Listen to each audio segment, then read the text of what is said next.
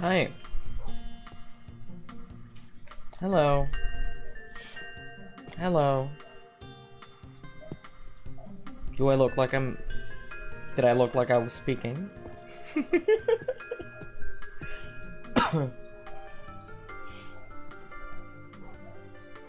Hello. How have you been? How was your break? This'll be the last stream for a day. I won't be streaming tomorrow. So, you better enjoy it. You better enjoy this sight of my beautiful face. Also, I'll be streaming Friday, just not tomorrow. So, there is too much progress I missed. Well, I got back home. I surrounded my little hut in these wisteria trees, so I'm safe from the demons. I just want to fulfill my cottagecore lifestyle. What can I say? So for example, I want to make this pumpkin patch just all gold. It'll be gorgeous, right? I go on a trip and I'm going home Friday. Well, I mean, which time zone are you in? Your Friday might be my Saturday. You know? Maybe I should be this big. Okay. Can't wait till my PC is like super strong. I'll be able to play really pretty games without my VTube studio lagging. My current time is 9 AM. Oh. You must be in the You must, yep. Stay safe. How do I make a table of enchantment? An enchanting table, as it were. Wonder if I can just find books instead of having to make my own. That should be easier. I can just... I have a bunch of villages here. There's one right there. Let's just go grab one. Let's just go grab some books. I'm sure they're not using them. They're too stupid.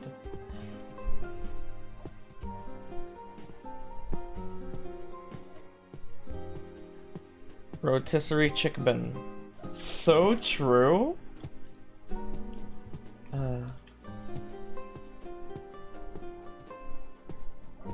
How's everyone been? Have you been good?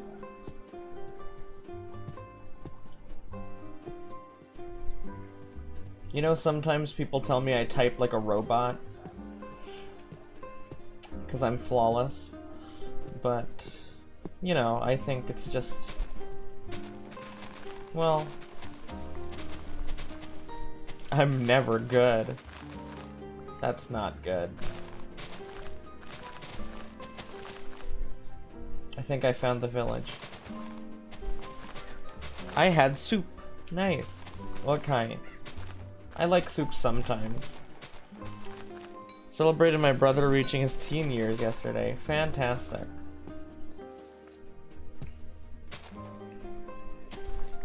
Let's hope he stays a teenager and never has to deal with the horror of paying taxes.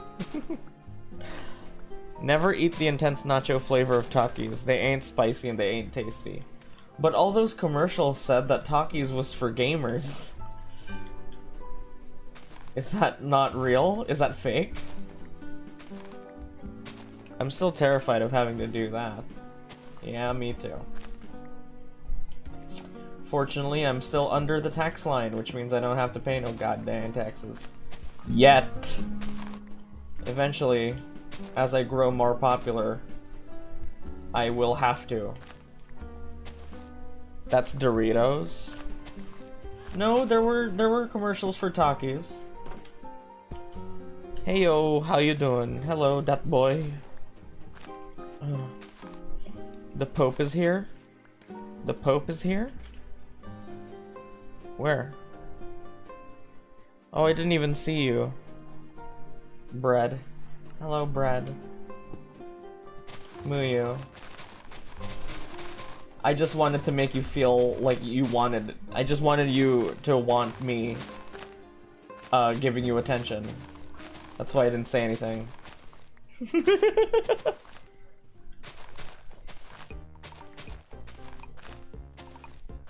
Behind me?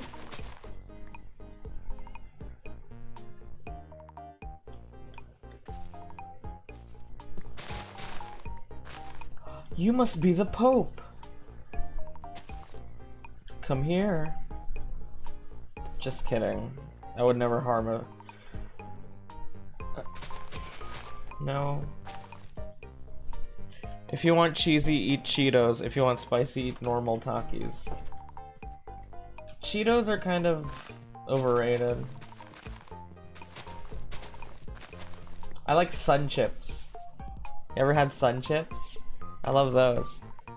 When you zoom in, your face behind you. Oh, this is Pope Francis.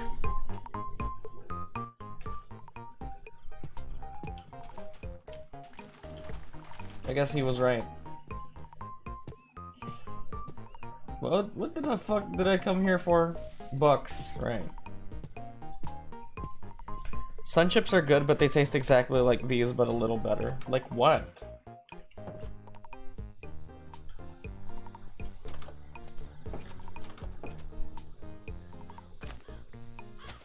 Intense nacho Takis.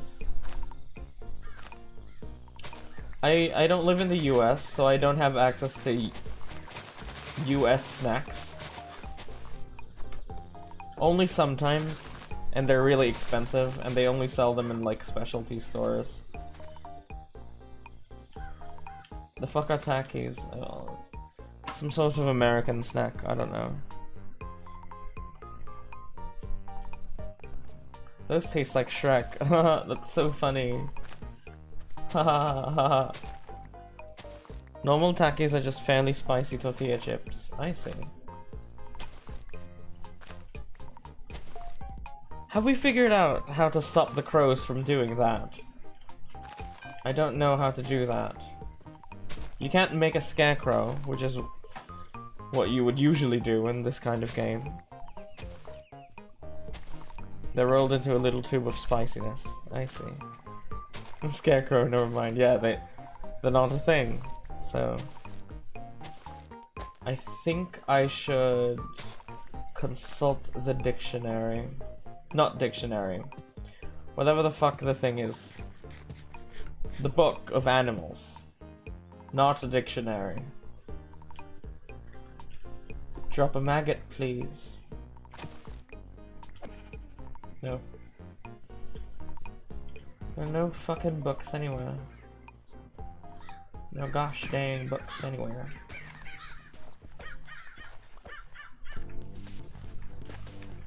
Fuck you.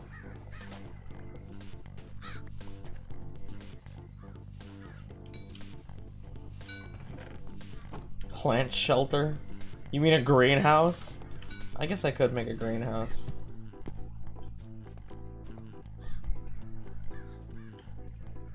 Where am I?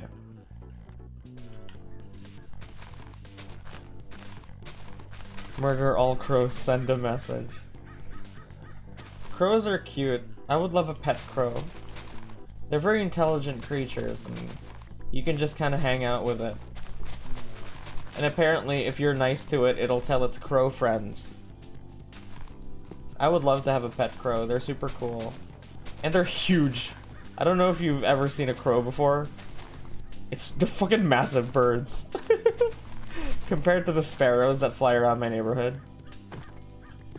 There we go. All I needed was one maggot.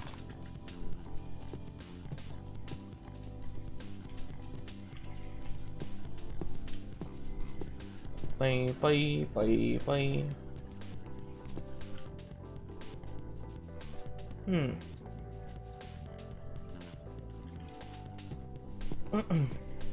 Did you know a group of crows is called a murder?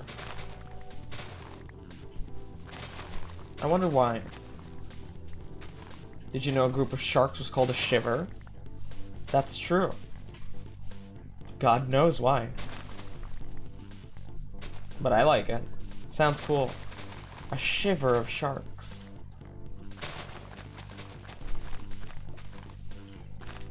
Let's hope you never have to meet one of those at the beach. I don't know, maybe you like that.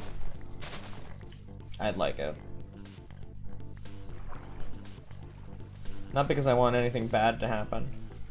I just like animals.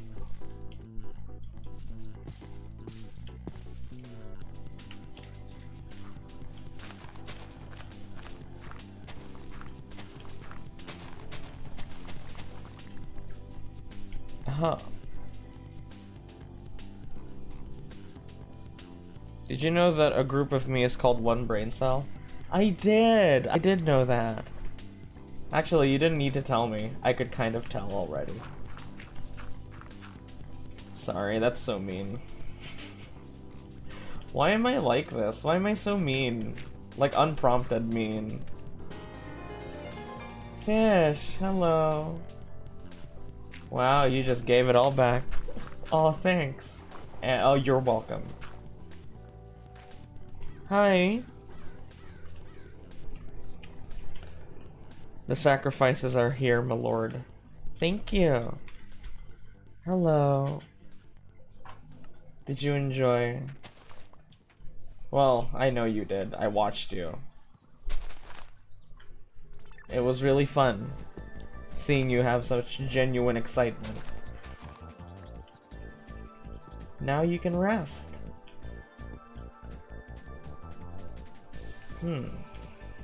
Now you can rest.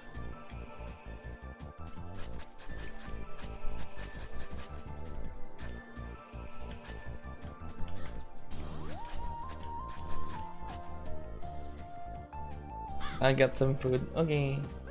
Make sure to take your medicine.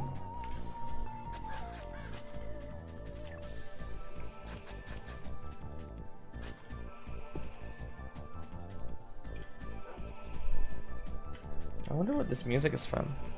I'm such a disappointment. Why would you say that? You're not a disappointment to me.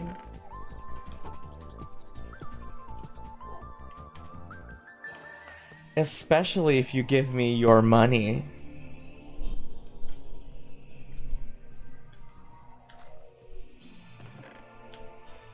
If you do that, you really won't be a disappointment to me. I only followed you for 20 days. It's okay. That's why you have the rest of your life.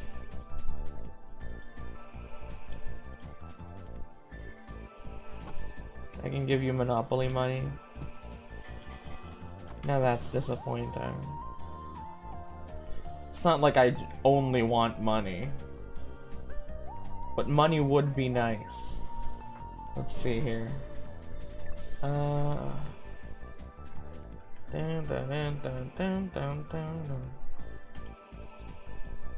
It was our anniversary 1 month, 10 days, and 22 hours ago, and you didn't tell me. Crow. Crows can be tamed by tossing them pumpkin seeds. Tamed crows are extremely useful creatures with a variety of different uses. What? They can be made to sit, wander, follow, or gather items. Ow! Any tamed crow sitting on a hay block will slowly regain health. They will also fly around this hay block later, when set to gather items. What?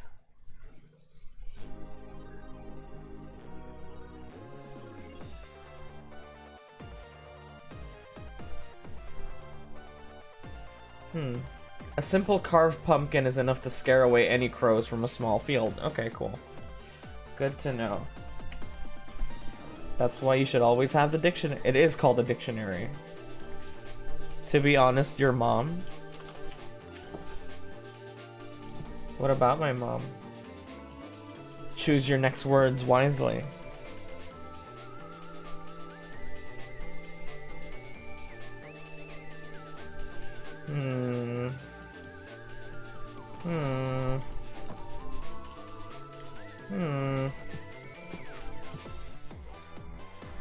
Oh, shears. Sup, Saint, my sister Kaido is saying what are you? She's still new to anime and Twitch, so she's a bit confused. What am I? Well, I'm a VTuber, and I'm Filipino. I know I don't look it, but I am. I don't sound it either, frankly. So apparently this is enough to scare away birds.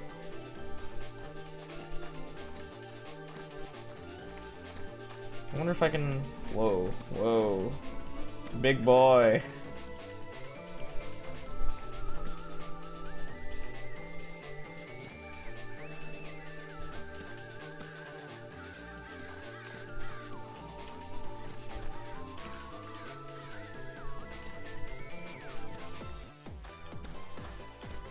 Yay. If you want to see Filipino Saint, you gotta redeem it. That's true. She meant your animation character? What do you mean character?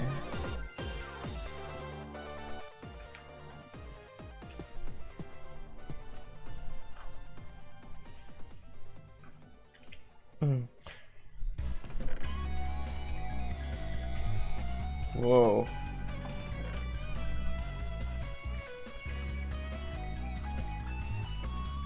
What if you did a 5x5 pumpkin wall? I don't think that counts, because those giant pumpkins are naturally spawning.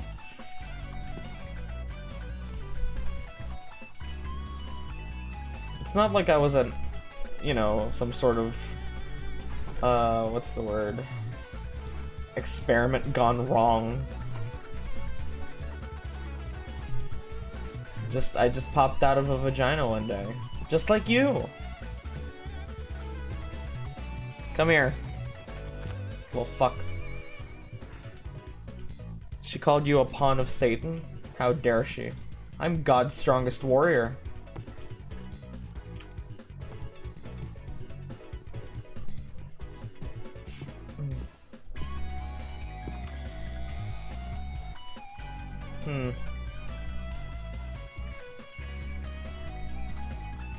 Now she said you can't even beat a car. That makes no sense.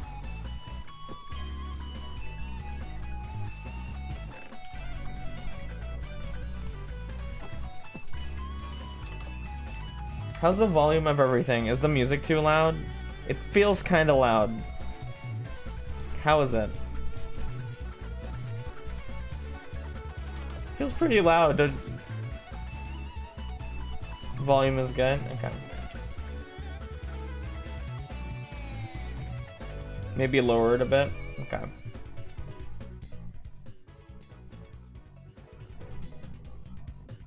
How's that?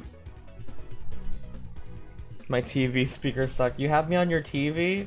Oh my god. I'm so popular.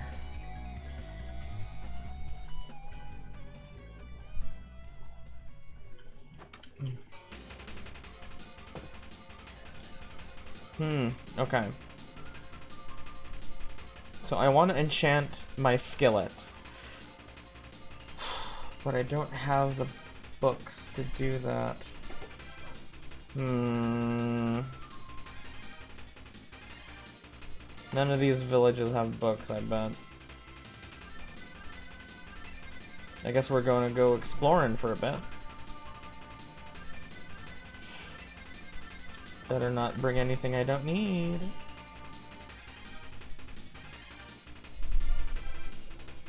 Are there cooking related enchantments? Well, I guess, but what I want to do is add knockback to this, because apparently it knocks things back like a million times. So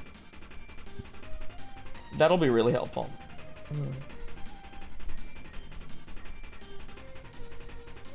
Keep this paraglider. Okay, I need an extra sword. Okay. I'm perplexed whether or not you have a sister.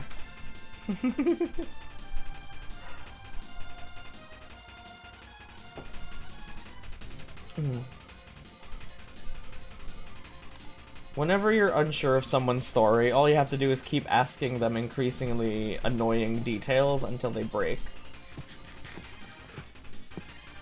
About the timer, that's 15 hours.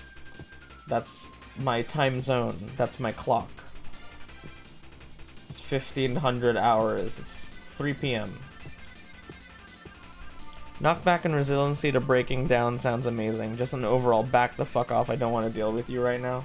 That's exactly what it is. It just knocks people away really far. So, I guess that's what I'm on a quest for today. What's the future like, Saint? Bleak.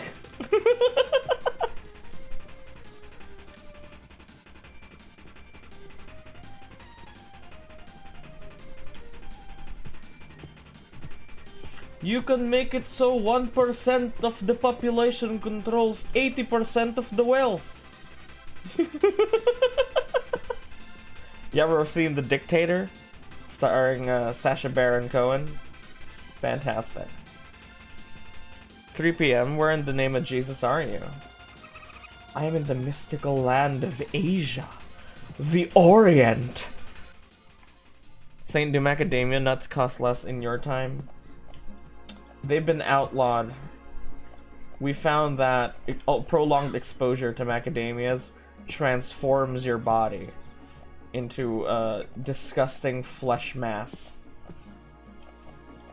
Though in some people's cases that might just be a normal thing. The same guy, yeah, the same guy from Borat. He is Borat, yeah. Why didn't you warn us about 9/11?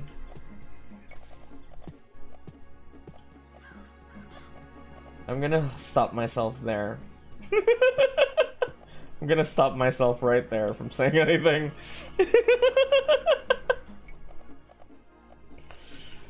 Disgusting flesh mass reminds me I wasn't able to find you on Steam. Disgusting flesh mass, that reminds me I wasn't able to find you either. Because you were a disgusting I don't know, man. It's Saint Polaris on Steam. I don't know what to tell you. That's my username.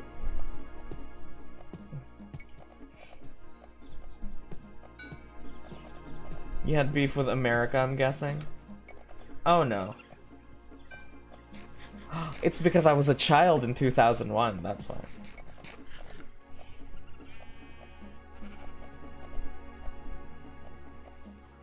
Ooh, a cartographer. Do you have any paper? Let's take that. Yay. Yay.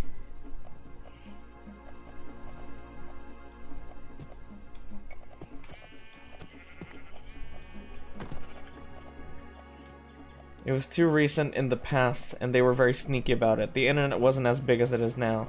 People were still using dial-up. True. So true.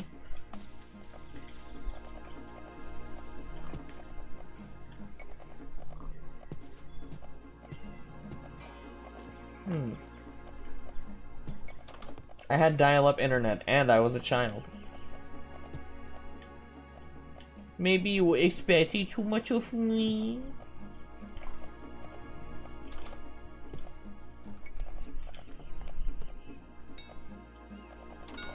Anything? No, this village is so barren. Oh my god.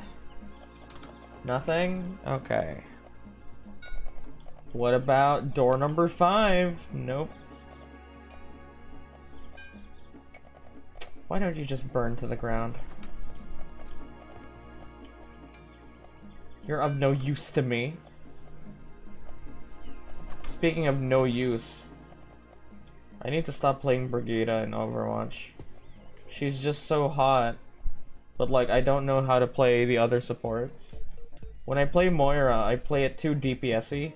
People get mad. They always tell me to switch to Ana. I don't know how to fucking play Ana. My aim is ass.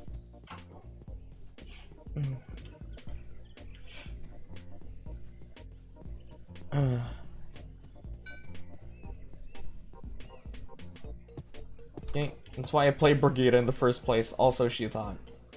God, I love Brigida so much. Fuck. Swedish woman. I don't care if she smells like that fucking canned fish that they have in Sweden.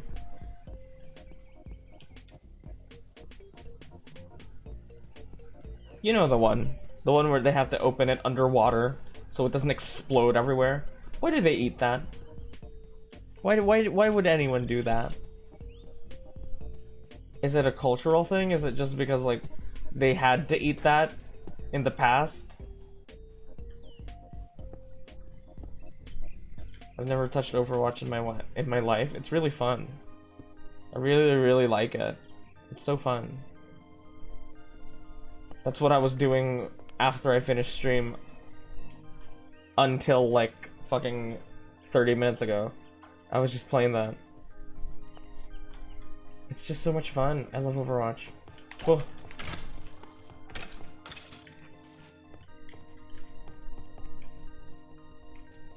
Yay.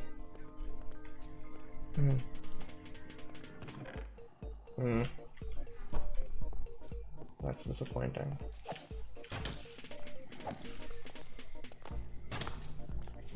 What? Yay.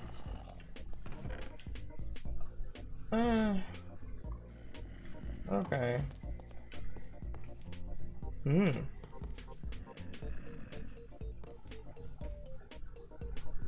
Beep beep beep beep beep beep beep beep beep beep beep.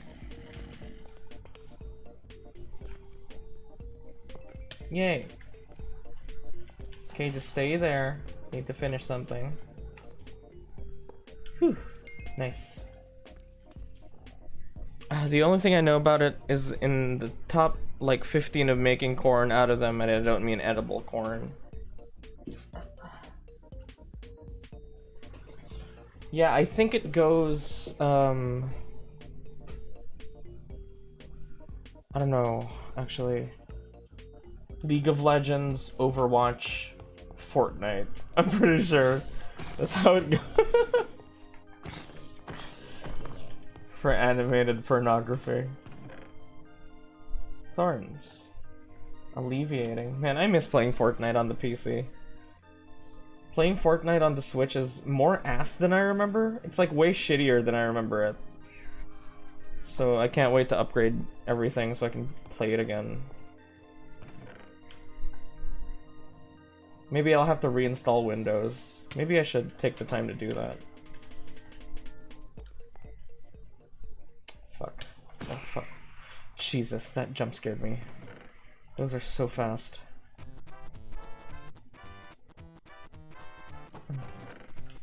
Ooh.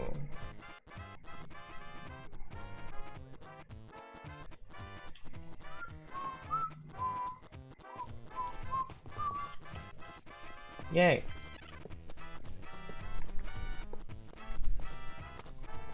I kind of wish they gave you iron blocks instead.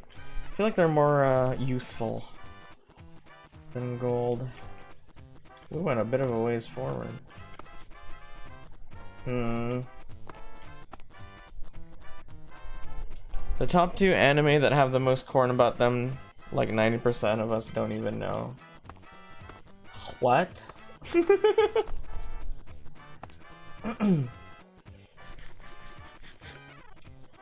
Do you want to try that sentence again?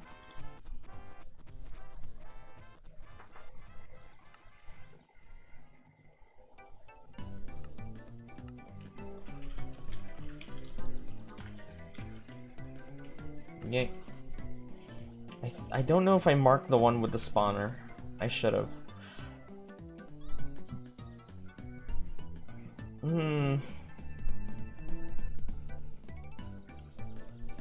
I should have. Sometimes I forget to do simple things. I'm too distracted by the grand picture. GF raid. Yes, you're only a million years late. Don't know about the anime, like the anime is like from the 1960s.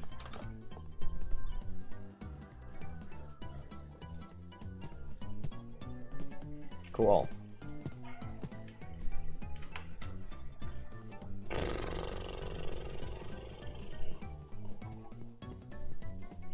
Busy IRL, I see. Warg. How interesting. I'm such a prick. What the fuck? Why am I such an asshole today?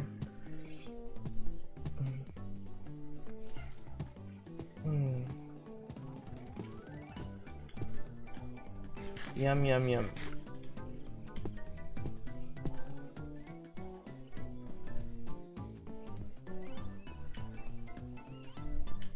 Yay.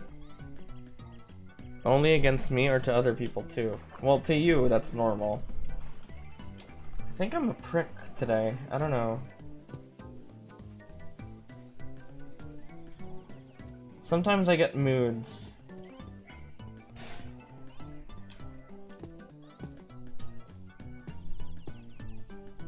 It's weird.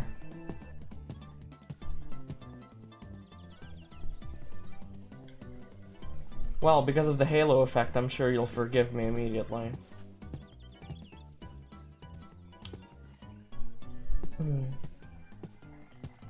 VTuber experiences the crushing reality of human emotions.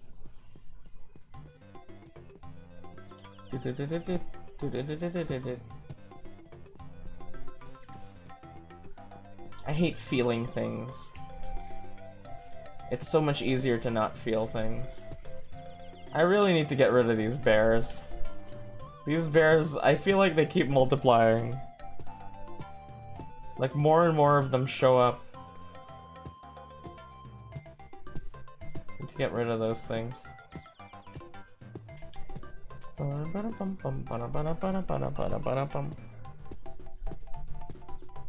Oh, you know what I haven't done yet?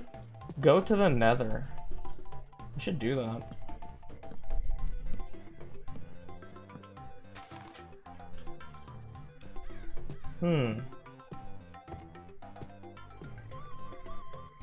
I guess I do have the diamonds to make a diamond pick with.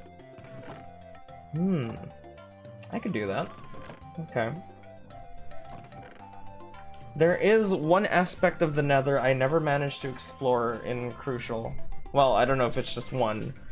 There's a bunch of things in Crucial that I haven't experienced yet. One of them being... What the hell do you get when you beat the bone mansions? There are like these weird bone towers, and they're guarded by skeletons. And it's also guarded by ghasts. It's frankly horrible. So, I wonder what I get. A boner. Maybe you should stick to your job instead of streaming.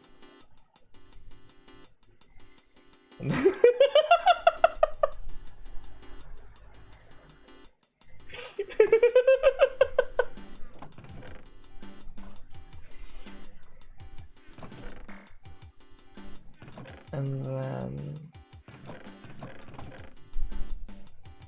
Just kidding. I'm just kidding.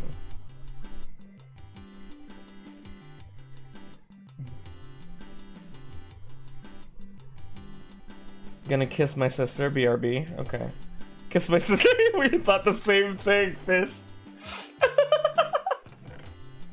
Same brain cell.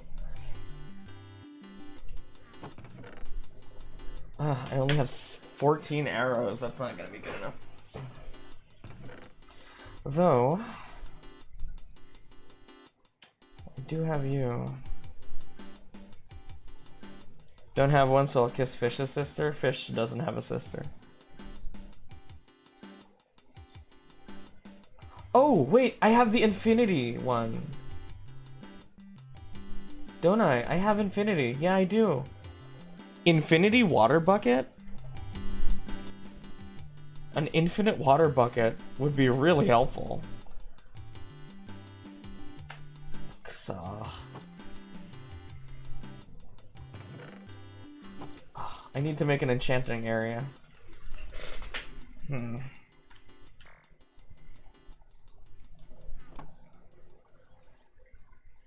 Books. So... leather... I have 50 leather, which means I can make 50 books. I need... was it like 15 bookshelves to make a fully functioning enchantment table. And I need 3 books per table, per block. So 3 times 15 equals 45 books that I need to make. Is that right? It's right. Okay. I need to make 45 books. Which is possible. Okay, cool. Now we're cooking with gas.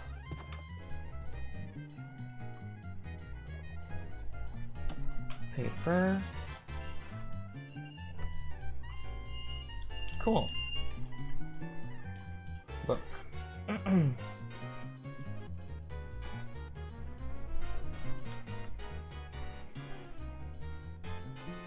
Oh, I don't have enough paper. Well, that's why we have stock. Bum, bam, bam, bam, bam, bam, bam, bam, bam, bam.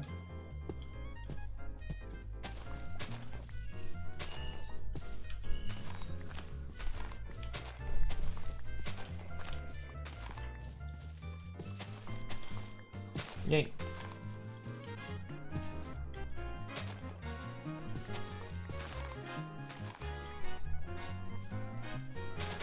Let me just do this real quick.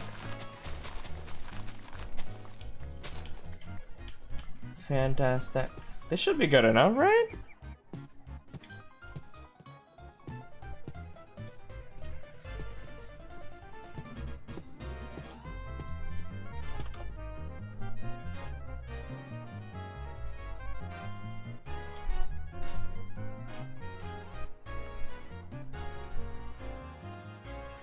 $45. Almost there.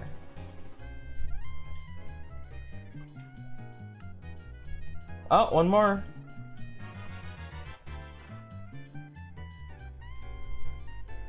Fantastic.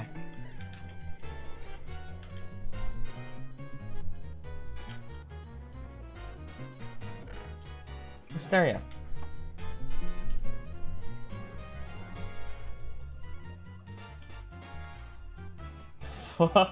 I actually did the math right? Unbelievable. Me? Oh, I need to mine some obsidian first. 1, 2, 3. I did the math right, honey. I can help with taxes now. Just kidding. Don't let me near those. I will fuck it up. We will get arrested. Holy shit. I can't believe I did math. Yum yum yum yum yum. Okay. Let's go collect some water. Bam. I'm sure there's like a lava pool down here somewhere. Surely.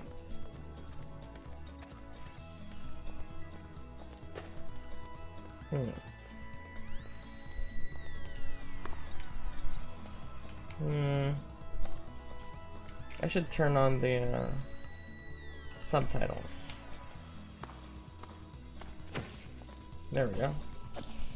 Always helps. You guys might not be able to see it because my manly back is covering it, but my super manly torso.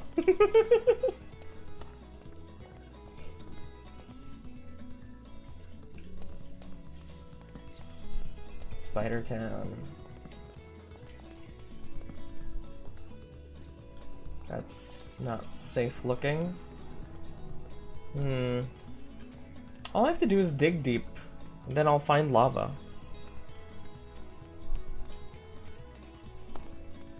That's all there is to it.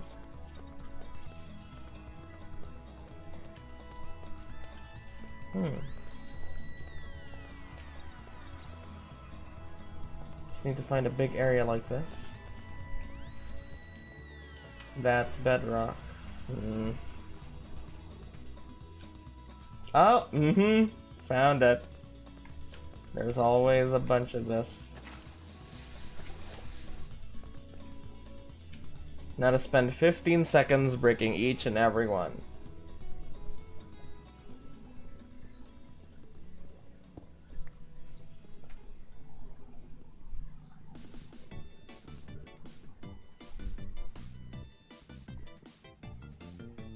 You know,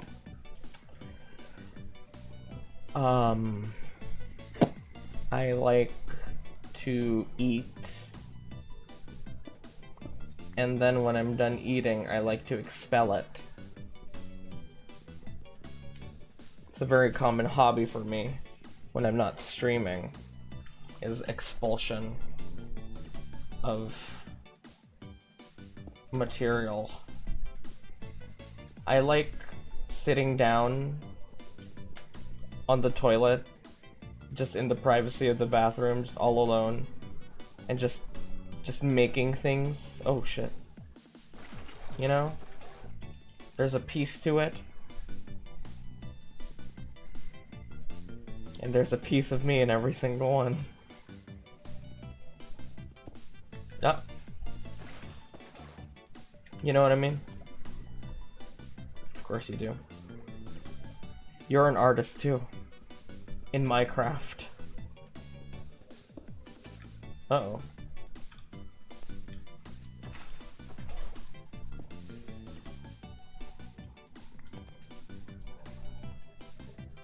Can't have enough.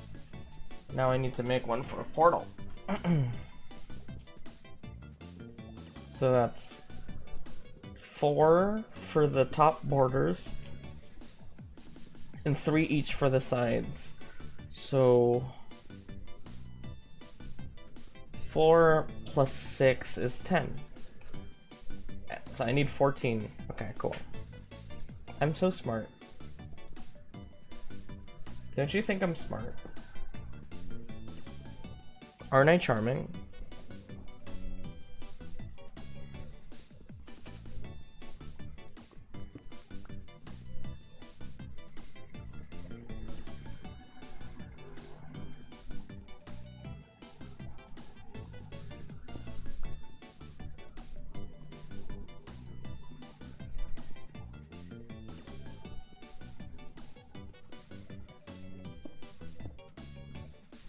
Sorry.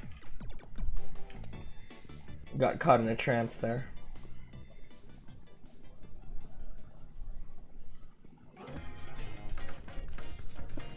Ugh. All I need is one more bit of it.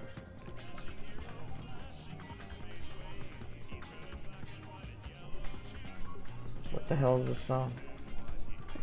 Ugh. Wait.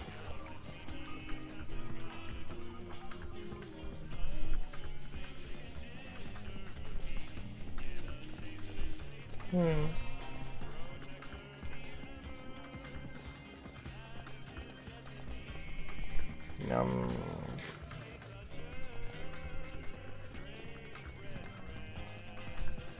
Bam, bam, bam, bam.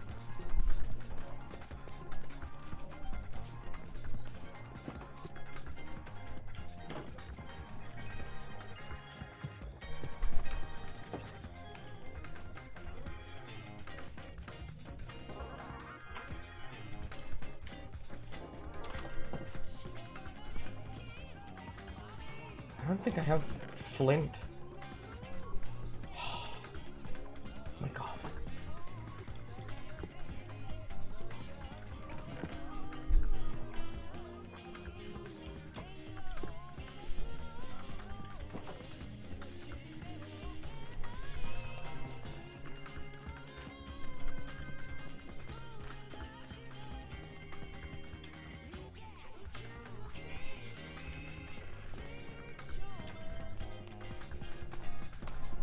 I'm sure there's gravel here somewhere. There it is.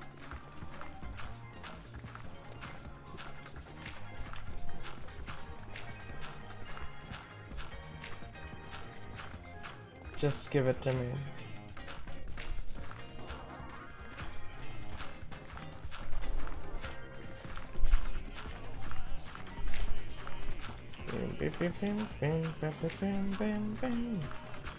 Fantastic.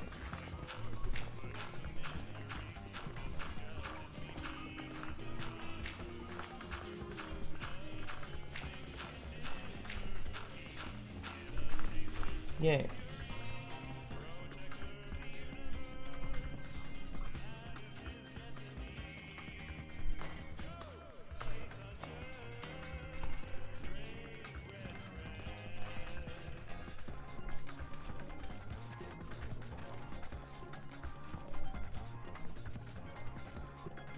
You know what I want to do? I want to play this and not talk and watch a video essay. Now that would be a dream. If I could just stream that. That would be fun. I think only fun for me though. That would be a vibe.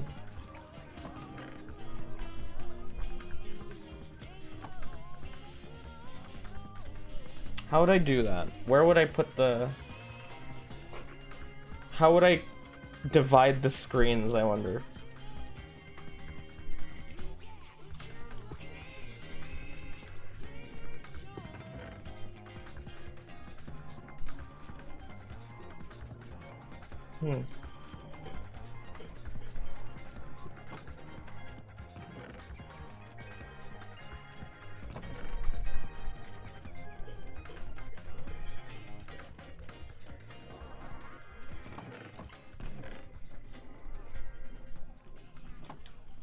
You can have the video in the foreground and the bottom right and the main screen for the game.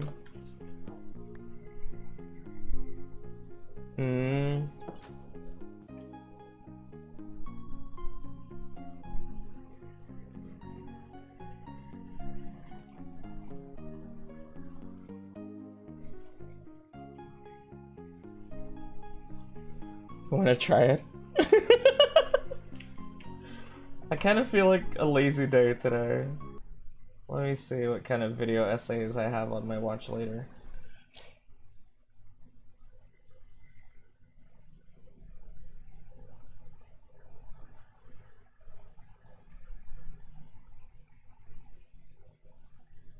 Not that tech savvy, don't worry about it.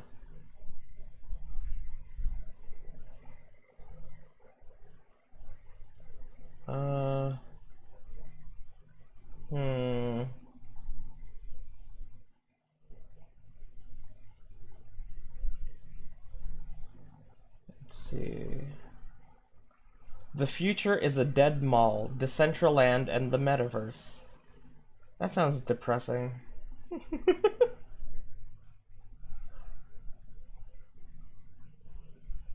Decentraland? What's Decentraland?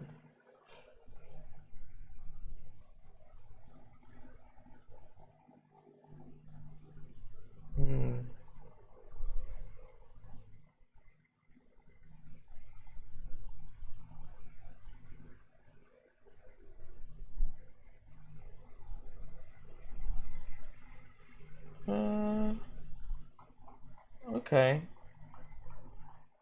We could give it a shot. I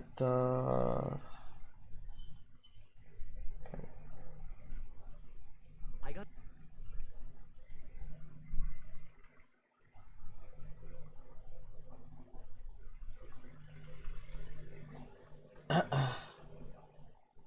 So I'm gonna have to do some things here.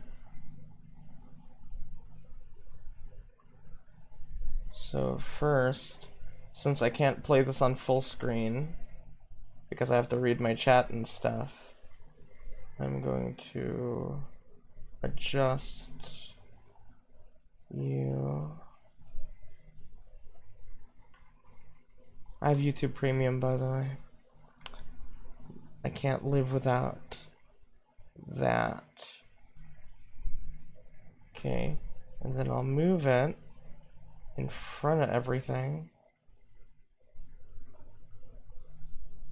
In front of the bar. In front of the bar. Oh my fucking god. There we go. And then I'll shrink it. Like that. Do you think that works? I got another big idea. Let's get AMC to put a theater in Decentraland. What if they not only got into online in a big way, but still kept the spirit of physically going to the theaters and hanging out with friends? They can sell tickets that you can buy using mana. Users would be able to walk to a pizza kiosk and order a pizza, and then go to theater and Filipino mode for good and luck. watch a movie together, all without leaving their house and the game. Edit. It's happening. Someone built a theater. Yo, AMC, where you at? You don't want to miss this opportunity. Man, when I walked in it blew my mind. Something was playing. I watched it for at least 5 minutes. Sound and video was clear as fuck. Checked it out. Video was clear as fuck. This is absolutely sick. Who owns it? Yo, it's Minecraft in Minecraft! Sharing with a group of friends, so it'll be like watching the movie together. I could even see Decentraland movie gift cards being sold at the This feels kind of cheaty. That'd be so cool. I wish could take all my Bitcoin and live inside this world. Dobes. Clap, clap, clap, clap, clap, clap, thumbs up. Okay, high five. 100, 100. Actually, I don't think that's Minecraft.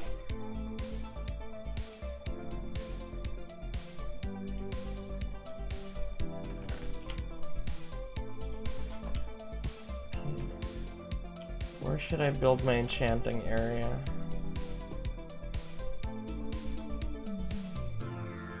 Kinda wanna make it in a tree. Like a spiral staircase up. Sort of vibe. What you're looking at is Decentraland, conceived by Argentine developers Esteban Ordano and Ari Melik as a virtual reality world for unconstrained markets, and presently advertising itself as a decentralized metaverse owned by its users. In the pitch version, Decentraland is a true virtual space, a whole new parallel world that you access via virtual reality, a world where you can shop, buy things, invest, purchase goods, and go to stores unconstrained by the laws that govern the place where your physical body eats and sleeps. A product so promising. How's the volume to it? Demands a valuation in the billions of dollars. In practice, it's just a bad video game made up of smaller, worse video games, wrapped in a real estate scheme cosplaying as the Matrix. Most of what Decentraland does, and what it fails to do, are things that would be considered forgivable or quaint in a Kickstarter MMO that had clearly bitten off more than the creators could ever chew. But given that this is a project founded on cryptocurrency, Small but audible. are laced with the language of finance and landlordism. Strolling down Decentraland's spacious boulevards at 5 frames per second rewards the user with a seemingly endless parade of virtual billboards brightly proclaiming that the space you see is all available to rent. This is because of a pretty basic chain of incentives that are laid bare by Decentraland's history. While the nominally playable game launched in February 2020, the actual launch was in 2017, broken into 2 parts. First, an initial coin offering in August where their mana token sales raised approximately $24 million denominated in crypto coins, and second, with the terraforming event where parcels of land denominated in land tokens were auctioned off for an additional $28 million in crypto, predominantly bought by guys like this. I'm not selling it until it's worth at least 10 million. This being crypto, the Yikes. obsession with scarcity is so pervasive that it's almost a waste of time to even mention it, but the land tokens were limited to 90,000, which, of course, centered a lot of the discussion of Decentraland around the hypothetical value of the virtual plots of land in the event that Decentraland won the Where do I future and build became that? the Manhattan of the metaverse, the go-to destination for virtual life. The initial buyers' plans for the land overwhelmingly veered towards pitching cryptocurrency or financial services, or just sitting on the land with the intent of renting it out later. This is all baked in. Decentraland's initial pitch hinges on it. What if you could own the virtual world? Create, develop, and trade without limits. Make genuine connections. Make Earn genuine connections. Go fuck yourself. Decentraland, a fully immersive platform powered by the blockchain. Powered by the blockchain. I tapped out. Why is there a man in the lower corner? Because I'm bored. Transform the way people see the world. Purchase the first ever virtual real estate. Get started today.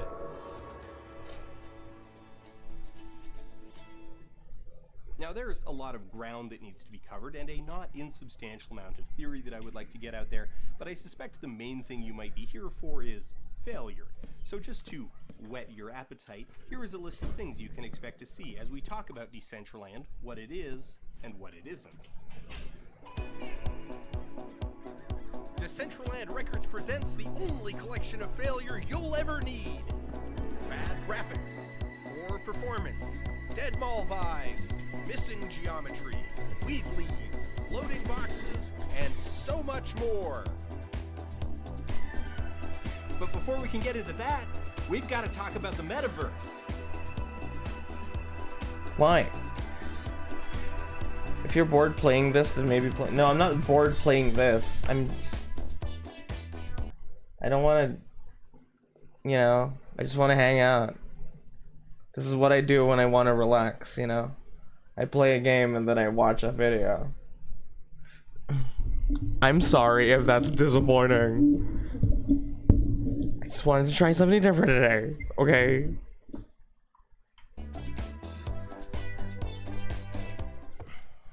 In the past 2 years, you have likely been inundated with attempts to explain and define the metaverse, and yet, despite the numerous attempts, you probably feel no closer to having an actual workable definition in your head, one that maps to something you can visualize actually integrating with your life. There are a lot of definitions out there. Most of them are incredibly flimsy, many of them are outright insane, very few agree on anything other than the broad strokes, and almost all of them fall back on gesturing towards Ready Player One and going, you know, that thing. It'll be like that. In the mainstream, the metaverse has been somewhat hijacked by the crypto and Web3 crowd. An interesting Thanks, element Chris. of that That's is nice of while you. They are extremely aggressively pushing the This won't be every stream, obviously. consciousness, I they still are feel the being need to parasites. want to They entertain, will but I'm typically just. nod their heads at I the just. metaverse I don't know. I have back days. again I just with got the days. junk grafted onto it. They don't care about the form or content of the metaverse, but both crypto and the metaverse require spontaneous mass adoption to make sense, so the two are somewhat simpatico in that Are way. you In entertained? sharp contrast, we have the writing of Ryan Bolger. A theologian, Bolger's vision of the metaverse is that of a reified space that sits on top of the real world, a one-to-one digital clone. You can leave a digital letter for someone on a park bench, and they need to go to that same bench to find it. A clone. It's so like we're just accurate hanging that out. self-driving cars will Like in the navigate Discord. not This is what by we do in the sensors Discord that usually. monitor the world around them, but by referencing the current Simply position of vibing. things in the metaverse. The most glad you guys jacked understand. version of Google Maps you can imagine. For Bolger, traditional websites and apps are just a stopgap to the ultimate aim, which should be to astrally project via VR into a McDonald's, where a cashier will then see you through AR glasses and take your order as if you were in the space. The goal Oh of my this God. degree of reification was to create a space I don't know if I like that. real and legitimate that it could be said that the metaverse could be capable of containing divinity. A church in the metaverse What? can be sacred, independent of the context of human interaction, because it's not just software, it's a place. Digital fashion and other digital industries also want to break down the barrier between physical and Post-stream digital for vibe. very different reasons. They look at the market for cosmetics and live service video games and crave translating Meme that guy, into hi, virtual thank you for the reality. follow. Rather than building a reified We're just virtual hanging world, out today. Digital fashion is much more interested in the augmented reality side of things. They want Thanks AR for glasses understanding, that are so guys. I'm feeling universal and kind so of- seamless that we all I don't dress know. in I'm in a mocap mood suits and today. closet the new Gucci over it using an advanced spin on TikTok's hat filter. In this definition, the metaverse isn't another place, conceptual or otherwise. It's just a name for the digital skin that gets laid over the world when viewed through compatible devices. We strongly believe that the amount of clothing produced today is way greater than humanity needs. But don't shop less. Shop digital fashion. Don't shop less. Don't shop less. Don't you What the dare, fuck? don't you dare shop less. Don't you. There are numerous problems here which boil down Yes, to the fact that consume. You must consume. metaverse. If you comb through dozens and dozens of definitions of the metaverse, you can assemble a web of broad attributes where some are generally agreed upon, while This others sounds like a border on scam. being mutually exclusive. Hi, Saint. Hello, It's a Crimson. vague, largely incoherent cloud So of I go ideas up, that's and then malleable the enough that table is basically here. anything can be called part of the Into metaverse, space a a bit proto-metaverse, more. or a semi-metaverse. The fuck are these terms, bro? The Sandbox is the metaverse. Horizon Worlds is the metaverse. Roblox is the metaverse. Fortnite is the metaverse. Minecraft is the metaverse. Minecraft is the Linux metaverse. Is the metaverse. No I way. look at my 14-year-old, and she has spent the last year and a half living in a metaverse. She doesn't even know that word, right? But her school is on Zoom. She hangs out with her friends online in one form or another, actually in a whole bunch of different forms, right? In Instagram, in TikTok, in iMessage. I feel too tired. In Fortnite, in I feel the tired need to Animal relax, so I will Crossing, sleep. in, Good night, you know, Brad. in all Thank you of for these different, coming. you know, metaverses, right? I'll see you Some leaders within the virtual world on space, Friday. such as Tim Sweeney, believe that eventually every company will need to operate their own virtual worlds, both as standalone planets and as part of leading virtual world platforms such as Fortnite and Minecraft. As Sweeney has put it, just as every company a few decades ago created a web page, and then at some point every company created a Facebook page. Of course, this flexibility that allows for anything good and popular to be part of a natural, inevitable precursor to the true metaverse simultaneously provides the flexibility to dismiss any failure as a failing of that pure vision rather than a failure of the underlying ideas themselves. The metaverse cannot fail. You can only fail to make the metaverse. There's no consensus definition because the metaverse isn't real. It's not an actual thing that anyone's really building. We already have It's a gacha for fake anime girls. Now have to buy clothes in the metaverse. at the True. future and pontificate on what ought to be. Pontificate. Definitions of the Wow. metaverse are Big thusly words. principally rooted in the writer's present political and social values. When you understand that the metaverse isn't a distinct invention or construct, but merely a rhetorical proxy for the future of technology, then all of this becomes a lot easier to deal with. The reason it's all so messy is because of the aforementioned gesturing towards fiction, and because a lot of the people writing effluent prose about how the future is here today in the form of blockchain-based social spaces are, for the most part, salesmen. That's not to say that they don't believe the metaverse could or should exist, just that most have not considered if it would actually be any good. That part they take as a given, because it's always super cool in stories, so why even bother considering that the end result might be boring, inconvenient, and disappointing? Now, science fiction and actual science have a long and storied history. It's fun to point to all the devices that exist today that were first sketched out by a fiction writer decades earlier, but there's also a massive survivorship bias there. Sure, some speculations become real, either because the author rooted their speculation in cutting-edge science or because fans of the work tried extremely hard to make it a reality, but even more get discarded as silly, useless, impractical, deadly, or physically impossible. Deadly. This might come as a shock, but when a writer sits down to compose fiction, the thing that they write doesn't need to actually Oh, thank you, work. Pop. They're not real inventions. They're I didn't realize you were narrative here. devices, and Hi. at a certain point, no amount of cool factor can make up for the limitations of physical space. Star Trek's holodeck is an insanely cool idea, and dear God, do I wish it were real. But it can't exist, not as depicted, because it's not an invention. It's a collection of camera tricks and special effects. At the end of the day, the holodeck's limitations and lack thereof are dictated by narrative necessity. So when Neil Stephenson writes about the metaverse in Snow Crash in 1992, it is an invention composed of a mix of speculation about the future of existing hardware, trends in how people interact via virtual spaces, and an overwhelmingly cartoonish dose of rule of cool. Stevenson's metaverse is a massive three-dimensional contiguous space because it's evocative and interesting. It provides a colorful backdrop for the story's gonzo plot about a high-stakes pizza delivery swordmaster employed by the mafia and a computer virus that can cause brain damage. Snow Crash is prescient in degrees about some of the ways in which we would engage with technology, but overwhelmingly, that prescience applies to the internet as it currently Hello, exists. Kiana. We have virtual I can see why the libraries, isekai genre is virtual so popular. stores, virtual town squares, virtual It's always been the courthouses, and even escapism virtual strip of it. clubs where you can hang out and chat I'm with back trying to 500 play strangers Roblox. and watch Enjoy. someone just I'm not a Roblox absolutely guy. Really, the only things that are missing are either aesthetic, like the giant contiguous three-dimensional representation of the internet, where you can walk from one web page to the next, or maybe not even physically possible at all, like the snow crash virus itself. So this then creates a bit of a trap for a lot of the salesmen writing about the inevitability Unbanned, of they the thought I'm metaverse, hacking. where they have to cling to those aesthetic details It's okay. as non-negotiable. Sometimes you're because just too otherwise good they're for the just game. talking about the internet.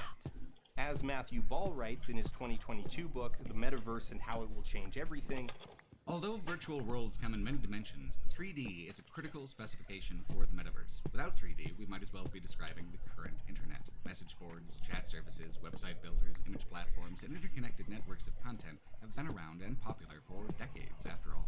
which brings They're us talking to about virtual reality. Summer Wars. Have you ever VR seen is an anime pretty called cool Summer tech. Wars? I really like it. That's It's a also world pretty where limited, or more specifically, this tech runs sort up of against a pretty metaverse big barrier, exists. which is Everyone human lives on it, The internet here and really doesn't like moving people without use it actually as moving, like which means that you can every actually VR work for application currency is there, compromises which is both just as the valuable personal as potential fiat and money. what the body will tolerate. No. Oh god. Oh god. Because Stevenson's metaverse is a plot device, effectively an alternate dimension, the characters are able to navigate the space however Stevenson wants them to. And because it's narratively interesting, when the characters want to get from one part of the metaverse to another, they need to traverse the distance between those 2 points. Paul, for his part, concedes that users of the inevitable metaverse would likely find this to be too inconvenient and prefer to teleport from location to location. True. The reality is even more restrictive. The compromise is that overwhelmingly virtual reality experiences are largely static experiences, with freeform movement around a small footprint with the user teleporting from spot to spot, even within the same virtual room. It's a compromise that VR enthusiasts are willing to accept because the alternative is a one-way trip to the floor as your cochlea decides that being upright is no longer an option. The end result, the actuality of virtual reality, is that it's an incredibly potent tool for an unfortunately limited number of applications. This creates a very sharp contrast between the metaverse that's talked about by pundits and the reality of VR that developers and enthusiasts have been mapping for over a decade, with pundits continuing to insist that a vast, contiguous space representing the internet is not only a desirable way to interact with those functionalities, but indeed a preferential way. How this manifests is a metaverse that exists overwhelmingly in the form of blog posts about the inevitability of its existence, with anything tangentially related to virtual reality being It's a pretty decent watch. It's an as part anime of the movie metaverse, along with a whole lot of stuff by hardly Satoshi Kon, related the at all. legendary one. Of particular fascination is Was the it way Satoshi this Kon? is Actually, I'm not bought sure. and no The same person who did Lint Wolf USA, Children. manufacturers of It's really Terra good. chocolate Watch it. truffles, launched their metaverse store in November 2022, and just have a look at the language used to describe it. Lint USA launches its first ever 3D virtual store with Beyond XR and makes shopping for premium chocolate a truly innovative experience. Innovative In a experience. beautifully decorated, fully 3D and highly photorealistic environment, the store welcomes visitors with an engaging introduction by one. Wouldn't it be better to not have it be photorealistic? Wouldn't it be better if it was like cartoony? The immersive store I guess if it was cartoony, no one would take it seriously. We at Lint Right, USA rather offer adults wouldn't customers take it a state-of-the-art seriously. experience just in time for the holidays. While there is no experience like walking into one of our beautiful Lint stores in person, our online store is no different. We're excited to show it off. This is all pretty routine corporate fluff, though the surprising and telling thing is that it's just words. There's few, if any, images included, and there's a reason why. The whole of it is elevated to transcendental when you see the actual thing that they're describing. Oh my god. Laggy, Oh my god. tedious, cheap, faux 3D website that would probably be a camp hit if it were pitched instead as a throwback to FMV video games from the 90s.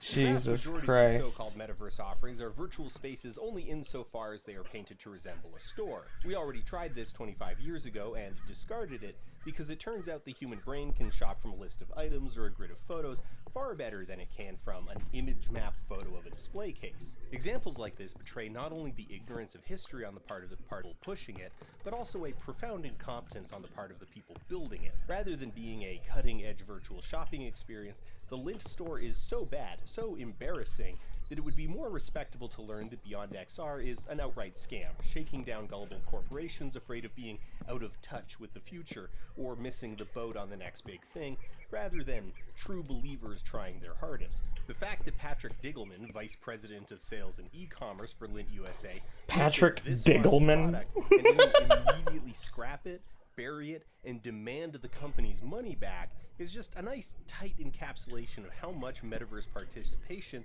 is being driven by irrational, uninformed FOMO. I feel like the entertainment landscape's changing enough where cartoons are almost assumed at the same merit as most live-action shows. I sure hope so. But because they, like Lint, have made the mistake I mean, a lot of people will still be like, that's just an anime. Or that's just a cartoon. Activated the trap card of falsifiability.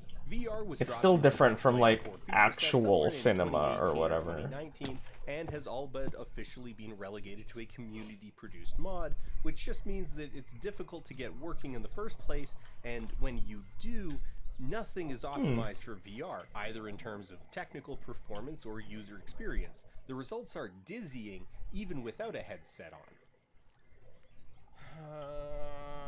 Okay, so the app's just straight up broken now. Cool. For many definitions of the metaverse, like Ball, this already makes DCL a non-starter. Virtual reality, or at the very least augmented reality, is a non-negotiable feature. This, however, in my evaluation, is just a case of no true metaverse. Decentraland is embarrassing, which makes it... I am a surgeon. Which means there's a lot of incentive to discredit it as a claim to the idea of the metaverse, to insist that its failures are meaningless, that there's nothing to learn from them about the viability of the underlying ideas. But the knife that says all these definitions are the metaverse Give cuts these both guys an ways. Emmy. If the concept is so broad, I Am as a to be Surgeon is more so than a fucking vague funny to gesture me. in the future, if successful and popular things like Minecraft and Roblox and Fortnite get to be the nascent metaverse, then this does too. And if this is the future, then the future is a dead mall. That's where the title comes from. Might as well make the portal appear, right? Encapsulate the sheer contradiction between Decentraland as it exists in the minds of its supporters and the actual product that you can interact with, but in this endeavor we shall strive. That's so Maybe embarrassing. we spent our best shot early by opening with Redditors praising a theater with non-functional doors and a photo of a real concession stand in place of any actual modeling. That's but pathetic. It's probably best to let you know what you're in for. That post we ran earlier, by the by, is the most popular post of all time on the Decentraland subreddit. The fact that it's a crossover event with Reddit's meme stock fanatics, right down to being disproportionately laden with Reddit awards as they tend to do, has a poetry to it that I couldn't script. Name a more iconic duo than bad products and cereal bag holders. You can't do it. The pizza kiosk they rave about, where you could in theory order Domino's via the metaverse and pay in ETH or mana, is long gone. All that remains is an empty plot devoid of even the world's procedurally generated shrubbery. The details are thin, but from what's available, it's apparent that Domino's wasn't officially involved in any capacity, which would indicate that the builder had really just created a middleman between you and Domino's, where he would take your crypto and then pass the order along with payment in dollars to Domino's on your behalf. The event calls back to one of the foundational myths of crypto, the 10,000 Bitcoin pizza, the first purchase ever made with cryptocurrency. What? 22nd of May 2010 is the date when someone first purchased an item with Bitcoin, in this case a pizza. The reality of this is very similar to the Decentraland pizza kiosk. No vendor accepted Bitcoin in exchange for pizza. Floridian Laszlo Hanyuts offered 10,000 Bitcoin on a forum to anyone who would bring him 2 large pizzas. Fellow Floridian Jeremy Sturdivant took him up on the offer, bought 2 large pizzas from a pizzeria with his own money, and then traded them to Laszlo in exchange for the Bitcoin. Wow. What is... Hey, that's backwards. That's a rough trade. Backwards from this side. Other groups have tried to recreate amusement rides in Decentraland, such as those found in District X. Originally slated to be Decentraland's District Red Light X. District before the project organizers Red stole Light the District? land, District X is now home to an excellent showcase of the reality of Decentraland's ability to deliver interactive experiences. Laggy, glitchy, and profoundly sad. Oh yes, I can feel the thrills coursing through my veins. In the Decentraland experience, there's a persistent tension between the different vectors of incompetence. Most of the people building this stuff don't have good ideas, so the stuff is generally bad from first principles. But then on top of that, the tools for building things in Decentraland are Most of it also comes from bad. people So seeing good animation ideas as a are genre hard rather than a and medium. hard to implement. But That's then a on top of great that, point. Decentraland just runs and performs poorly. The controls are particularly heinous, and sometimes the camera gets possessed by 1,000 angry ghosts, so no matter what experience you build, it'll be tainted by that mandatory membrane of interaction. Some of what you'll stumble across is almost quaint, like this modern-style suburban single-family home. Which is why populated people entirely by underestimate what visual animation art. can do. It's almost adorably incompetent, like the Decentraland version of a GeoCities shrine to Xander from Buffy the Vampire Slayer. At least until you notice the for sale sign out front and the several dozen identical Mario houses scattered around the world, all owned by the same guy named Dan. They're everywhere. I've completely lost track of how many unique instances of this house I've stumbled across. This is in part because navigating Decentraland is a nightmare. The extremely short draw distance and attendant lack of landmarks makes it very easy to get lost, so it's hard to tell if any given modern Mario house is a fresh one you've never been to before, or one that you've looped back on. August 1st, 2022 announcements. Decentrally, setting the track for future experience creators using Infinity Engine code, the first of its kind in Decentraland. Decentrally shows what the Infinity Engine code can do, serving as an open-source foundation for future high-speed experiences. Decentraland faces a fascinating problem inherent to its basic construction. The language of interaction with the world of Decentraland is the language of games. You navigate the world via an avatar, your avatar runs, jumps, and clicks on things. This makes games the most obvious implementation as an We're heading into the experience, Matrix since territory. The methodology is already there. The problem is that Decentraland is just bad for games. Decentrally is an abysmal little experience, barely qualifying as the kart racer that it nominally resembles. Of course, we can't judge it too harshly as it's just a proof of concept, though given that everything in Decentraland seems to fall under that umbrella, it's enough to make one suspicious. Like maybe it's still in beta, or it's just a proof of concept, or just a rhetorical shield against criticism. Either which way, the developer's other project, Infinity Engine, is also awful, and it's been featured on Decentraland's front page for well over a year. The fantasy of the metaverse is one where it subsumes much of our present reality, where, in the words of Matthew I guess Ball, people just don't give a entire fuck generations about will it. People eventually don't really move want to to and do live that. inside it, which, as a statement, more or less demands poetic interpretation. That Ball is referring I guess to no one interactions wants and the activities fucking taking metaverse place by after the all. brain of the software, Only because the otherwise, businessmen who are you know, touting it. stupid, because your body won't fit inside the wires.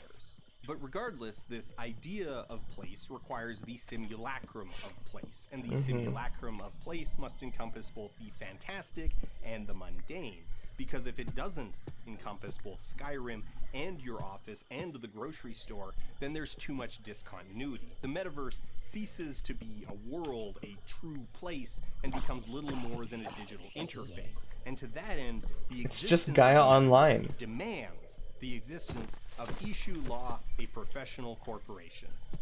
Welcome to the Metaverse Law Office of James Issue, a personal injury lawyer based in Los Angeles. James isn't in right now, no one is, and he never will be, because the idea of staffing this place with actual people is patently absurd. Well, it was unfortunate that you tripped and dropped the urn containing your grandmother's ashes because you tripped over a rake that your roommate left out. This is the IMVU world. When you attacked him, Yeah, that's right. Gaia Online is sadder. it was Especially these days. Oh my god. crime, and so I'm afraid I'm going to have to refer you to a criminal defense lawyer. This is outside kind of the purview of what I do. I'm more of a I'm so personal stupid. injury lawyer. So unfortunately, you are going to need criminal defense representation, and I do have some people that I can refer you to. I'm deeply sorry for the loss of your Yeah. grandmother.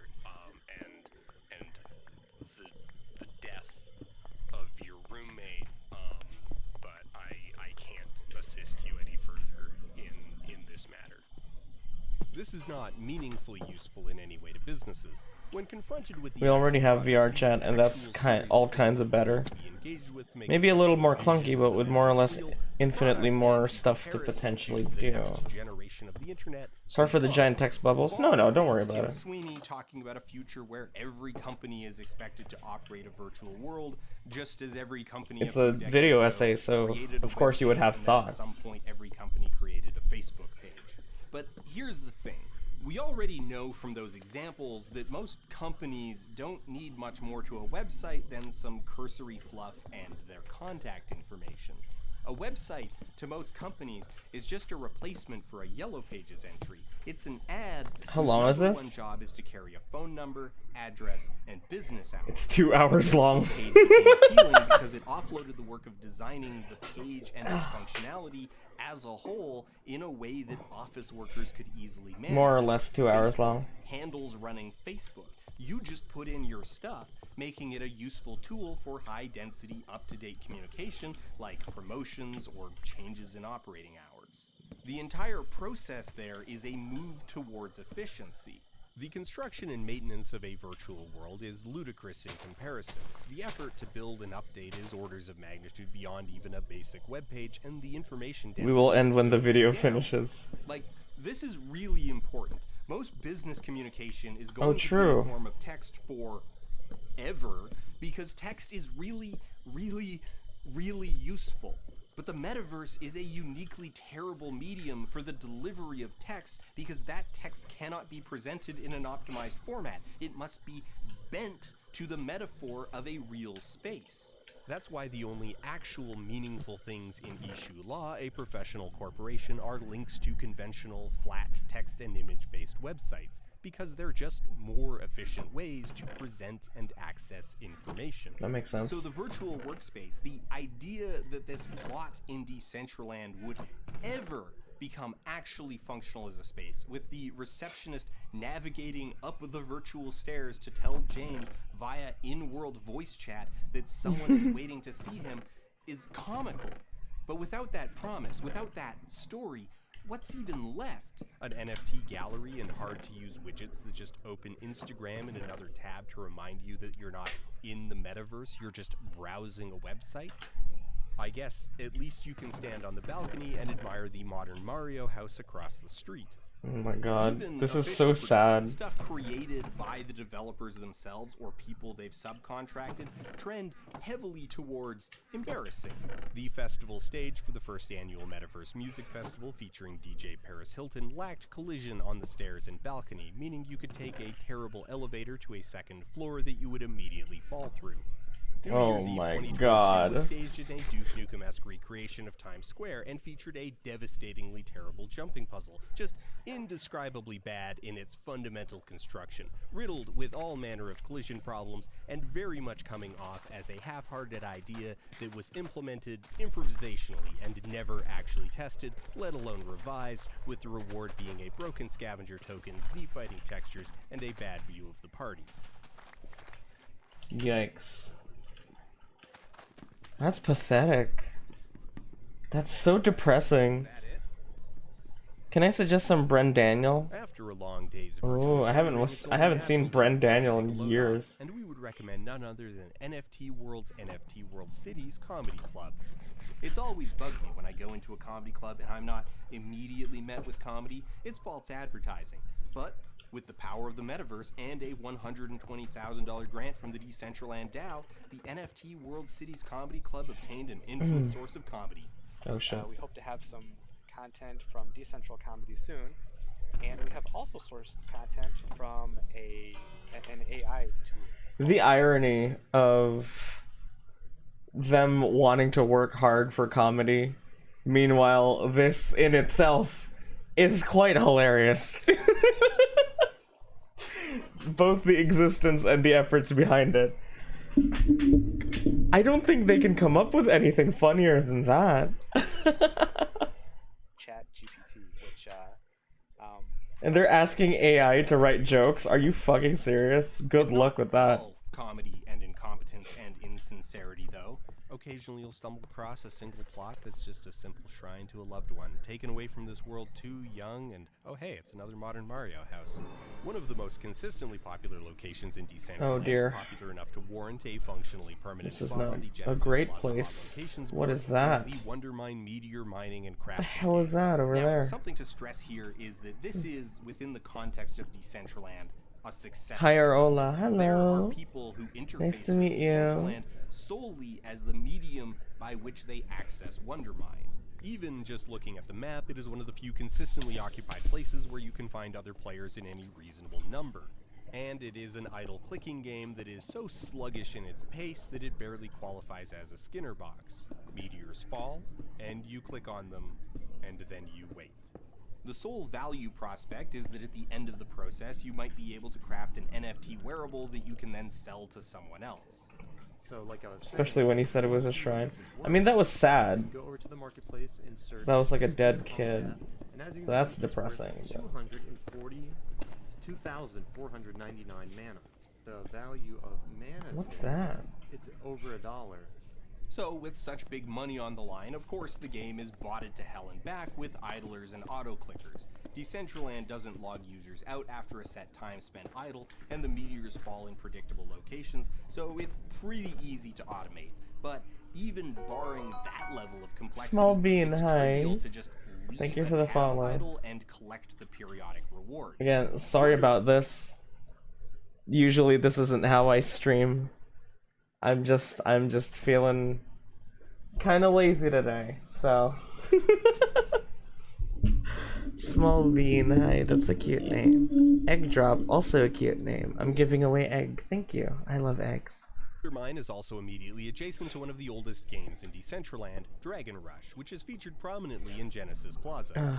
Immediately, we can spot a problem. We can watch with the something real less estate model thinky, This relatively modest game more has an interesting. absolutely This is massive just kind of and pathetic. necessitates the towering retaining wall to back its terrain. From a standpoint of architecture, it's an immensely hostile block, a massive, impassable barrier to both sightlines and You want? traffic. I would love It turns an out egg that right having now. Every individual app and website take up scarce space Egg me in up, an fam. adversarial relationship is bad. All right, so walk onto the dragon's back, press F. to Jacob flap wings and Geller. fly, go through the gates and I've land seen on the all of his landing pad first. videos. Thanks for the drink. Yay.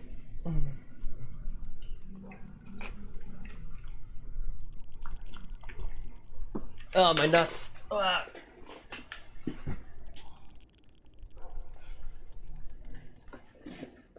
Nice.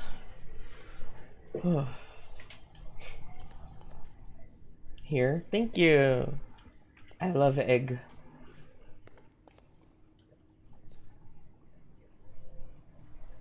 Now, maybe this is just unfair. After all, I did say that Dragon Rush is one of the oldest games in Decentraland. Let's do some due diligence and find something more mature, more refined, something with a budget behind it. A budget. Dice Knights of Masters. Androme, the ultimate role-playing game that will challenge you to farm, craft, and fight your way to the top. Those looking for a little more action to their Decentraland experience need look no further than Dice Masters, an incredible, fully playable role-playing game built within the metaverse's trusty framework. Within its Trusty sizable framework. location, gamers can undertake quests, battle enemies, collect resources, Oh, and fuck. craft in-game items, all in addition to ridding the realm of the terrible poultry scourge.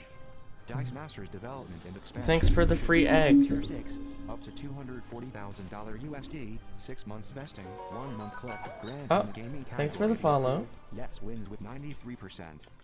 Well, okay, You that's ta- quite a pitch. And, you know what? Let's treat this seriously. Like, let's treat this like it were a Kickstarter or Steam Early Access pitch. $240,000 is modest but realistic, and watching the trailer, it's all very achievable, especially since the buildings are just lifted from World of Warcraft. But, like, the features are very straightforward, and the trailer even evokes Decentraland style. Hi. This is Hello. eminently realizable. Your model's Low adorable. end, Thank sure. you. Devoid of original ideas, also true. Doable? Absolutely. This is it, right? This is the moment Decentraland has been waiting for. Basaltic this is the magma. realization of all their promises. This isn't just a thing in Decentraland. Hi, Violet Saint. It's Decentraland as a platform, as the infrastructure invisible You're like beneath me, an otherwise but violet. independent game experience. They even bothered to include The ear coordinates wiggle. in the trailer, like they actually want you to go there.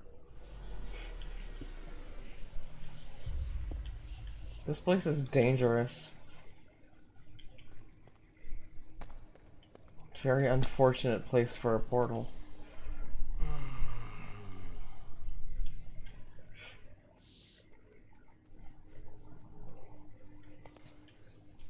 I kind of want to watch something else. This is just kind of depressing. Just a purple saint? You're just a purple saint, aren't you? Water. Morning. Good morning. I wonder what... This is so fucking sad. I wonder what other videos we can watch.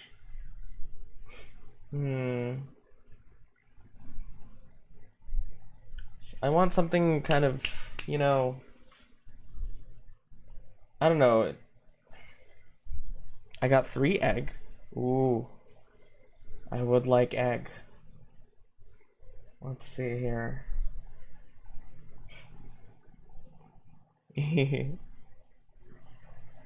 Aren't you two very sweet?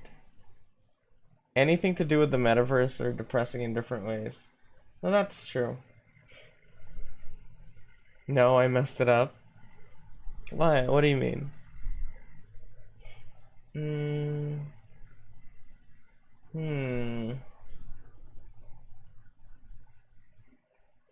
Fried chicken wars, the fall of KFC in America.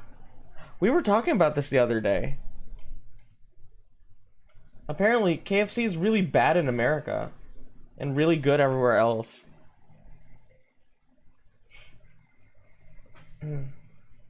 Fried chicken. To some, it's a comfort food that evokes precious childhood memories, and to others, it's a timeless representation of American culture. As I've gotten older, I've given up many junk foods, but fried chicken is one guilty pleasure I just can't let go. There's something magical about it. The KFC is doo-doo feces in America. Juicy chicken with crispy Why? breading, along with I the guess we're gonna spice, find salt, out. and fat that make for such a satisfying meal any time of the year. Fried chicken is loved around the world, and these days there are more varieties than ever before. There's classic southern bone-in buttermilk fried chicken, pub-style buffalo wings that are slathered in hot sauce, diner chicken and waffles drenched in maple syrup, boneless Japanese karaage coated in potato starch, citrus marinated fried chicken from Latin America, Nashville hot chicken that's served with pickles, Taiwanese popcorn chicken doused in 5-spice, Ooh, and my personal Taiwanese favorite, popcorn chicken is so sticky, fucking ultra good, crunchy dude. Korean fried chicken. Beyond flavors and textures, It sucks so fried hard when chicken I put it comes in a many vacuum forms and like created a tenders, black hole. Nuggets, bone-in, wings, wraps, and sandwiches. Kentucky I wanna Fried make a Chicken was safe- once widely considered to be the golden standard, the best fried chicken one could get. While I grew up on KFC That's a and its fucking- family buckets that's and another biscuits, fortress right there. KFC these days is far from the golden standard that it once was. It's nothing like the KFC from my childhood. The mashed potatoes taste like glue, the chicken is greasy, it's dry, it's expensive, and even when it's served at its best, KFC doesn't come close to the quality of other establishments like Popeyes, Chick-fil-A, Jollibee, Raising Cane's, and more. Jollibee. There are a variety of places nowadays to get your fried chicken fix, There, and Kentucky I Fried see Chicken it. is an afterthought. Miru. As fried chicken has evolved, consumer tastes have also changed. Nowadays, I prefer to pay more for less, for a product that's fresher, smaller Why in does it quantity, look like but higher that? in quality, and more unique. need to collect like some soy more garlic blocks. or honey glazed Korean fried chicken. KFC has dominated fried chicken around the world with legacy and scale, but its relevance and popularity in America has been declining for years. As the kernel That has makes no weakened, sense. longtime rivals in Popeyes and I'm a bit Chick-fil-A bad at have counting. all laid Don't worry, claim I'm to so this bad at realm. counting. Finally, Even the someone world's else. second-largest investment bank, Hi, we're Goldman the Sachs, same. sees this rare opportunity to upset the established order and take a piece of a booming multi-billion-dollar Popeyes is the food best. category We that's have growing Popeyes faster here. than It's burgers pretty and good. fries. But In KFC is 2020, still Goldman pretty good Sachs here. acquired Zaxby's for $2 billion with the ambitions of taking the southern chain nationwide and soon international. On the other side of the world, the Eastern Siege has begun. You're better than Jollibee me. I and can't get Kyochon, past 8. who have both dominated East Asia for decades, have now shifted their focus to the West, eager to carve out a slice of the Colonel's market share for themselves. The Our popular Burger King narrative is pretty amongst good here. Americans is that KFC's drop Where are in you from? quality over the years is the result of ruthless cost-cutting measures from out-of-touch executives looking to juice earnings per share and who wouldn't know good fried chicken if it hit them in the face. When you look at KFC in America, it's outdated, run down, cheap, and uncreative with a really boring menu. But when you look at KFC around the world, in South America, Europe, Switzerland, Asia, ooh. Africa, and the Middle East, KFC is a star brand that's known for I its quality always chicken, wanted to live great up service, there. and unique offerings. So how is it that the Cold, same company can be far so away great from anyone internationally else. and so poor in its home market? In this There's a episode, Jollibee we'll near cover my the fried place. chicken It's in a wars, shopping mall. the I've heard it's pretty strategy and good. missteps that Please brought go. KFC It's so in good. America to where it It's is the best today, the Philippines has and to how offer. legacy and brand power Frankly. can be just as much as a For curse fast food, as maybe. it is a blessing in the world of business. Chicken is the world's most 34C popular protein. yesterday. As chicken consumption per Oh. capita continues to break records, and coming fresh off the chicken sandwich mania, companies and investors believe that there's still room for growth. 2 decades ago, people would have told you that a quarter pounder and a Whopper would be the best burger that you could get.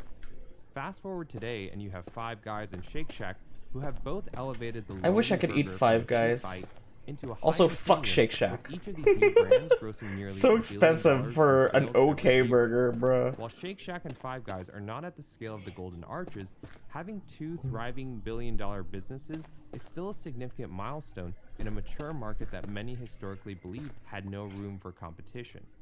The evolution of burgers and the success of new entrants is a parallel that What feeds in the ambitions hell of is that? restaurateurs and fast food companies who both believe that the same developments will play out with fried chicken. Restaurants are a notoriously hard business. In a typical full-service restaurant, food costs are roughly 30 to 35% I could take Five Guys sales, now. Alright, labor let's costs chill. are 30 to 40%, and overhead, which is Bay rent, salt golem. advertising, and utilities, clocks in at about It's so 20 to expensive. I don't know why 40%. it feels fresh. With such heavy cost structures, it's no surprise that What the does average restaurant profit Shake margin Shack? hovers at 3 to 5%. Fuck Like Shake all Shack. restaurants, fried So chicken shops expensive face for the no universal reason. challenges of saturation and acquisition. But modern fried chicken shops have some natural operational advantages compared to most restaurants with lower labor costs, food costs, and overhead. Fried chicken is a takeout business, so consumers are looking to grab and go with no expectations of ambiance. As a result, fried chicken shops have gotten smaller and more bare bones over the years, with floor plans that have little to no dine-in areas for consumers. In contrast, Yeah, Five dining Guys in space is Detroit, critical very for tasty, almost would every other recommend. type Cool. of restaurant, as their business is a function of how many customers they can seat and how fast they can turn over tables. Modern fried chicken shops can get away with a few tables, or sometimes nothing at all, just a counter for people to order, pick up, and leave. As a place for people to stop at but not stay at, fried chicken businesses can save on overhead, Oh my God, fit into they're really smaller piling spaces up over for there. cheaper rent, and are less dependent on location and foot traffic for business. Food costs are a function of ingredients and menu diversity. The bigger the menu, the greater the variety of dishes to choose from, the wider range of price points a restaurant can offer, and the better chance a customer will find something that they like. But on the flip side, the more items on a menu, the more ingredients that must be sourced, and the higher the food costs. Fried chicken shops in comparison generally have very simple, concise, easy to understand, and predictable Oh, I want a one-page burger. menus.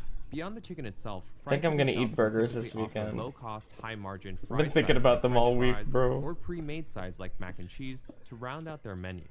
They'll sometimes have a few salad Those or golems dessert are options fighting for the balance. monsters off. Modern fried chicken shops lean on their sauces and marinades for differentiation. And Those core are the things that ingredients make explode, up right? 90% of the menu for fried chicken shops all around the world, chicken, flour, potatoes, and oil, Burger this are all weekend? cheap, Yeah, maybe. widely available, and stable in supply. While Okay. fried chicken shops can Let's use make a just path about down, every let's part grab of a some more chicken blocks. with little waste, restaurants who serve beef or pork generally can only use ground forms or premium cuts like Fried rib, chicken's so good, one of the chops, things or I can ribeye. easily get on my way home. Since the customer He interaction talked is so about limited, a fried place chicken called shops don't need a Bonchon, proper though front of house the and video great said staff to serve. Kyochon. I don't know if that's different. Some shops these days are so We have operationally Bonchon. It's lean really good. that It's a the Korean person thing. frying the chicken can be the same person who takes the order from the customer. For the back of the house, most shops It's like fry soy in batches glazed. in It's really advance of good. customer orders. And since nearly everything on the menu is fried, cooks just need to be trained on how to fry something. When it comes to cooking, fried chicken shops just need fryers, ovens, and warmers. In contrast, restaurants need ranges, flat tops, fryers, ovens, warmers, microwaves, steamers, salamanders, boilers, along with Salamanders. space to operate such equipment. While the modern fried chicken shop has Newt evolved to tongue, become smaller rat and leaner tail. while offering better quality over the years, The KFC fuck? has struggled What's to a salamander? To set the stage, A side place at the KFC train is station in the city is really good also too. owns Good Pizza Hut, noodles. Ooh. Taco Bell, and the Habit Burger Grill in its portfolio. I love Taco Bell. I love Taco Bell so much. Investment is never evenly distributed across all brands. Just like in a family with multiple kids, in every portfolio there's always a golden child, a brand that executives have the most hope for and consequently gets the most Jesus. attention. Just like with kids. prioritization, and investment. That's depressing he had to On say the it like flip side, that. there are neglected brands who chug along with really minimal investment and attention. Like other KFC kids. for decades has been that golden child. In the past 10 years, KFC has made over double the amount of sales of Taco Bell and Pizza Hut combined. Wow, KFC really? made over $30 billion in I'm staying up tonight, so I'll try to take a nap. Okay. Good night. % of Yum Brand's annual revenue. In calls and presentations, KFC is always featured or mentioned first. Not EP though. Knowing I this, see. It would be unfair to attribute KFC's regression in America over the years as a result of underinvestment or a lack of care. On paper, KFC looks like a solid business. When we look at all the traditional metrics that a fast food chain would be evaluated by, KFC by that definition is successful. System sales, which are the dollar value of food and beverages sold at all KFCs in the United States and around the world with the exception of China, has increased year over year. For the exception of China. KFC China global doesn't have system sales KFC. has grown 36% in 9 years, from $23 billion in 2013 to $31 billion in 2022. Just like McDonald's and other fast food corporations, KFC has moved away from being an operator and franchisor to becoming just a pure franchisor. By operating fewer stores, KFC gives up any sales upside in exchange for franchise fees, which are a lower but more stable form of reoccurring revenue. This was a bad idea. Fees are made This up was of a two bad idea. components. The first being one-time fixed upfront payments that franchisees must pay upfront for the right to operate a store and whenever they renew or transfer those rights to someone else. These one-time fees range from thousands to tens of thousands of dollars. The second and more lucrative fee for KFC is the royalty. Every month, franchisees have to pay up 4 to 6% of their gross sales or a fixed minimum, whichever is greater. Under this pure franchisor strategy, KFC reduces its own overhead and places all the operating risk on its franchisees.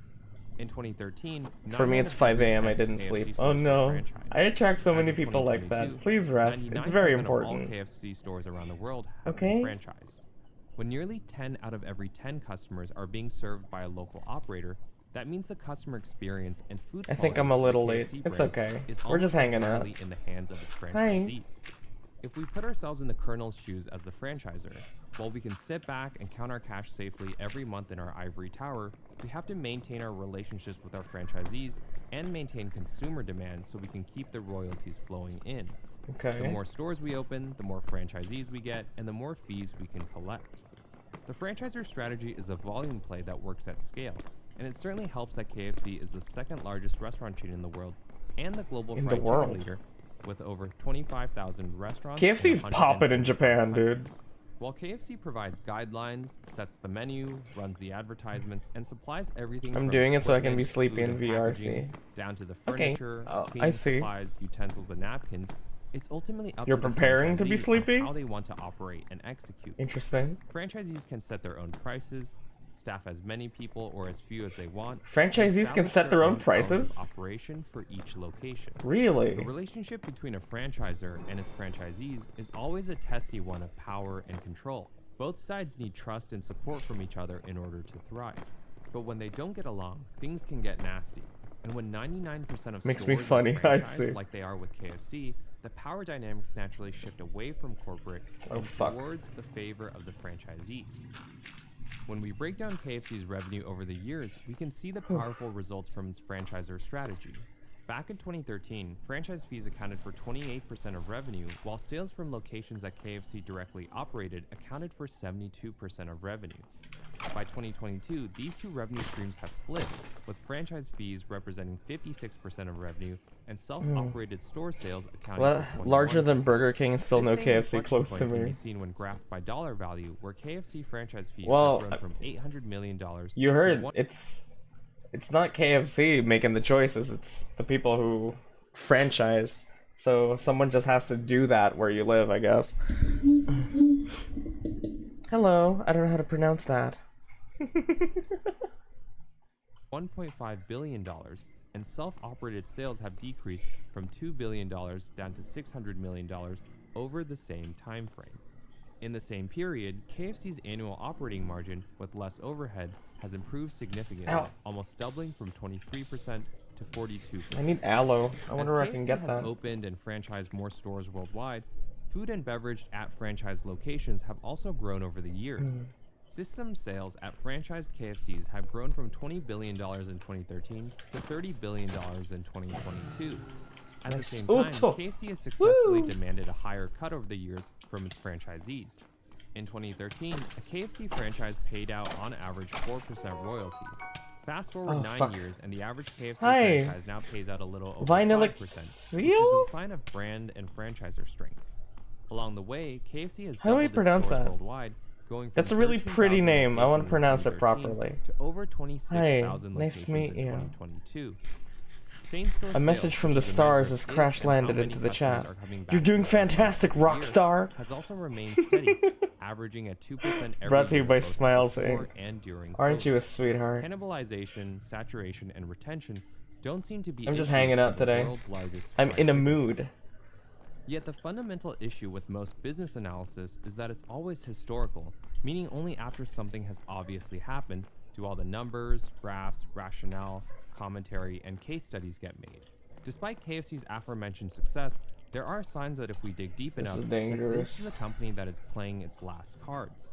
Instead of addressing the declining consumer forward. popularity, loyalty, and sentiment in America, KFC these days looks overseas to replace You said my the name talent correctly? at home. One of the first. The company Oh. focuses on international expansion while doing just Vinylic the seal? bare minimum domestically to stay relevant.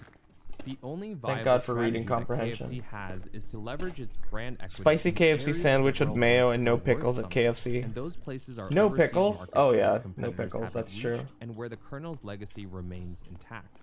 While KFC is happy to invest in localization, build beautiful international stores that have massive, comfortable dining areas that are designed to encourage consumers to stay as long as possible, and compete on quality by constantly releasing new and creative menu items, the company makes no effort to do the same in the United States. True. KFC stores in America are old, rundown buildings with inferior dining spaces that look cheap and feel uncomfortable.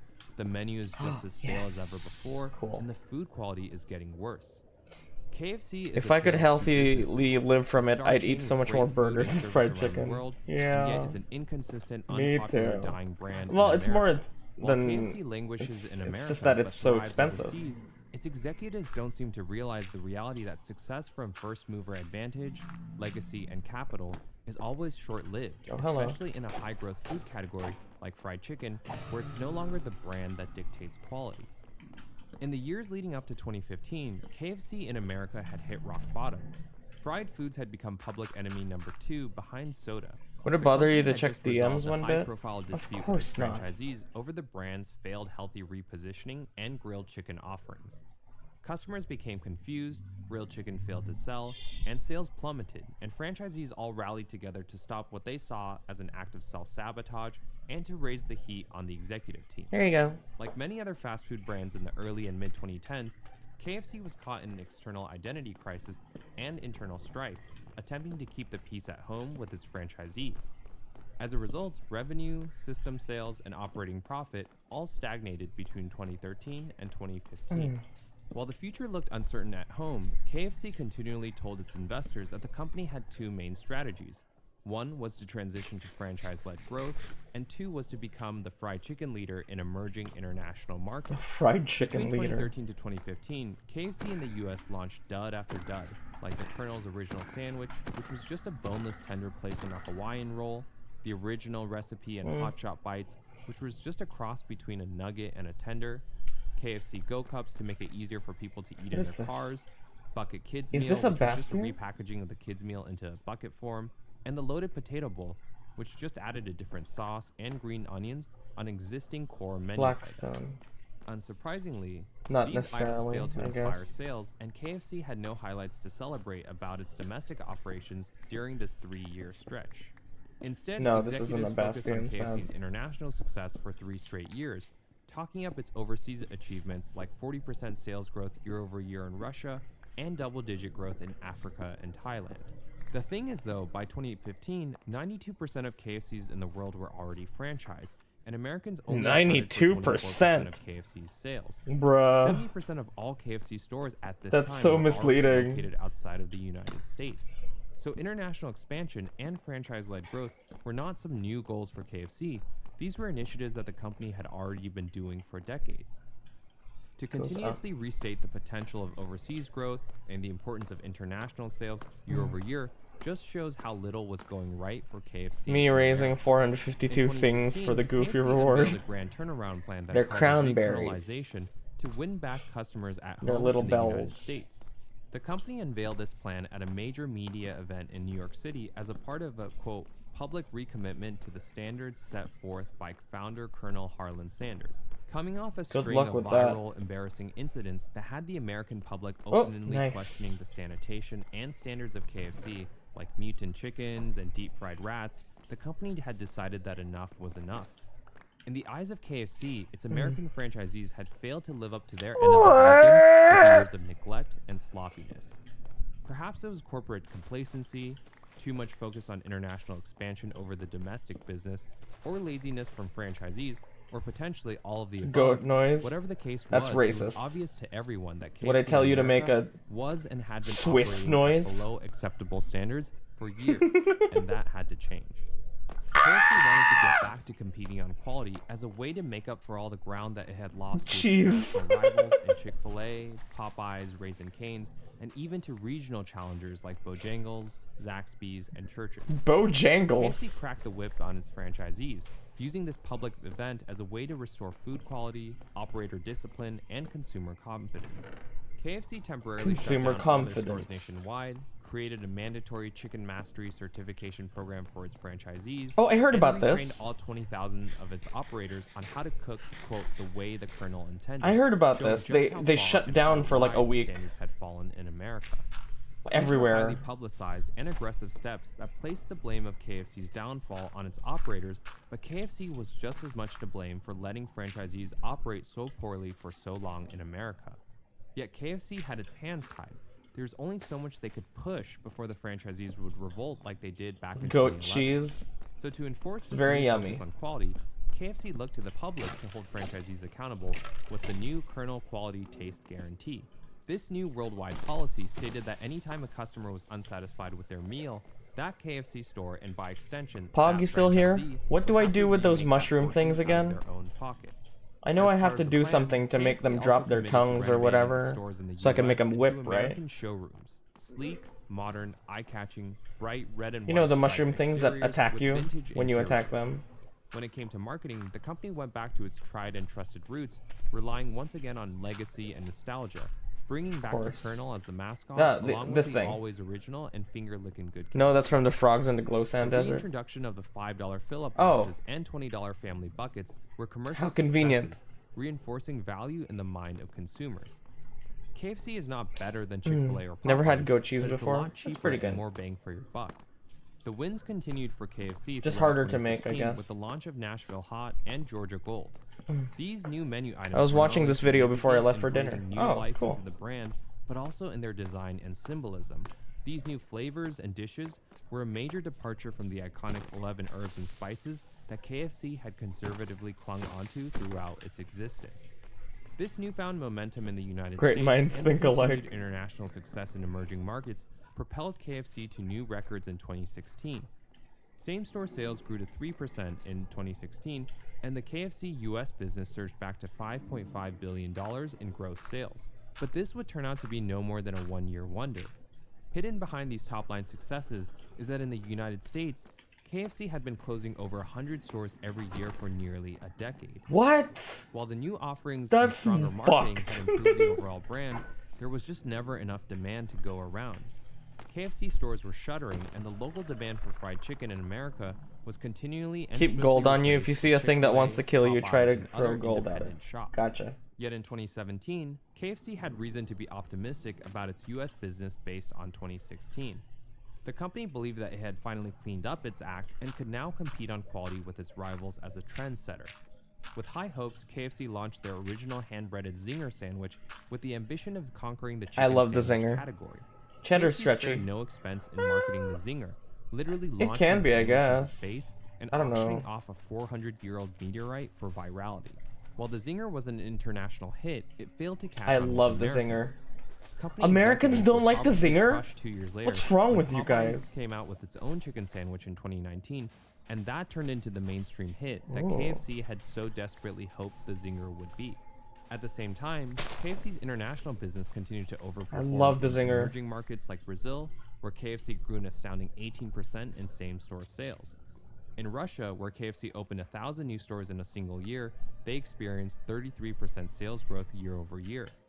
And at this point in 2017, KFC's international business already accounted for nearly 90% of the company's profits, and the US business was already well on its way to becoming an afterthought. The United States, which historically contributed the most, I don't think and I've nearly had a the quarter of Zinger. KFC's It's overall so sales up to good. 2016, had actually devalued over time. We love our dropping beef. as low as 16% by 2019. I don't know why I really want KFC. Sales It's from so KFCs good. in the US God have damn. steadily declined from What's up, $5.6 billion Torbre? in 2014 I'm just to as hanging low out as today. This is a $4.4 lazy billion stream. by 2018. Play long a before video COVID. and The problems of KFC's US listen business along. are continually masked and overshadowed by KFC's international success, which skews not only the company's top line, but also the bottom line and the traditional metrics that we covered earlier. Yet KFC's leaders to this day proudly proclaim mission accomplished and that the KFC turnaround in the United States is a complete success. Oh my god. Predictably, the executives who came up with the rekernelization plan in 2016 have used its success to leapfrog up the corporate ladder. One is now the CEO of Chili's, and the other became the CEO of Carl's Jr. before moving into tech. Bruh. Sometime between They left 2017 and KFC. 2019, KFC executives must have gone over these same numbers and arrived at an obvious decision to cut losses and quietly deprioritize the US business. While KFC KFC is literally just okay, so not fair. KFC is so good here. Sandwich, Smoky Mountain Barbecue, chicken and waffles, mac and cheese bowls, and Cinnabon biscuits, this tactic feels similar to Taco Bell's playbook, who regularly releases limited time offerings with very small quantities as a way to build up hype, but more importantly to juice demand and energize sales for stores on a regular basis. Eat that. In contrast, the products that KFC introduces for its international customers are regularly celebrated Love for their these. commercial success and become a core part of the menu. In Japan, it's the peri peri chicken. In Australia, it's the popcorn chicken slab, or the crunch double down and Popcorn chicken slab? When KFC executives talk about the US Y'all get a business these chicken days, slab? quality's not mentioned anywhere, and there's only one strategy: Stretch. value. Thank you. Add Sorry. more options into the Stretch. $5 fill-up and $20 family meals. Introduce an a la carte menu where consumers can now What? mix and match 2 sides for $6. Throw in an add-on where Americans can get 12 tenders for just $10 more on a $20 family meal. Blasting advertisements constantly on social media, reminding people how cheap KFC is.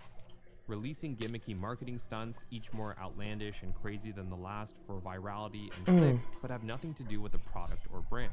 The goal for Thank KFC in the you. United States nowadays is to offer consumers, in the words of the CEO, quote, a truly incredible value with enough food to feed a family for multiple meals. Multiple KFC is a powerful meals. demonstration of how legacy and brand power is a double-edged sword that is as much a curse as it is a blessing in the world of business. It's KFC's legacy that has fueled the company's international success Whoa. and appeal in emerging markets. What's where this? The Nice Kernel balls, is the bro. first taste of American Splendid fried chicken smell with just that the those right amount of people get. sweat. Thank With you. its first mover advantage and I war sure chest, try. KFC is able to reach customers in markets today that its competitors simply Ooh, that's can't, the and to wizard. win those customers through first They impression, worship it even here. if KFC's rivals have a much better product. Cool. What KFC is betting on these days is that when Popeyes or Chick-fil-A eventually scale to those markets one day, that hopefully by then, consumers will have become too accustomed for KFC's to prefer anyone else's fried chicken. Really? KFC knows that its legacy and brand power in America is That's on its dangerous. last leg, and any attempt to wrestle back domestic market share from its rivals would be futile, especially when customers know that KFC cannot compete on quality. The pure franchisor play that has fueled so much of KFC's expansion domestically. I and wish to eat food, internationally, but and alas, has I don't also want to fueled the make profits and anything. dominance in prior decades, Ah, is now a hindrance the to the classic. Colonel's evolution. Rather than downsizing the stores to The become more Colonel's efficient like evolution. modern fried chicken shops, KFC is stuck with its franchisees and can only remodel its existing properties in place to make them grander but not leaner. Its new modern concepts only apply to new constructions and not existing stores.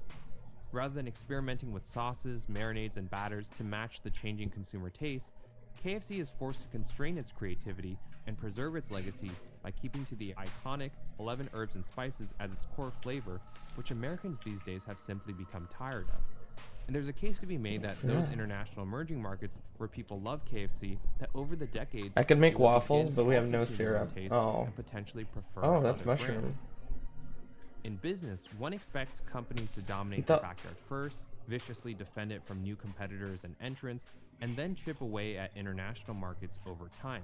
It's rare to find a company like KFC who relies Making so food be heavily like on pro international food con expansion to making. replenish a shrinking domestic market share.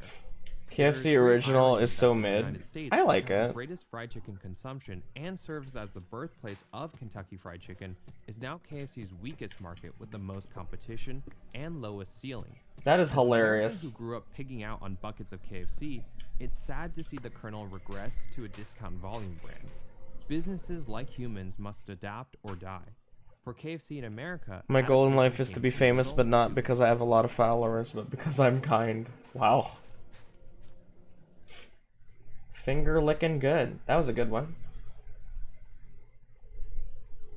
My goal is being cozy. My main goal is to blow up and act like I don't know nobody. Act. I don't know if he laughed like Mr. Krabs. My goal is massive money and massive riches. I see.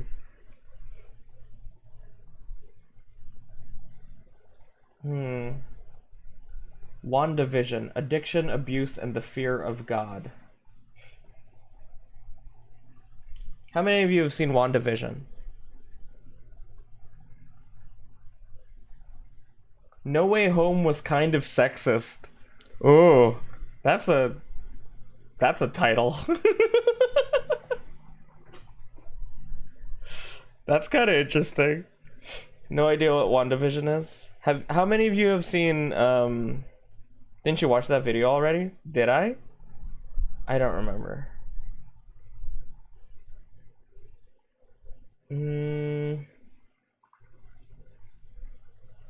I don't watch movies. You don't watch movies? The sexist Spider-Man No Way Home one? I do not remember.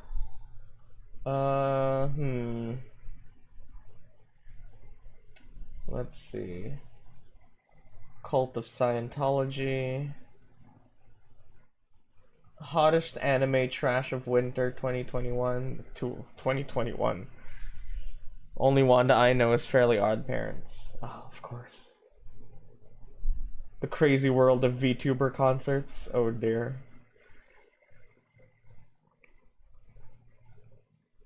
The darkest acid trip story on the internet. We're just suggesting videos. I just want to hang out today, so. This one's about drugs. Lysergic acid dithalidomide, also known as acid, is a potent psychedelic that if taken in high doses, a person will strongly manifest visual and auditory hallucinations. Cool. This is coupled with dilated I mean, pupils, that's elevated scary. heart rate, and a strange phenomenon called ego dissolution. This is when your own person, your sense of self, turns into nothing, disintegrates. You are no longer a human. You're no longer yourself. And what's left? You're no is the longer a Ellis human. experience. What's left? Drugs. Trip. This video will cover one story in particular, a haunting experience about a man whose perception was radically altered by this substance. The story that I'm about to tell hell are you, you? and one similar like it, can all be found on one website, arrowhead.org, a place where trip reports are shared, both good and bad. And if after this video you are interested in reading more stories like this, Darkest Stories, number 15, Burger King foot lettuce. That is such a classic. our first story is from Hiyab X. About 10 years ago, I bought my third tab from a guy in my hometown in Norwich, UK. It was a strawberry tab. It's someone British. A British man took The guy drugs. had a reputation of Can selling we good watch which acid, so molecules I ate happened the to most pick up cringe? My being Are in the most Norwich was cringe? Just a social visit over a couple of days and catching up with friends. On the last day there, I decided to drop a tab and use my friend's home as a trip HQ. He knew what I was up to. What is a He allowed me tab? to work and left me his keys to make myself comfortable. What do you mean drop a tab? What the fuck does that mean? In the late morning, in a positive state of mind, with no Me and the worries boys or ordering worries, foot I lettuce. began to Gross. consume acid towards lunchtime. It was the first time and the A last tab time of I'd acid? ever Oh, driven okay. alone. Outside, it was a glorious sunny day, but I was happy enough in my temporary sanctuary to not really think about going outside. After a Little while, piece of the paper. LSD rush Ah. started blazing up my spine and racing through my guts. I felt a little uneasy, but I had enough in mind to allow myself to just go with it and just wait until the rush plateaued. After a That's while, scary. I calmed down. I decided to sit upstairs in the house and listen to some A music tab is a on the piece of radio on paper Sunday. soaked in acid. I was Oh. having a wonderful time. Oh, it's watching actual. the Escher-type It's like an patterns actual breaking acid. over my skin. I thought. I Okay. enjoyed looking in the mirror, looking at my grinning face and this distinct Thought they map just called it that. I of assumed it was like a pill or washing something. my flesh. It really seemed like a great start. Well, I vaguely recalled deciding to go downstairs again for some reason, and the next thing I recall was awakening on the floor of the dining room alone. The first thing I noticed was that there were blowflies buzzing around a bowl of cat food on the kitchen floor, which was in view. I remember feeling Acid like stories are six to always five so wild, blowflies had because my therapist said I couldn't take any of those things without higher risk than most people. I sat up and tried to figure out why I was on the floor in the first place. Now it's worth You took pointing out before drugs? I take you down this helter-skelter that somehow, because of my blackout, I had completely forgotten that I'd taken anything at all. Lysergic acid dithalamide, commonly known as LSD, and known colloquially as acid, potent psychedelic drug. Alas, because I was on acid, the words made no sense to me. Instead, they morphed like alien glyphs and danced around a piece of paper. Awesome. It was then my last little link of sanity crumbled, and I heard my voice utter the terrifying Me when words, streaming. I had a feeling that I had to be somewhere else, which then got The inventor of LSD Didn't want lived to near my really hometown before he died. time Oh, alarm cool. at me, but I had no idea why or what it meant, so I left my sanctuary, and I later found out that I left the back door wide open, thus making the house entirely a burglar's free-for-all. I remember waking up almost on autopilot. You when streaming in the heading Philippines. towards town. I saw one of my old How the teachers fuck who do you saw me. invent a The drug? only thing I did was force a grin and keep on walking. And I did indeed walk. Not so much as He a did conscious indeed. effort or with any sense of intent. I felt utterly out of control. I collided with someone carrying their shopping, vaguely heard them cuss at me as I continued my They were carrying their shopping. two houses and strolled through the back door of a house I'd Was he on drugs while he was typing then this? past the new inhabitant and out the front door.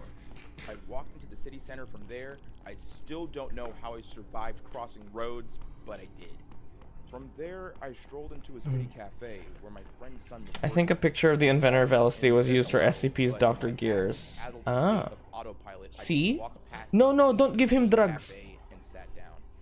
Then I stood up and walked out of the cafe without uttering a word, other than being. This is kind of boring. This is just kind of.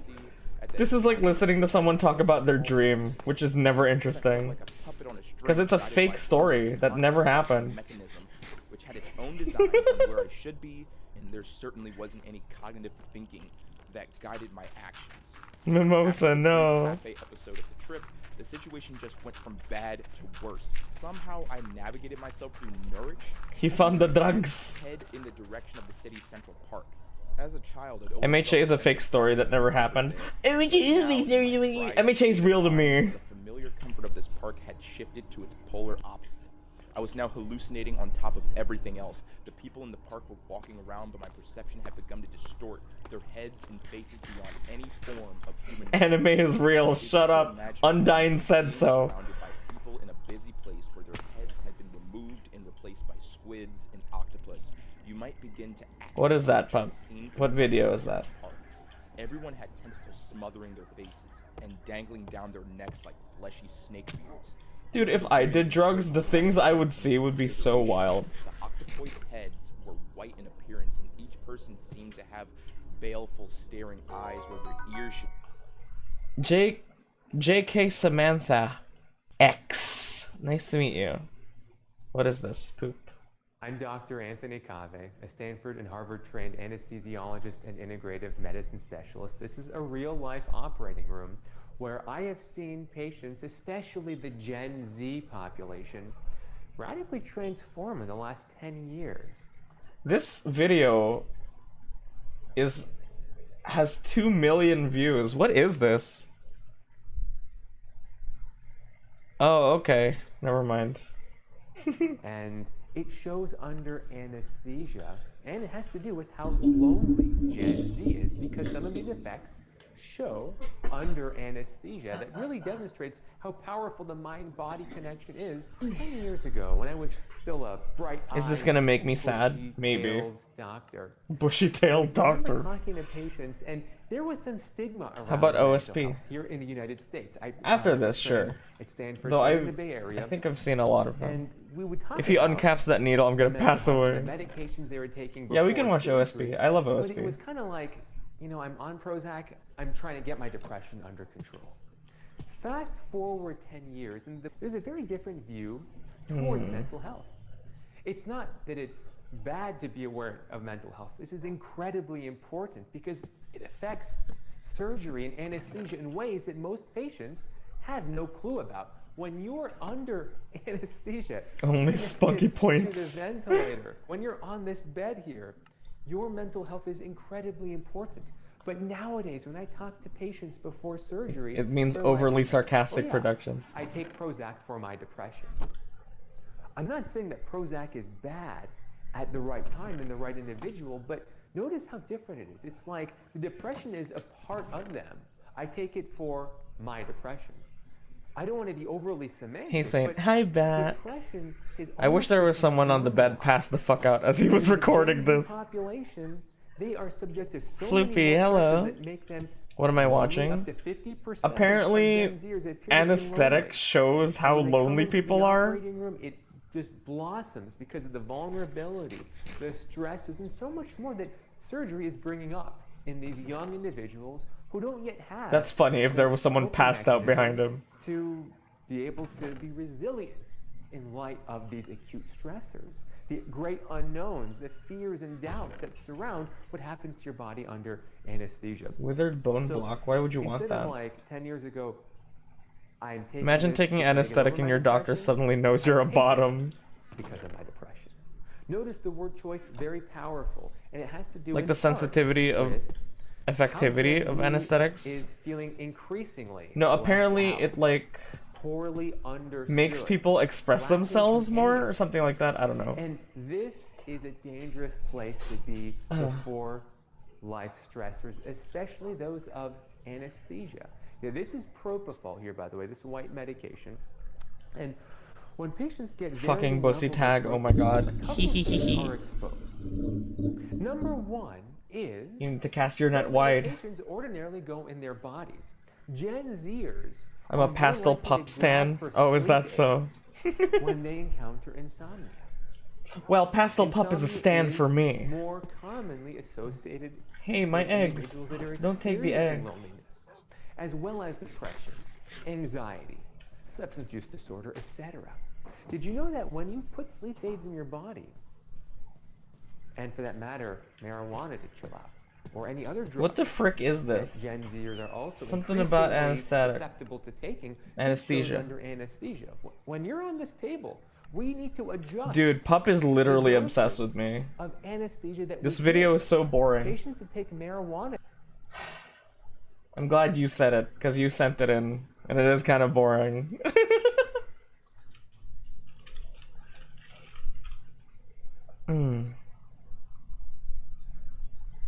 Wow, Pup, I'm disappointed in you. Wow. I thought you were cool. What the fuck? Do you think Pup is superior to me in entertainment value? This is a bad stream to say that. I'm literally watching videos. Who would watch Polaris? Oh, watch it. My moderator might be watching you. What video can we watch?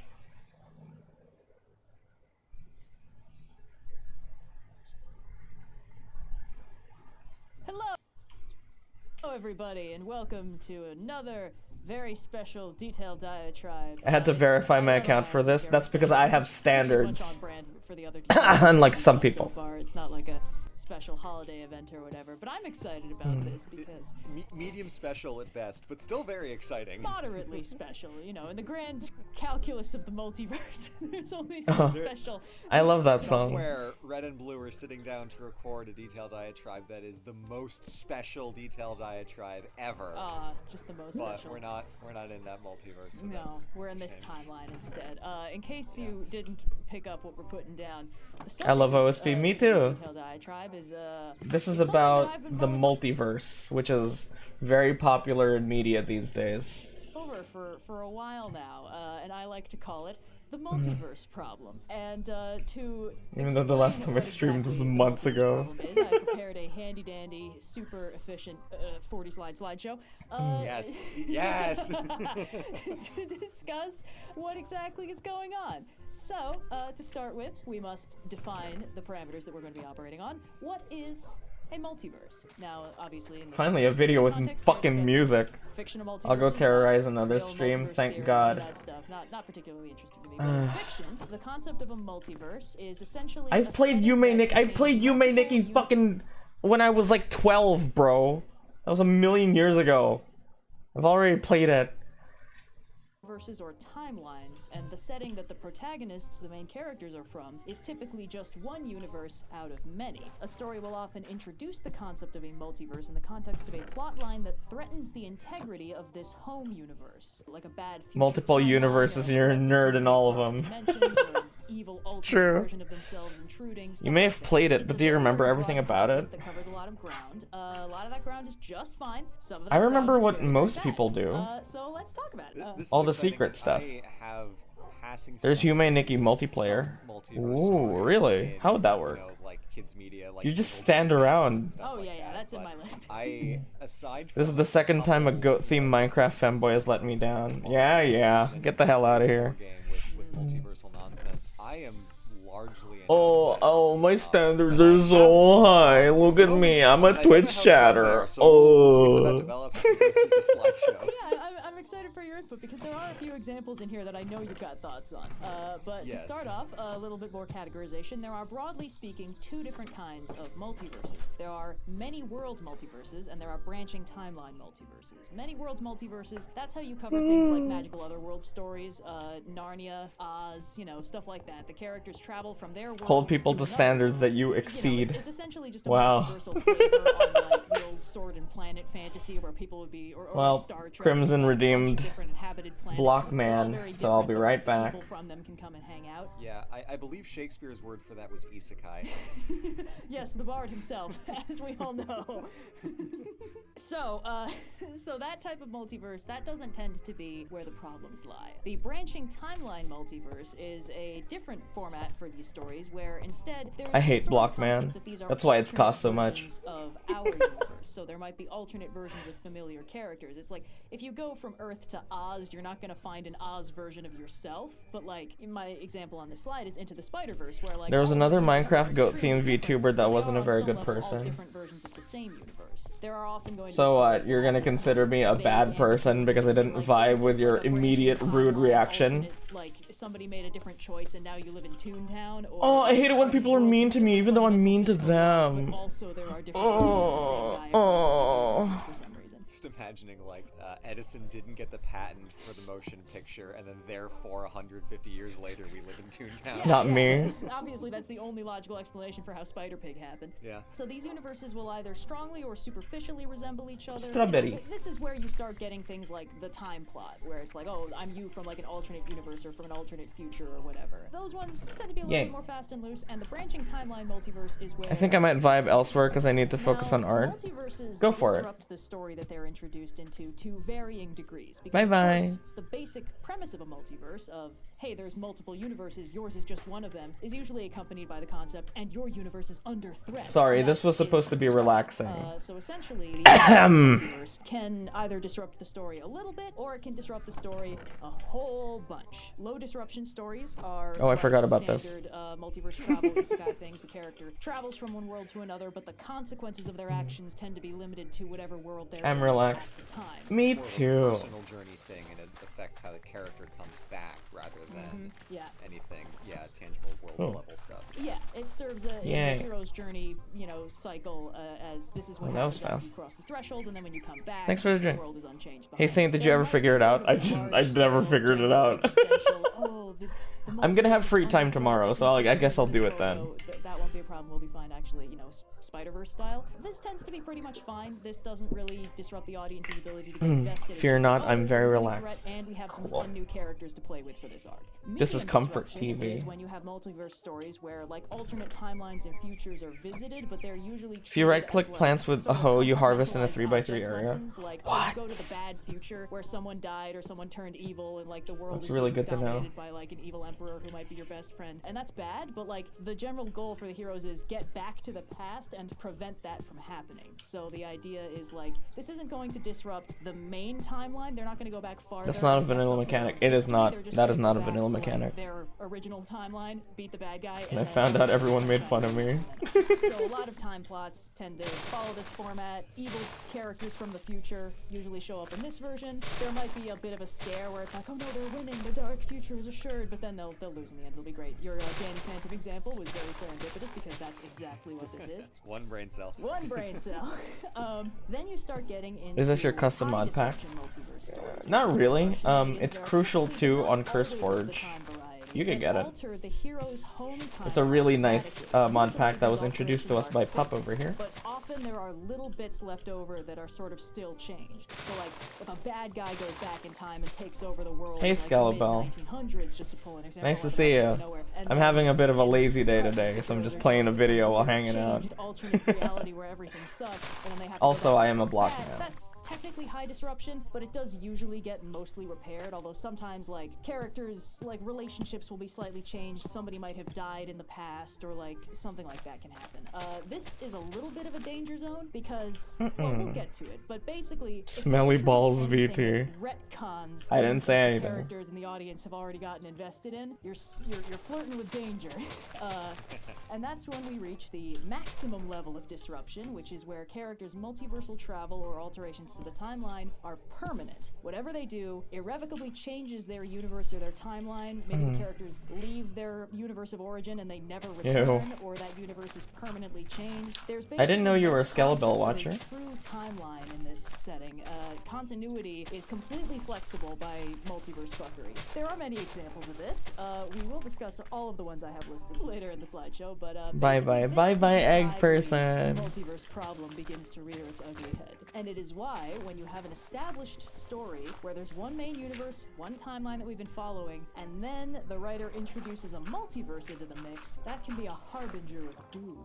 Now, the thing is, when a writer wants to shake up the status quo in a big way, a multiverse can be a fun way to do it. You bring in new characters, you bring in a threat, not just to the world, but to the very fabric of reality. It's a reasonable escalation of stakes from the standard save the world plotline. But there are other reasons a writer might want to introduce a multiverse, and oftentimes when the concept is introduced, it signals that the main universe that we've been following is about to get rewritten, overwritten, or otherwise fundamentally changed. Because there is no easier way to do that, narratively speaking, than introducing there are many worlds, many universes, many timelines. Things can happen that change everything fundamentally from the ground up. International and it's totally KFC. fine. This basically That's a means huge bar, Quagga. invested in can very suddenly and thoroughly be changed with very little justification other than there's a multiverse now.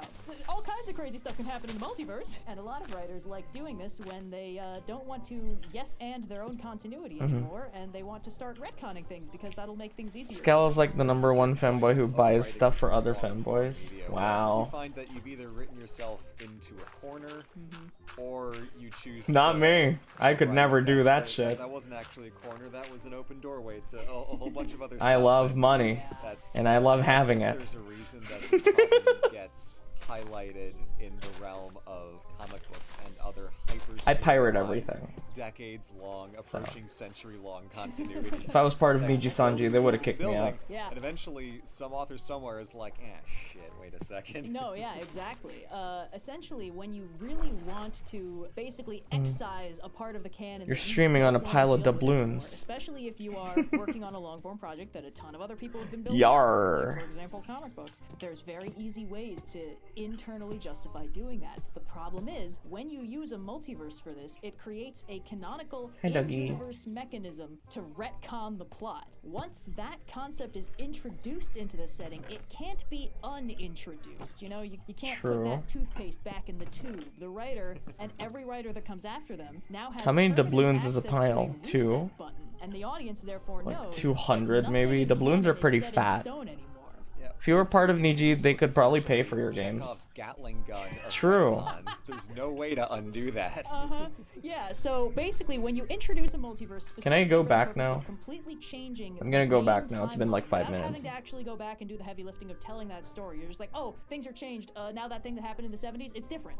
We don't need to worry about it anymore. Now the audience basically knows that you can just reach back in the plot, in the timeline, into wherever, and say, this is different now because of multiverse stuff. And in this context, basically, multiverse is being used as like, because I said so.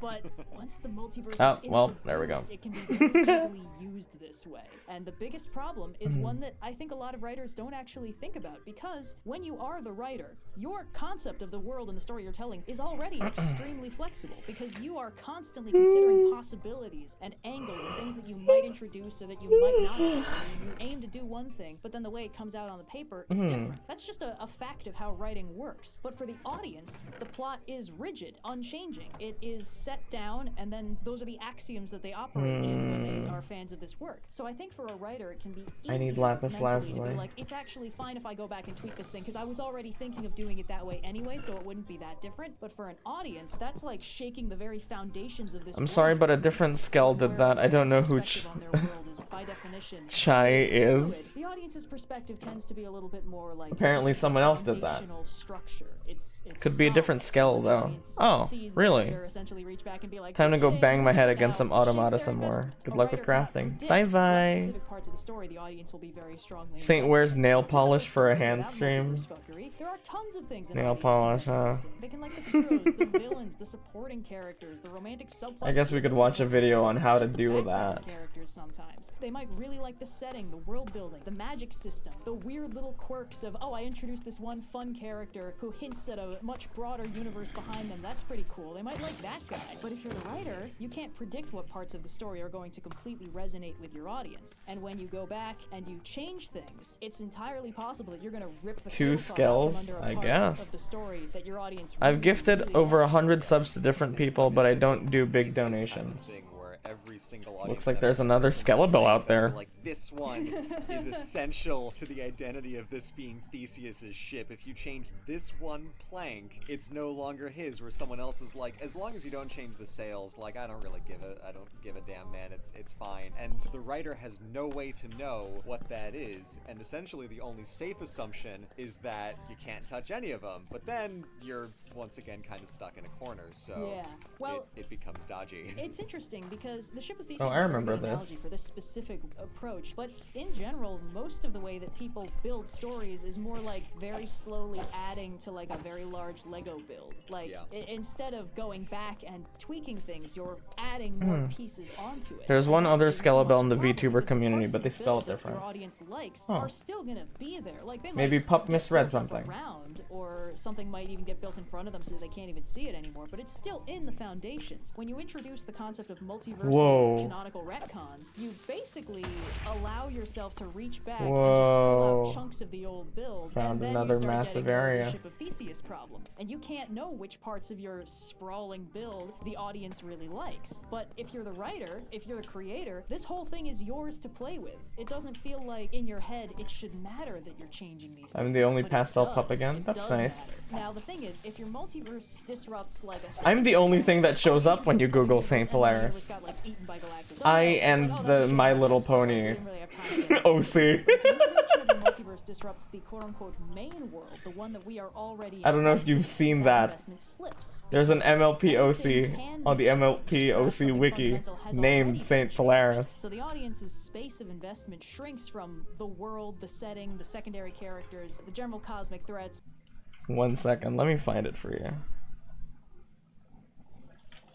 Saint Polaris, when you just Google that, yeah, I'm the thing that shows up. And then some Saint Hilda from Saint Seiya. Where is that fucking MLP ass? Found him. There he is. Saint Polaris on the SpongeBob and Friends wiki.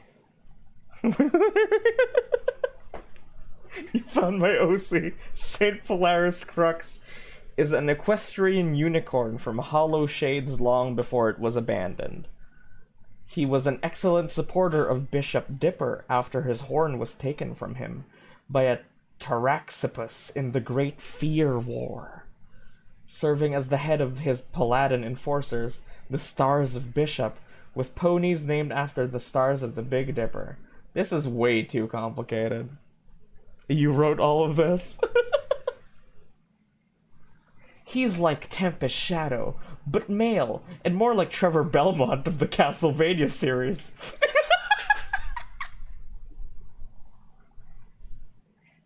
I do love that show.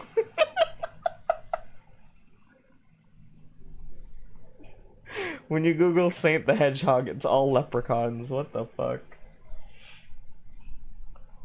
He believed during his servitude to Bishop that fear is the ultimate superpower, and as such hardly fears anything. Even without his paladins, he can bring down the biggest of beasts with a single blast of his broken horn. At least he's cool. To just the characters that aren't changed.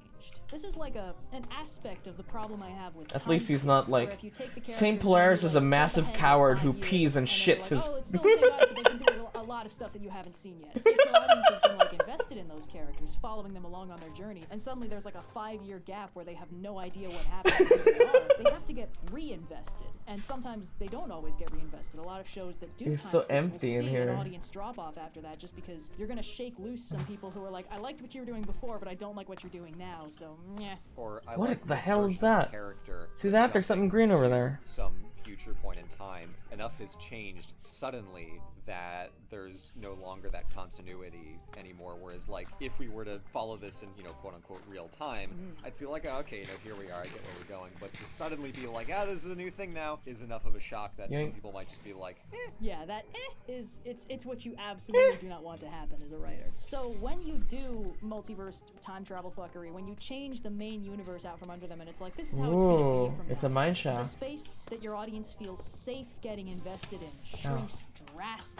And even worse, the audience knows you can do it again at any time. You've set a precedent for a way to completely change the universe out from under Whoa. them, and now they have no reason to trust Lapis anything lazuli. you do Nice. in the future. You can give I needed them, this. oh, look, I'm resolving this romantic subplot. Isn't that great? Oh, look, this character was evil, but now they're good. And the audience is like, I've already seen you give me this and rip it away from me before. I have no reason to care that this happened because I don't know it's Damn. going to be permanent. But sometimes the impermanence is the entire point, whether or not that Ooh. actually works out. So let's talk about Rice. Crisis on Infinite Earths.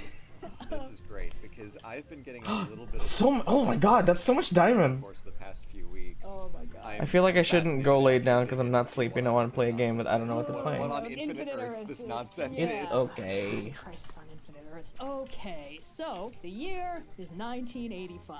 DC Comics is turning 50 years old. The Golden Age and the Silver Age have come and gone. The Dark Age looms on the horizon. It's been 50 years. Superhero comics have gotten very, very big. It started off pretty small, simple. That's so niche, many very silly, diamonds. A lot of basically like, selling war bonds. You slap a costume on a character and then I look for a new mod pack. Oh yeah, go for it. It would be great. But the universe has gotten a lot bigger. Crossover events and team-ups have become more and more of a thing. Tons and tons of writers have come and gone. on, each adding their own unique twist on characters. 11 and when that Jaimon. happens, you begin to get contradictions in canon. You get contradictions in canon even in long-form stories written by one person. Long-form stories written by dozens, if not hundreds of people, you're gonna get things that don't make sense together. To sort of play cover who? some of these, spackle over them, the concept of a multiverse was originally Crisis on introduced Infinite in Earths. the crossover comic, The Flash of Two Worlds, where basically Barry Allen like runs a little bit too fast and accidentally vibrates into another universe where Jay Garrick, the original Flash, lives. This is to resolve one very simple problem, which is that Barry Allen's origin story is that he was reading a comic book about Jay Garrick when he got his powers. But Jay Garrick was an existing DC superhero. Like, they existed in the same universe. So it didn't really make sense that he'd be a fictional character for Barry Allen, but a real character in his own run. And Flash of Two Worlds is basically like, okay, all the Golden Age heroes, they're basically still doing their thing, but they're like off in their own universe. And the heroes that we're familiar with now, they only see that universe through like comic books about it, which is, I guess, a solution. That's okay. It breaks a little bit on inspection because it's like, who's writing these? But it is clean enough that it's like fridge logic. It's like, okay, okay, fine. I'll let that happen. Take, you know, divine muse inspiration of some, you know, writer in fake DC comics inside of DC Comics that just like has the, it's like, you know, fine. It's workable. Yeah, this was actually played with in a Justice League episode, a two-parter, Legends, where some of the gang end up in basically an I alternate, love very colorful, that very Justice chipper League cartoon. universe I watched that starring shit all the the time as a heroes kid. that Green Lantern read about in comic books when he was a kid, and it turns out that this universe actually destroyed itself in nuclear war like 50 years ago and is being artificially maintained by the superpowers of this like telepathic supervillain. Anyway, it's a very direct, overt reference to this. All the characters they meet are like extremely thinly veiled XPs of the original Justice Society, I want to say. Yeah. Very much before my time, but this concept Whoa. of like you accidentally vibrated into another dimension Finally, and my now kink. you're running into like the original draft of your own characters. Just kidding. It was just a thing that DC Just introduced to have this kidding. fun little crossover happen, and then the concept of the multiverse sort of got expanded out, and the audience and the writers liked that a lot. When's the because Suicide if they Squad had a anime fun coming idea, they out? could just put Great it in their idea. own little Great universe. question. It didn't need to affect the main continuity. They could do the universe where everybody who was a hero in our universe was a bad guy, and the only hero in the world was Lex Luthor. DC's isekai anime already gearing up to be a disappointment. Wow, really? Superman stories without ever having to actually mess up real Superman. It's also No one knows when it's coming out. It's all speculation. of DC movies because we have, you know, kind of like That Justice seems kind of negative. One sec. I'll just turn on my lamp.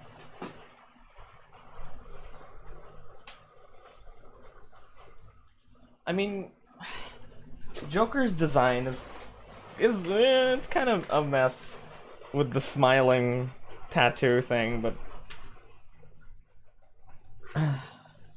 90% of the anime articles are auto-generated. Harley is so hot in it. I want to give it a shot just because of that. Oh shit, Rain is here.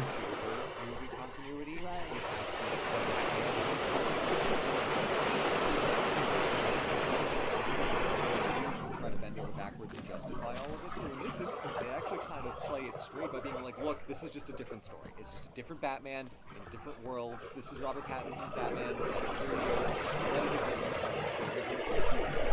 People can like the DC main timeline. People can watch Joker if they're into that. That's fine. And people can enjoy Batman movies. Joker's design is for me. I'm not a fan. I wish they just gave him shark teeth, frankly. This iteration of a character exist and not trying to Instead of the design of faux shark teeth, you know? The Elseworlds concept had been kind of a thing before, but in this modern incarnation of DC film television, mostly Sorry, that's Rain in the background. I don't know if it's loud for you. film, it is actually a very elegant solution to wanting to do different versions of characters and different stories kind of concurrently. Yeah, no, definitely. In fact, there is a lot of benefit to be had by having that kind of freedom as a writer. The introduction of a multiverse can allow you to basically just explore a ton of If the anime isn't done completely by AI, frame by frame, with characters ranging from 3 to 7 fingers, I don't know how I'll cope. DC has never dealt with this before, and they're Just say he hot glued his fangs into his mouth and be like, ooh, he's so crazy. Marv Wolfman, who's very They don't need to explain it. It'll look good, I swear. idea of consistency became more and more. How many mods can your PC handle? Well, this has 145 and it's running like a dream. So let's say 150 for now. I'm gonna upgrade again, maybe August, September. So for now, let's stick to that. In the future, we'll be able to do bigger and bigger things. But for now, we have to stick to this. Infinite Earths, you could say. But that's too many Earths. So now all the Earths are dying. Every single one of them. Something really big is... Sorry, it's raining again, so... First, they kill off that super villain Earth that I mentioned. They just get rid of everything there except for one clever thing, which is Lex Luthor and his wife Lois Lane save their infant son by launching him out of a spaceship into another universe, which is a clever little... Hey, it's cute. So basically, the entire point of Crisis is we have too many Earths. We are going to end up with only one Earth. Whoa. So we can already kind of tell this is going to be bad, but you know. We can also, given the fact that the DC movies haven't after 1985, really something went wrong. Something changed. Something changed, yeah. So the universes get whittled down. Heroes and villains get plucked from their different worlds by the Monitor, who's sort of trying to get ahead of this and stop the destruction of the entire multiverse to at least try and save. That disappointing article is just about how the guy who wrote the article doesn't like Suicide Squad, Joker, or the isekai genre. What a fucking loser. I hate this thing that's a combination of all things that I hate. Essentially the entire DC continuity, because the twist is why'd they give that guy a platform on that particular topic?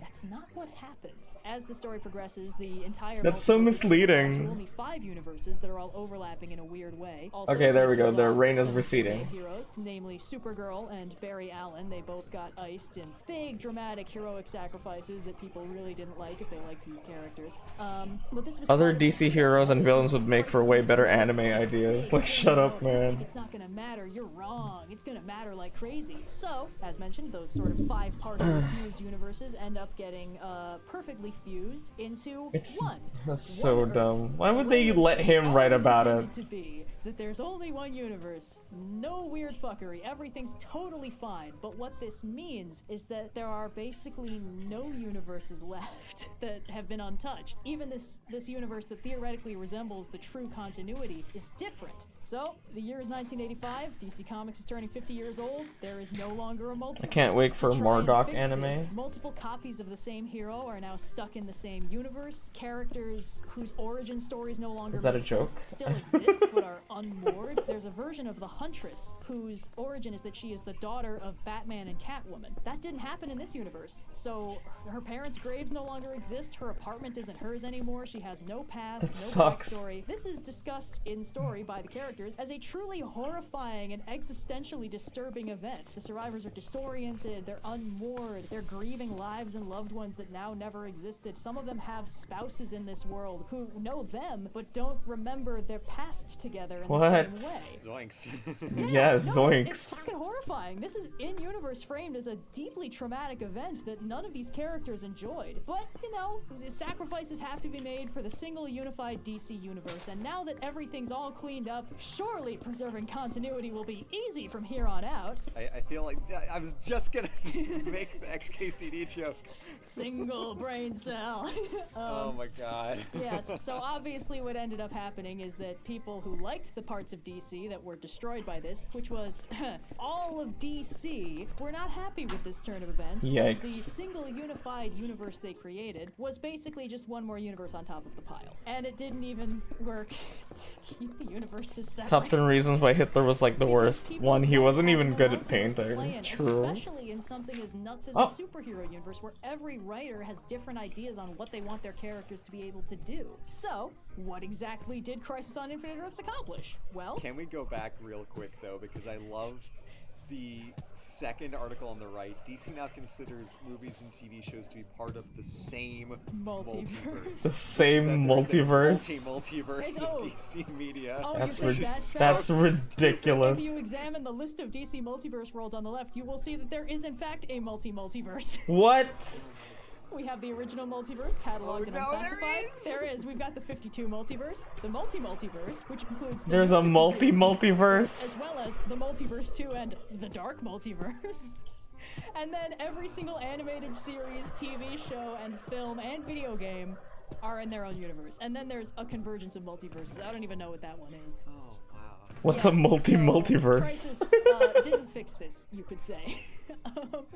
Now, what did it do? Well, you know, it's a big boy series. Have you seen the animated Harley Quinn show? I've seen clips. It looks really funny. I do want to watch it. I just don't know where. And brought them back several times. Decanonized a whole bunch of major events and characters. Wiped the slate clean until the writers said no thanks and brought them back several times. Provided an explanation for all future continuity wackiness that the writers could pull in future by basically just being like, it's a ripple effect from all the bullshit that happened in Crisis on Infinite Earths. One example of this is that I believe 10 years after the original Crisis, there was another Crisis that was sort of resolving some of the complicated consequences of Crisis where, let's see. It's so good. Oh, it does look very good. It's also really funny. Second secret, like, paradise. Barry Allen stayed dead for 2 decades, and then they brought him back. Earth 3, Lex Luthor and Lois Lane. It's dumb, but I think that basically those characters are like, it's been 10 years, we're getting out. Superboy from the Earth Prime punches the universe really, really hard. The ripple effect from that is what brings Jason Todd back from the dead. That's What? the kind of shit we're dealing with right now. What?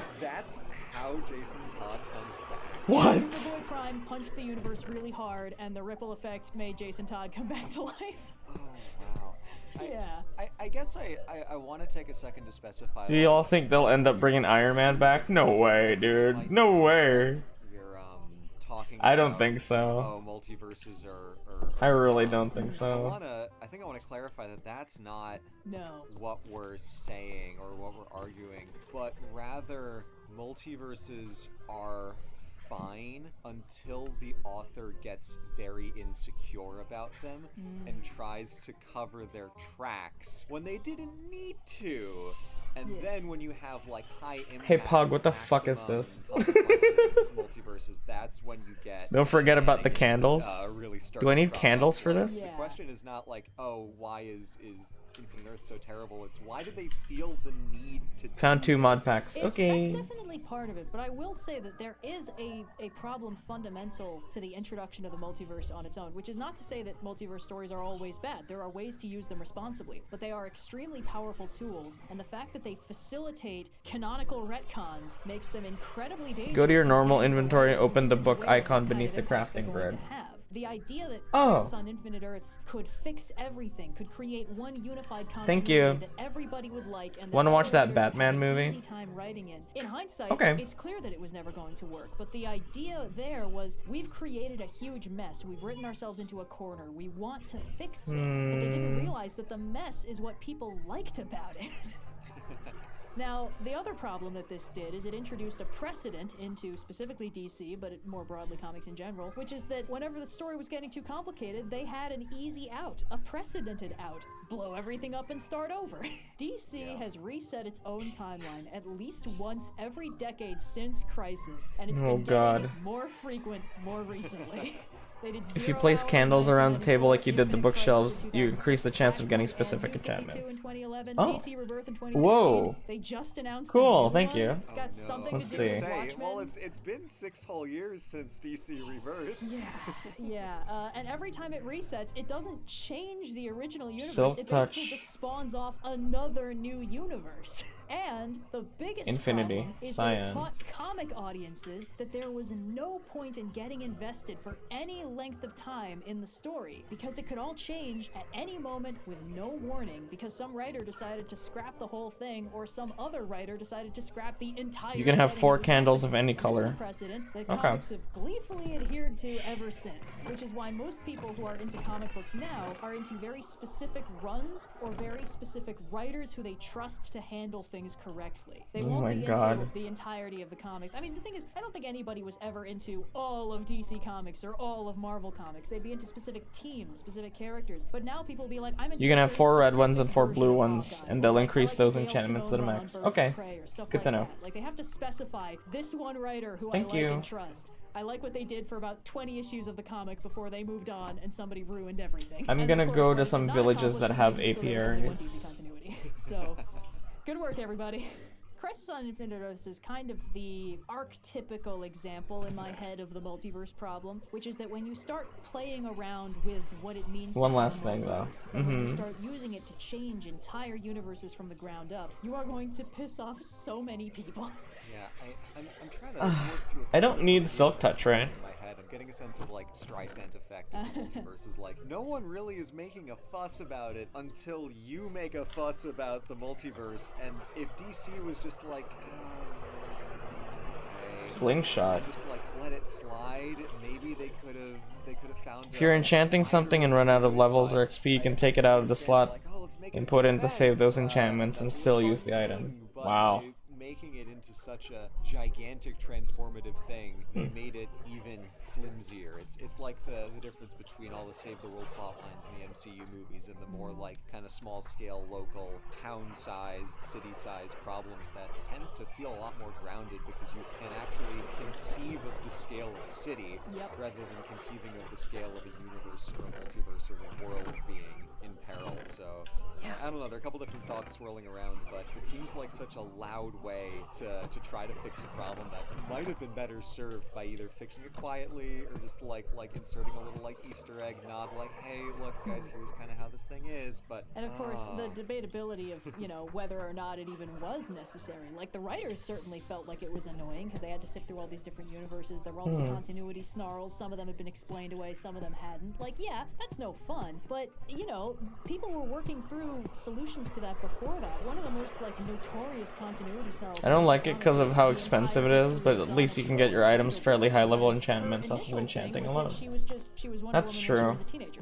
Wonder Woman was like Wonder Tot, and then she was Wonder Girl, and then she was Wonder Woman. But some writer got confused and was like, oh cool, there's like a teen sidekick for Wonder Woman running around. We can have her join the Teen Titans. So now there's a Wonder Girl running around in the same universe and timeline where Wonder Woman is running around, and everyone's like, wait, hold on, what's going on? And they made this a plot in the new Teen Titans run, where Dick Grayson basically goes and detective works his way through, okay, who is Donna Troy? Where did she come from? What is her actual past? And he found a solution. He like figured out who she was. And then Crisis happened. And ruined it all over again. Like there are other ways to fix continuity snarls than nobody look, we're gonna wreck everything and fix it and rebuild it better. It makes the audience so blatantly aware of the hand of the author, and you didn't mention it specifically, but you showed on screen earlier a little like 3-column spread from the beginning of Crisis on Infinite Earths, basically of the writers laying out, here's what we're gonna do.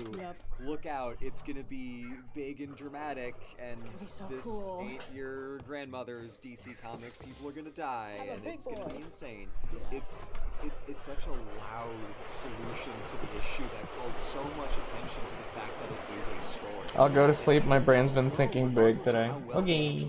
The fact that they framed it in such a way of like, look at this metatextual thing that we're doing, it automatically takes people like First mod pack I'm trying, I just spawned with a gun in hand, 32 bullets, a backpack, a wooden sword, and 9 pieces of bread. Wow. Which is what a lot of the discourse around the Marvel movies have been lately, is like, how are they gonna write this? As opposed to, what are the characters gonna do? It primes the audience to think one layer abstracted already, which, for various strengths of MCU notwithstanding, is very bad for audience investment. People are primed to think about, here's how this is fucking weird, instead of like, oh, I like when the character punched the guy, that was cool. People aren't thinking about that stuff, they're thinking about continuity and multiverses, and what the fuck Kang's gonna do. It's an interesting point that, you know, the thing I said briefly before, which is that, like, now people who are fans of comics are fans of, like, specific writers. That does mean that they have to be painstakingly aware the whole time that it is a work of art being created by a writer, and they might not get it right. And that's a level of mistrust that's being cultivated in the space of comic fans that's pretty disheartening to think about. And I had a secondhand personal anecdote about Crisis on Infinite Earths I wanted to relate, because my dad is a classic comic fan, but Crisis on Infinite Earths is when he basically stopped reading, and he told me a specific anecdote for like what kind of made him go like, okay, is that when Crisis was running and it had started messing up the main universe and like, oh, it's happening in the 30th century too, he like sent in a letter that was like, what you're doing is completely messing up the Legion of Superheroes 31st century continuity. Like, I don't see how you're going to resolve this. And the response he got was basically, oh yeah, we don't care about that. And he was like, wow. oh, alright. So, the biggest problem with Crisis is that essentially it was the writers laying down the law from on high. Here's the only parts of our world that you're allowed to care about, and if you liked anything else, you're gonna regret it. And that's just not a good way to cultivate a long-standing audience and how much they like your stuff. So, you know, that kind of sucks. But there are a lot of lessons that we can learn from Crisis on Infinite Earths. Like, if you rip up your story by the roots, the audience and the writers are gonna know. Guess who's back? Hello, Egg. And there'll be no reason for them to Sorry, it's loud because it's raining outside. I'm sorry. There's gonna be this undercurrent of like, oh man, I really hope you don't make me regret this. If you narrow the space of what actually matters in the story too far, it will make the world feel claustrophobic and unimportant. The fact that this started with like, we have an infinite multiverse of possibilities, but it's dead now. So if you don't like this one, you're screwed. So I go, if the thing everybody likes about your story is how huge and sprawling and colorful and fun it is, hacking off 99% of that until there's only a tiny sliver of it left so it's easier for you to write is probably not going to win many people over. I mean, it's telling me Elseworlds flexibility is one of DC's current greatest strengths in, like, visual TV and film media, and being like, we're killing that, we're killing it dead, and Flash and Supergirl 2 is such a bold play that only seems to be like, look, we're doing it because we can. That's what it screams to me, is we're doing it because we can. Correct, it is 5:55. It's 5:56 now. And it's heartbreaking because, like, Mark Wolfman has handled a lot of really good writing really well. I don't think there was any malice or even incompetence in this. I just think nobody had ever done this level of canon retcon before. Nobody knew how cataclysmic it would be and what kind of precedent it would set going forward and how much it would harm the audience investment and make it impossible to build a consistent audience going forward, because it essentially meant that these writers no longer needed to commit to the bit of their own established plot. On that note, if you choose a thin slice of your story to be the only thing that gets to stay on the arc, and then everything else gets completely destroyed, you're tacitly telling the audience that only that thin slice ever mattered. Everything else that they cared about, they were stupid for caring about. And that's not a good thing to make your audience feel. I think I'm gonna end soon. I kind of don't like half-assing this stream, actually. I was relaxed earlier, but I feel bad now.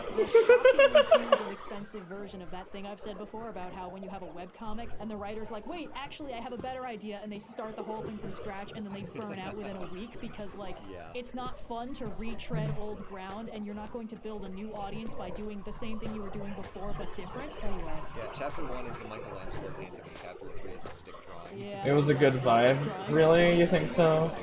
So, Crisis on Infinite Earths, how does this factor into the multiverse problem? Well, it was intended to remove the problem of having too many universes, so how could it be a multiverse problem if it did not in fact involve keeping a multiverse? Well, the thing is, like you said, the option of Elseworlds and multiverses were extremely helpful. They gave writers leeway to play with wild concepts that would maybe be too disruptive in the main canon. They just had this huge sandbox to play with without needing to worry, in a sense, like the concern of, oh, the continuity, we keep messing up the continuity. Having a multiverse, I guess I've just been really concerned about my streaming lately.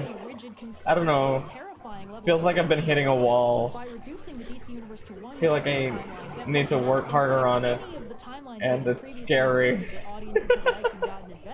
It's a scary idea to think that you might have been doing things wrong for 2 years, you know? But, I mean, you guys like me. Nothing could be trusted to be actually So that counts for something. It has to. And then they just kept doing it every few years. And it punished fans who liked the parts of the canon that were sacrificed to create this quote-unquote true Earth. And this is just pretty much indicative of the fundamental problem where we find the multiverse problem, which is the question, which of these worlds actually matter? If you live at the top of the world and you run in a circle, how many time zones do you pass? 24? That's how many time zones there are. The final version that was a fusion of 5 other worlds, it wasn't any of those worlds. It lost key pieces of them. Thus, none of the worlds actually mattered. In most stories where there's like, oh, this is a fun new universe, characters are going to visit for like one arc and then they're going to leave, that's when basically only one universe really matters. The main one, where our heroes live. MCU sacred timeline kind of stuff. Exactly. That's where you get stories where, like, if you're visiting another timeline, like Marvel's What If, anything can happen in those universes. Things that would not ever happen in the mainline movies, like, you know, powerful characters going out like chumps, or a full-on zombie apocalypse happening and destroying the entire world. Like, you wouldn't do that in the main universe after, you know, movies and movies of none of that happening. The plot armor requirements of the... I think there are some weird time zones with 30 or 15-minute increments. Really? And there are stories where some universes matter, but maybe not all.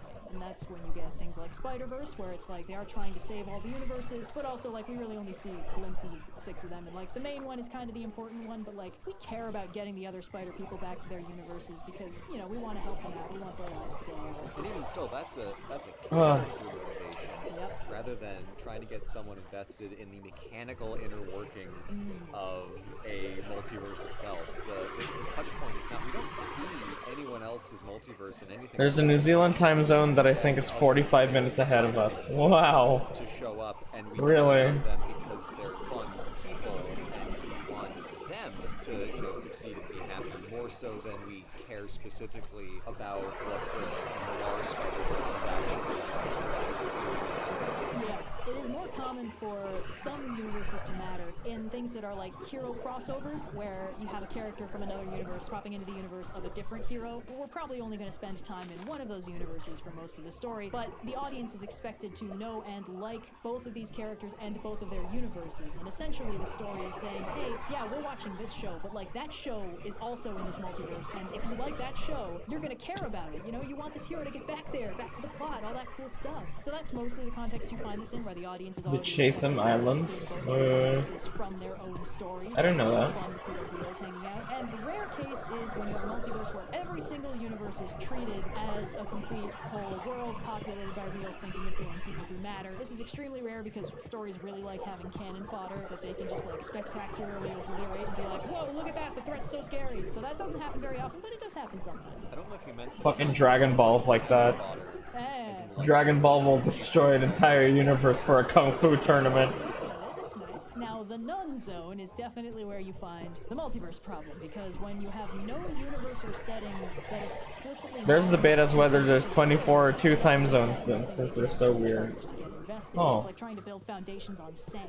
These stories will often lose a lot of their audience goodwill and attention the minute the hero's home universe is either abandoned or becomes fundamentally changed through like timeline fuckery. 25, not 2. I see. Certain they can get invested in. Anything altered becomes I forgot one thing about enchanting. Set by the alteration means that nothing can really be trusted to stay the same. Character relations usually suffer from this the most frequently because they're the most dramatic thing you can erase via time travel / universe. I just started something. Yes, you did.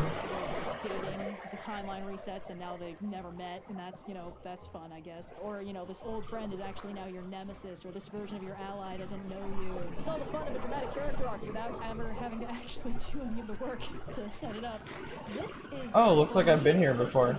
The deal breaker that has knocked me out of liking several different shows, games, etc. And I have a few examples of those, some of which I think you'll know about. First of all, BioShock Infinite. Yeah. For those of you When you place the first block, you can place other blocks with that enchantment on that block. Oh, to upgrade it. Okay, cool. Good to know. Thank you.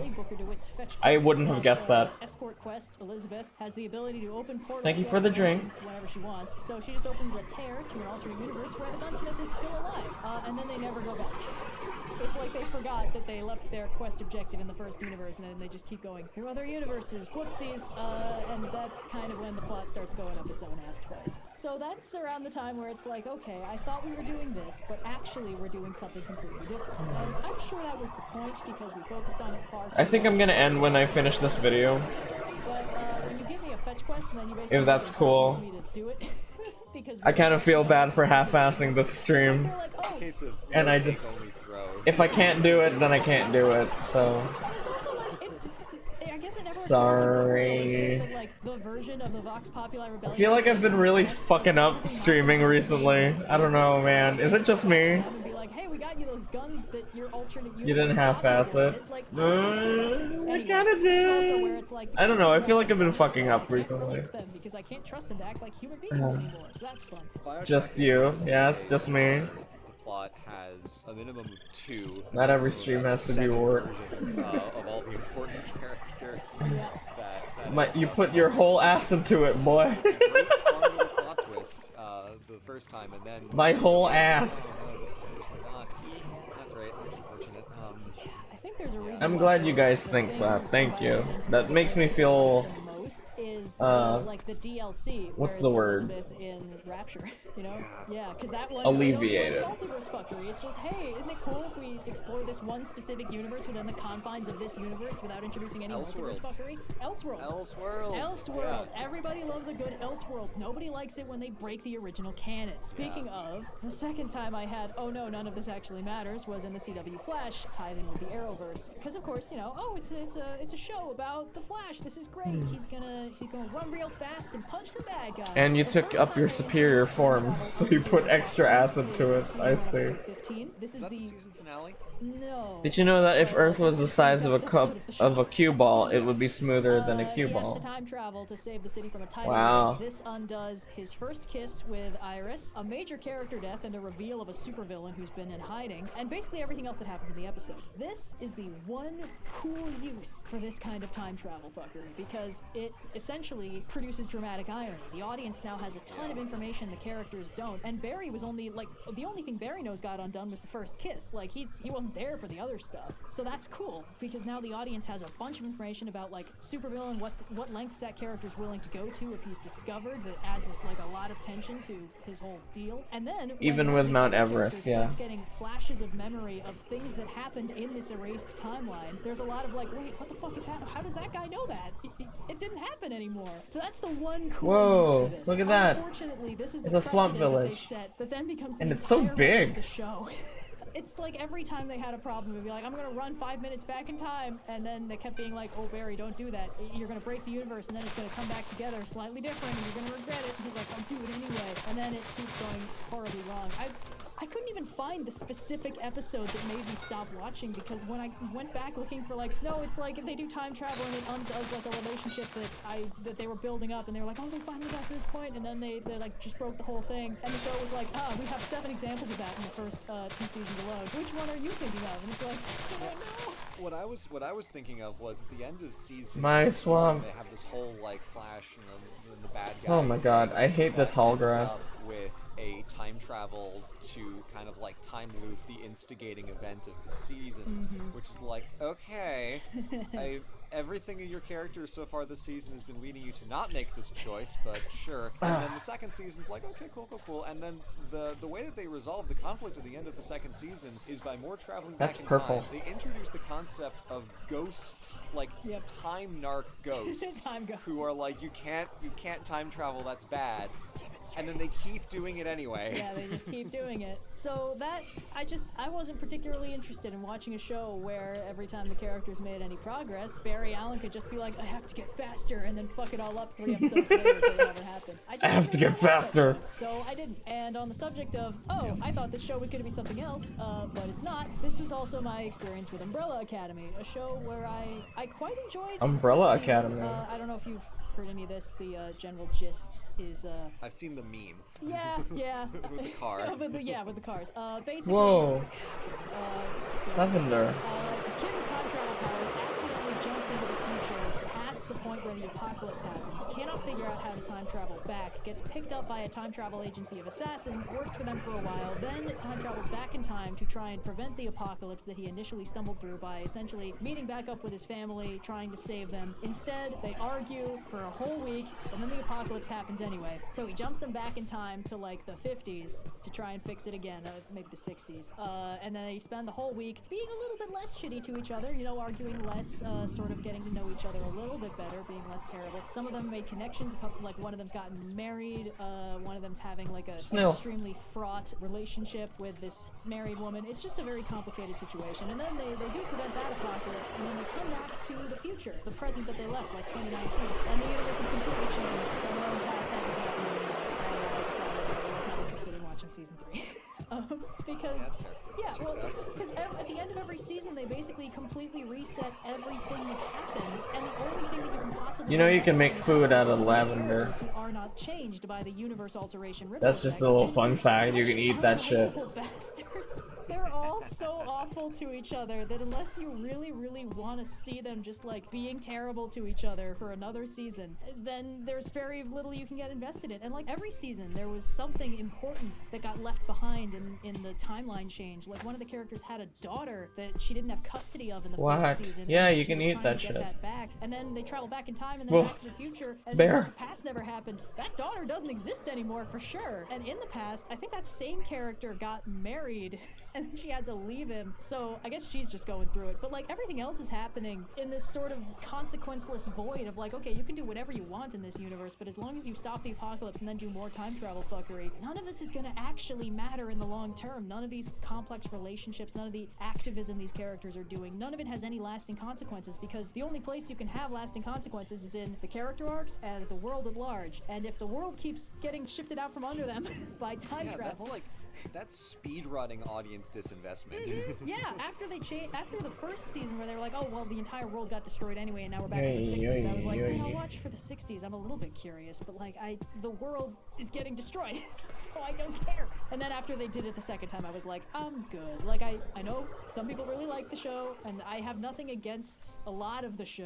It's just very much not for me, and this is specifically why. I just don't like it when a story gives me a big pile of fun things to get invested in and then punishes me for caring about 90% of them. And that's kind of the heart of the multiverse problem. When you introduce a tool for the writer to use to decanonize whatever parts of their story they find inconvenient or they don't want to deal with, or just anything that they want to sweep away, an audience that's been getting invested in that story is going to be hurt by this. Now, there are also a lot of big-name wild cards of stories that have used the concept of a multiverse in a way that doesn't line up strictly with just being more Crisis on Infinite Earths and more problems, and I wanted to discuss some of them, starting with Spider-Man No Way Home, which of course has No Way Home. It's like a severely dumbed down version of the premise of Into the Spider-Verse, but it has the one advantage over Spider-Verse, which is that multiverses it's drawing its Spider-Man from are other movie franchises that actually exist. So rather than just being like, look, we have like a gritty noir Spider-Man and a pink Spider-Man, this is like, hey, you remember Tobey Maguire's Spider-Man? He's back.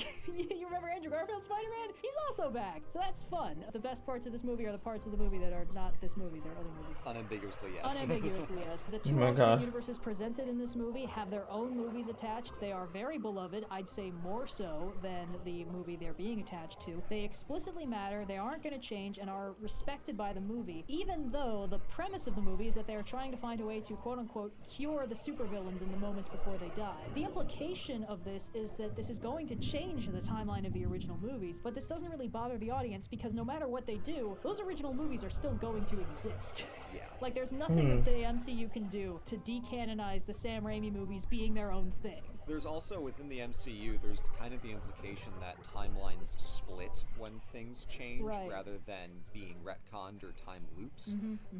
Except for Doctor Strange, but that Yeah, we'll get there, don't worry, the next slide. yeah. Ooh, ice. But within the internal Nicholas logic, Hammond, Spider-Man, just waiting for his multiverse MCU ticket. time travel and multiversal Nicholas Hammond? What is that? Who is web that? Movies, the Amazing Spider-Man. Which one are still, those? You know, their own little side sacred timelines, and Yeah. I think the movie treats them with a lot more respect because they are separate films that are done rather than part of the MCU and therefore Lego toys to be broken open and reassembled at the whim of the director. Oh my God. Exactly. Now, of course, the entire point of Spider-Man No Way Home is to rework the MCU's Peter Parker into his more traditional form, with a secret identity, no money, no Stark backing, no fancy suit, and no luck. This is what he probably should have been this whole time. He was but from a when you do these live-action 4 TV movies series with this that also version had of a Peter, it's movie. kind of a hard Oh. sell to be like, we're changing everything, actually, it's fine. Yeah. It's Never heard basically of that. a soft reboot of this Spider-Man, justified in-universe with magic and multiverse-breaking nonsense. Also, it's drawing on the infamously hated One More Day storyline, where Peter sacrificed his marriage to Mary Jane and his future daughter Spider-Girl to save Aunt May's life. In this universe, in this movie, he sacrifices MJ and Ned's memory of him to save the world, and then doesn't, like, tell them who he is afterwards. The thing is, this movie, by multiverse standards, is not bad. The way it handles the multiverse is pretty solid.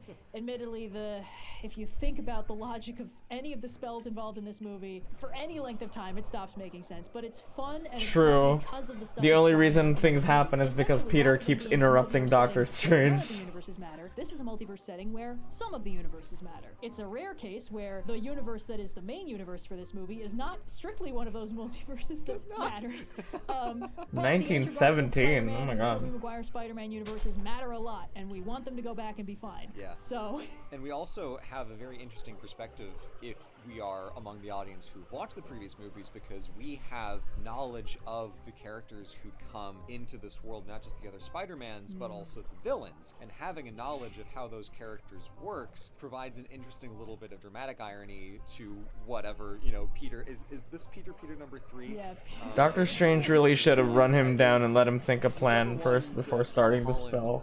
I think he's Peter Yeah. 1, right? He's got to be. I don't He should have know. been Peter 3, but you know how it is. Yeah, but it provides dramatic irony to what Tom Holland is trying to figure out. The warnings came after the It's spell. Norman Green Goblin guy. He's shifty. He's Just sus. because he's acting nice now. He's yeah. Yeah, and you know they knew that, because if you're watching this not in a theater, the slightly awkwardly long pauses for cheers every time a character shows up. This movie, all things considered, I had a great time with. I wasn't expecting to, but I really did enjoy it. Dude. And it's entirely because the stuff from the Green other movies was Goblin- handled in a very sweet kind of heartwarming what the hell way. was his The relationship name? between the three Spider-Men was William very fun. And the way Dafoe they handled the was multiverse so specifically, good very in this specifically movie. cleared the problem of He gave me actual chills when he started talking like the Green Goblin.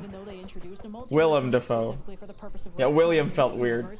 He was so good. He gave me literal chills when he started talking as the Green Goblin. It was so freaky. He really so I freaked me think out. This movie is a great example of narrative storytelling cake.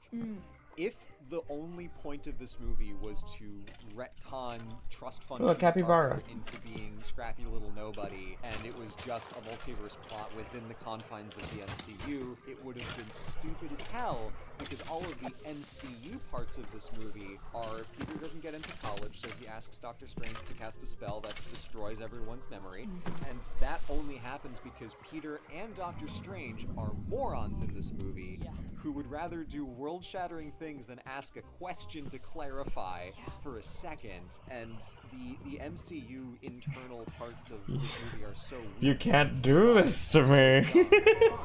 Once you start FIFO, hi, nice to meet and you. the villains and then eventually the other Spider-Mans, it becomes so much more fun because Are we're those seeing azalea what blossoms? happens when you I need put two those. Spider-Mans in a room. What happens when you put 3 Spider-Mans in a room? What happens when you call out Peter and all 3 of them turn their heads? You get those kinds of fun moments of like the Whoa. stuff of, you know, early 2010s like Tumblr posts of like Avengers coffee shop AUs. Like that was the height of MCU fandom, was just Oh. us thinking what these characters would do. Oh, if they were in a vanilla. room together hanging out, and that is so much fun. Why is it poisonous? Is vanilla poisonous? Fascinating, insightful, deeply funny. The kinds of conversations that resolve lingering character arcs from the. Oh my god, he's writing on his. He's writing on his mom. I didn't know they did that. No, you are an amazing Spider-Man. yeah. Like I need you to. I He's need like, you to hey, say you know, I it. You're needed that. amazing. Hello. That also works metatextually of like, hey, you know, people kind of shat on his movies when they came out, but like, there's a lot of heart in them, and like Andrew Garfield's Spider-Man is still a really fun, good character. Yeah. That kind of stuff is narrative cake. It's empty calories in terms of storytelling, but it has value and fun to us as an audience. Little baby that makes it capybara. worth whatever nonsense, you know, we had to do to get to this point of making Doctor I didn't know they did that. this version of Peter Holland. And because it's a narrative cake, we will kind of be like, all right, fine, you know, whatever. Let's just get to the fun part and we can enjoy the parts of this that are fun. And the multiverse is an opportunity. Yes, rabbits, I need your skin. As opposed to stories where the multiverse is Is it? treated as a It's kind of. device. And I say I need your skin a lot when I play games, don't I? We'll get to that example in a minute, I think. Yeah, we will. But the difference between, you know, Ow. a meal and a cake is Spider-Man No Way Ow. Home is not a meal. The plot is nonsensical, but it is so much fun. It's like eating cake. It's empty calories. The story is very thin on the ground, but it's still so satisfying. No Way Home had good filler. It really did. It was like all fan service, and I was there for it. Exists and what it does. The ancillary Dude, when Doc Ock took the arc reactor, and he was like, I knew exactly what he was gonna fucking say. When he took the arc reactor and he looked at it, I mouthed the words, the power of the sun. in the palm of my hand. And when he said it, I nutted, bro. Okay, and we've also reset the continuity. It's like, okay, yeah, whatever. Rewinds to when the Peters were doing the They same fucking... thing. That's The planets had to align for that line to make sense. It was crazy. Build a meal around the concept of the multiverse. It's not really going to work because you end up... Yeah, fun out of 10, definitely. Close to the none zone. But if you're just using the multiverse as an excuse for narrative cake, it's a lot easier to justify that, which is also why Avengers Endgame was not as bad as it could have been, despite the various flaws with that movie. The time travel bits were fun. Yeah. They were enjoyable. They only used the time travel for fan service and memes and, you know, that is America's ass. America's ass. I love that My meme. problems with that movie aside, it did not use the multiverse irresponsibly so much. And the thing that I noticed about No Way Home is that you could feel that it was made by somebody with endless love in their heart for both the Tobey Maguire Spider-Man movies and the Amazing Spider-Man movies. Because, like, the little references, just the moments, letting the Andrew Garfield Spider-Man save the girl and have her That was so good. Tobey Maguire Fuck. stopping Green Goblin from getting impaled on his own glider. All these moments where these Spider-Men get to realize how old Toby was, got over the years though. Never mind the fact OG Spider-Man trilogy happened in a short 2 decades. But we don't talk about that. Andrew Garfield Spider-Man is like, you know, I lost Gwen, she was my MJ, and we get Tobey Maguire being like, you know, Green Goblin like died, you know, I regret that. But if you didn't watch the movie, like, you don't know the details, you don't understand the full meaning of him like catching the glider and like wordlessly pleading. So I would say that No Way Home is a movie that brings in a multiverse and uses it responsibly, but it is not the only movie in the MCU to use a multiverse. Though it may be the one that uses it the most responsibly, introducing it in this way is still a harbinger of things to come. So let's talk about Doctor Strange and the Multiverse of Madness. Oh no. Quickly, I hope. Oh god. Oh no. The multiverse setting that we get in Multiverse of Madness sort of tries to do both alternate universes and extremely distinct worlds at the same time, because it's like, oh, there's a ton of universes of Doctor Strange, but also there's one universe made entirely of paint. I don't really know how that's supposed to work. Oh yeah, There's Paint America Universe. Chavez is a universe hopper with no control over her powers. America She's been to Chavez is 70 kind of a... universes at the time of the story beginning. Despite this What exciting a premise, only weird 2 name. universes really matter in the story, and our heroes only visit 3. This movie introduces extremely blatantly a plot device for future Crisis-style universe alterations. An incursion occurs when the boundary between 2 The dark universes hole. erodes and they collide, destroying one or both entirely. So that's how we're Whoa. gonna get the X-Men in the MCU. I hope you're all happy. And this movie contains the other multiverse problem, which is reduced stakes violence. She's an alien from the lesbian world. I see. That's Generically true. speaking, only one universe matters, which is the main one, the sacred timeline, whatever. Because when universes that aren't the main one are visited, Whoa. they aren't really treated like Look at those. functional worlds in their own Roadrunner. right. There are more punchlines, and the characters in them that have Kills superpowers it and immediately. punks. Captain Marvel gets squished by a statue and somehow that kills her. World-ending threats get unleashed casually. And alternate Stephen Strange just made a hobby out of projecting his mind into other universes and like effortlessly murdering their extremely powerful Doctor Stranges. And I think if that had happened to our Strange, there would have been actual riots. Essentially, this is a case where the rules of this story are so blatantly served by the needs of the plot. Characters from the main timeline, they'll have plot armor, they'll be strong and sturdy, and it'll take a lot of work to knock them down. But characters from any other universe are much less important, go out a lot faster, a lot more like punks. The universes don't get as much build-up, they don't mean as much. And in this specific movie, that's basically when Wanda kills the entire Illuminati, which is like Mr. Fantastic and Captain Marvel and like Captain... Oh my god, that was so disrespectful. Getting killed pretty quickly by the universe. Apparently Professor X, you know how he goes into Wanda's mind and tries to wake up the actual Wanda, but then the scary Wanda comes out and breaks his neck. Apparently what she does is she rips his face off. She doesn't... And I remember telling that to Chris, who was a big MCU fan, and he was like, oh, so it was more disrespectful then. Cool. But like... I mean, that version of Reed Richards deserved it. He was a moron. It's so funny because people were so excited for that cameo, but watching it, I was just kind of like, this guy does not seem like he wants to be here. He's got one expression this whole time. Black Bolt going out like a punk, Professor X getting in like one kind of little moment of like, oh, that's not good Professor X content, and then getting his neck snapped. It's just like, this wouldn't happen if this Smartest was the main man in the universe. And there's nothing separating them except needs of the plot. So that's the other multiverse problem, but more blatantly, this movie introduces the concept of incursions very specifically just to set up future universe fuckery. It's incredibly blatant. The after credit scene has Clea showing up and being like, Doctor Strange, your manipulations have caused an incursion. We're gonna go fix it into the sequel. And it's like, alright, if this is how you get the X-Men into the MCU, and if you killed off Wanda specifically so you can get the X-Men version of Wanda instead, I'm gonna be pissed! Oh no. So that's what I'm calling right now for why they did that way. So this movie, I didn't particularly enjoy. What'd you think? What's fucked up about Multiverse of Madness is that you'll only understand why Wanda's crazy if you watch WandaVision. Wanda Maximoff, horror movie villain, like monster. But if you watched WandaVision, you're gonna end up hating Multiverse of Madness because it totally fucks up her entire character arc. Also, what he's talking about here, where they make her some sort of horror monster, I really like that. Fun comic book fact, Doctor Doom from Marvel Comics once got a glimpse into the entire multiverse, and there was a singular universe where humanity wasn't wiped out in the end. It was the one where he ruled the world. Wow. Character, she's like, she's That's in the interesting. water, she's in the walls, man. I thought it was well done, and she is a force of nature when she destroys Kamar-Taj, but she's just like turbo insane, and it's complete character assassination for kind of a cool fight sequence, but it wasn't worth it. No.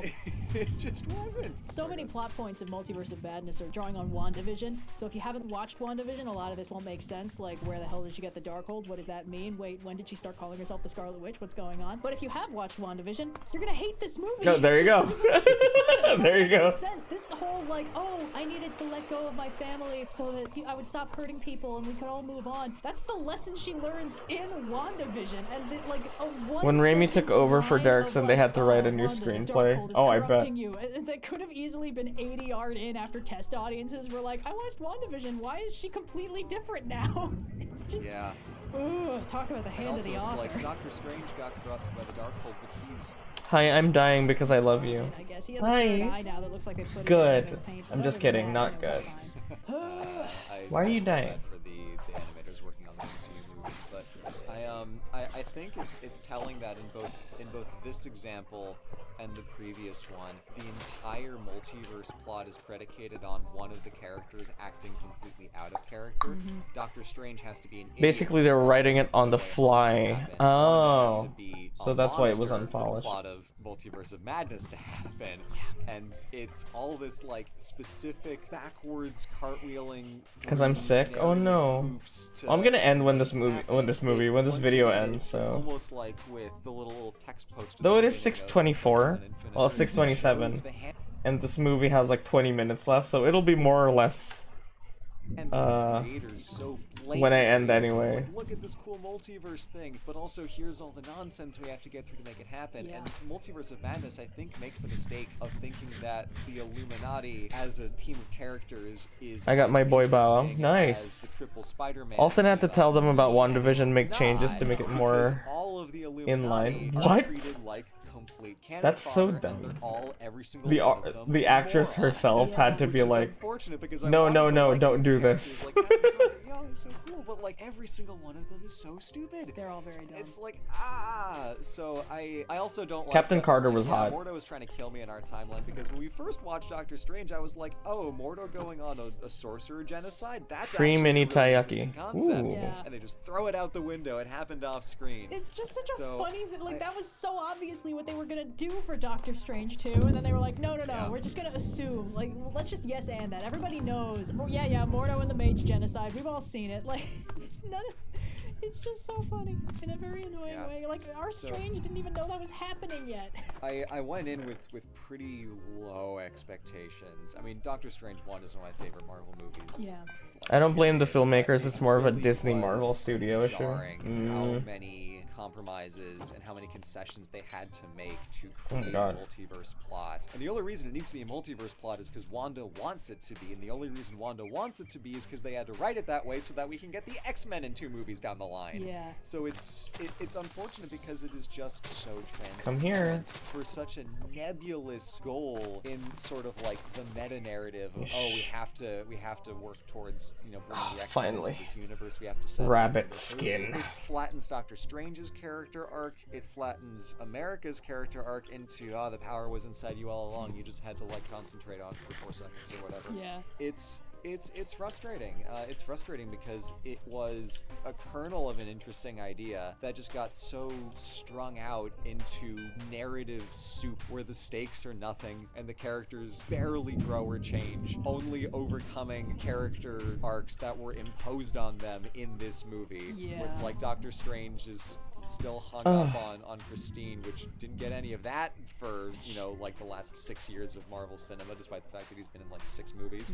And Wanda has Thieves' to Hood is unlearn crack her when you're in lessons. the She end has because to learn her lesson. it lets you look at It's Enderman. frustrating. Oh. It is unfortunate. But the effects were decent. Yeah. I have In places anyway. Yeah. I need to kill this many monsters left. They're not actually always I completely bad, forgot because about if you're Disney's careful, acquisition they of can work Marvel. really well. Oh And yeah. my go-to example for this is X-Men Days of Future Past. They did that which shit. I don't remember if you've seen or not. I have not. Okay, so basically, after the events of the first several X-Men movies, which are all, you know, kind of in one timeline, yeah, they haven't really introduced that much weirdness, they did a movie called X-Men First Class, which was essentially a prequel, where it's like back in the 70s, and it's like, oh, it's young Charles Xavier, it's young Eric Lenshaw. they're Arctic becoming Fox besties, Amy, and, hi. they're Nice also to meet other you, characters there, Amy. but really they're not important That's a lovely so it name. doesn't really matter. And then, in Days of Future Past, Today's kind of a basically lazy the stream version of day, Wolverine so from forgive the first two video. movies, but like 50 years in the Oh future, shit! gets his consciousness sent back in time to the timeline of first. Hello.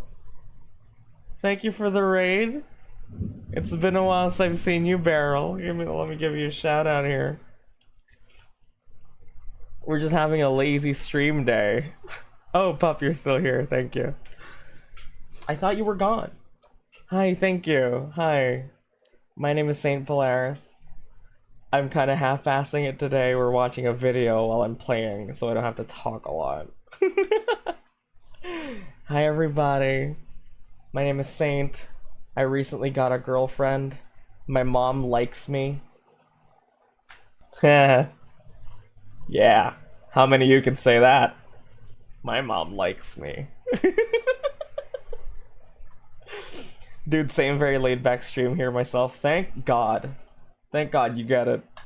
Class, like just the past, the prequel, Hello, to try and everyone. prevent the extremely bad apocalyptic future they're living in now. There are a few things that make this. I'm gonna feel end not when this terrible. video The ends, reset begins so in the extremely in far about terrible future, but not 20-ish established minutes, in give or the take. present setting, so it's like Nuh-uh, we're not my starting mom from, likes me oh, more. No, I'm really invested in this setting happening. I don't want it to get messed up. We're starting in, the universe is a blasted purple-colored hellscape. We probably don't actually want to end up here. The reset timeline takes place in the Muse past, Dash, in the huh? past, rather I than fucking essentially suck being at rhythm reset in games. place. So it's not like a Flashpoint situation where the main character is back in their familiar timeline, except Come here. everything is wrong. It's more Oh, like you're fuck, back in the give me your 70s. Let's skin. do things a little bit differently now. The things that they mostly Same. reset Oh, were but you items played it that anyway? really Rock and liked, roll. Because at the end of I Days like of that Future Past, gung-ho Wolverine attitude. wakes up in the present or like the future, but everything is good now. Like, Days all of the Future characters Past died in is a X dumb that name, were but I alive like the and one's movie. hanging out. It's just kind of implied that things Stop. are nice and the status quo is Yeah. where it's supposed to be. And most people don't really mind that those got changed. And I think possibly most crucially, they didn't do it more I than heard once, Rhythm and there's Game. no way for them to do it again. Beryl here, Because who the way the rated me, timeline played reset Muse works Dash is that today. In the distant future, Kitty Pryde's And they were movie having a power nice, allows her to chill send someone's stream, too. consciousness back Laid in back. time, but it's not like she can still do that in the timeline that Wolverine wakes up in. At the When the very kids end of threw movie. stuff And they at don't do it Wanda, in Olsen movies accidentally all the got time, hurt, just and did so one the movie scream in was the timeline, actual which you probably anger, shouldn't which do. in turn But actually general, scared the Days of child Future actors. Past Oh is my probably god. the X-Men movie that is the best, but that Really? people like the most with the least reservations. options. I'm an And it's Osu just gamer, because I'm the used to way it everything being handled it free. managed to Nice. sort of dodge every single landmine in the multiverse timeline reset writing game.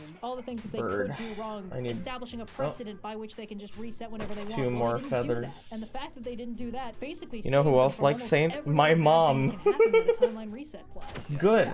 That's impressive. Yeah. Women like me. And also, I might actually watch that one at some point. I think I've gone on record as saying the only X-Men movies I've seen are Wolverine, The Wolverine, Oh, no. the Deadpool movies, which do slap, Yeah. and the first half of X3, which we watched at a movie night with some of our friends together. Oh, God. Before going to college. I think that's possibly the Ugh. worst experience you could have had, except for the Deadpool Yeah. movies. Yeah. God, yes, No, no, for sure, Days for of sure. Future Past is actually good. You should indeed. Oh, I've seen watch it. Logan. Wait. Logan was good. Oh yeah, Logan was good. Logan was very is so depressing, but I great. wouldn't call it representative. Yeah, so I wanted to also highlight just a truly spectacular. I usually movie only watch called OSP's history Multiverse because videos. it came out the same Really? weekend I'm as the Deadpool. exact opposite, dude. I do not give a fuck about the history. I only watch the literature ones. Oh, cool. Everything Everywhere All at Once. Have you guys watched this? I think this is the only non-superhero thing they talk about in this video. It is one of the best movies I've ever watched. This video. Multiverse of Not this Madness. video, this movie here. And everyone who saw them were like, if you only pick one multiverse-themed movie to watch this weekend, don't watch Multiverse of Madness. One of our friends' brothers described it as if you are curious about Everything Everywhere All at Once and Multiverse of Madness and you want to watch them both, watch Everything Everywhere All at Once twice. Yes.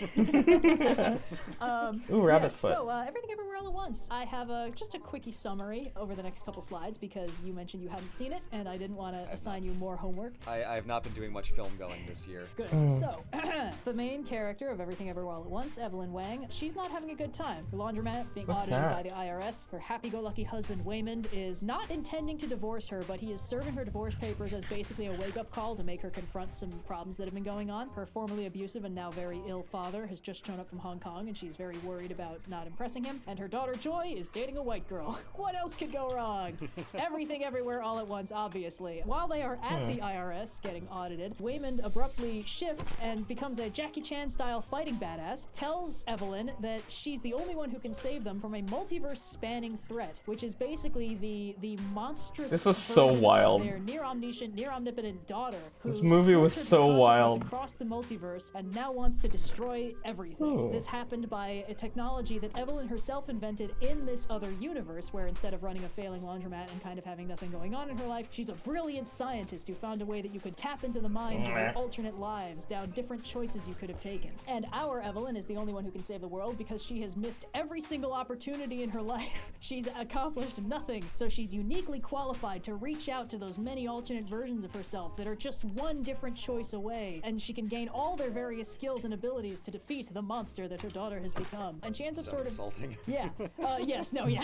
I think But Wanda as Evelyn apologizing decides was to, also you know, Olsen try feeling this bad. to confront her daughter or to save her daughter. That would've she's been not really good. Sure what's going on? She splinters her mind across increasingly bizarre universes, gains power, struggles to understand her daughter, who she basically pretty quickly concludes isn't evil. She's just experiencing the mother of all existential crises. You know, if you splinter your consciousness across every single universe where every choice you've ever made has happened, it's kind of very easy to feel like nothing matters. And Evelyn sort of succumbs to the same worldview because she's already not in a great place. And basically, she also kind of concludes, you know what, everything sucks, nothing matters. But her worldview is shifted by her husband Waymond, who's all movie displayed a relentlessly hopeful attitude, just very cheerful, very sweet. Ah, He's this got movie's cute so habit of putting fucking little good. googly eyes on everything, and there's visual symbolism where the symbol of nihilism and self-destruction is an everything bagel, which is a black hole with a white hole in the middle, and then the symbol for happiness and hope and positive nihilism is the googly eye, which is the white hole with the black in the middle. You Yeah, get it. It's that's it's very clever. And basically, in one of the alternate universes that Evelyn is currently experiencing, where she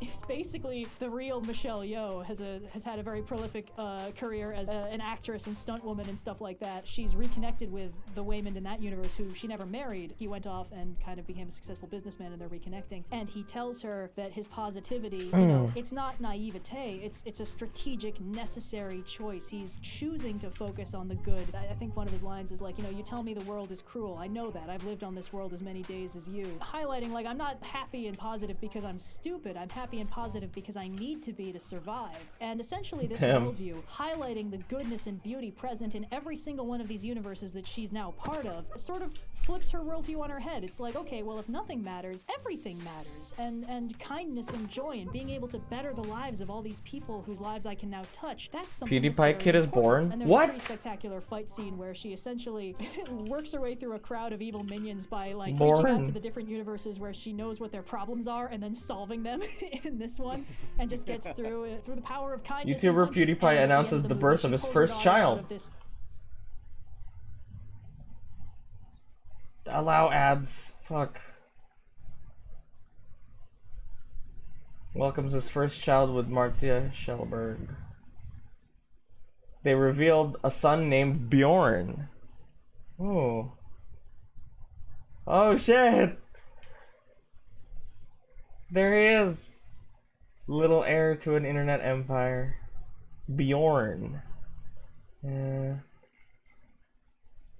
Cool.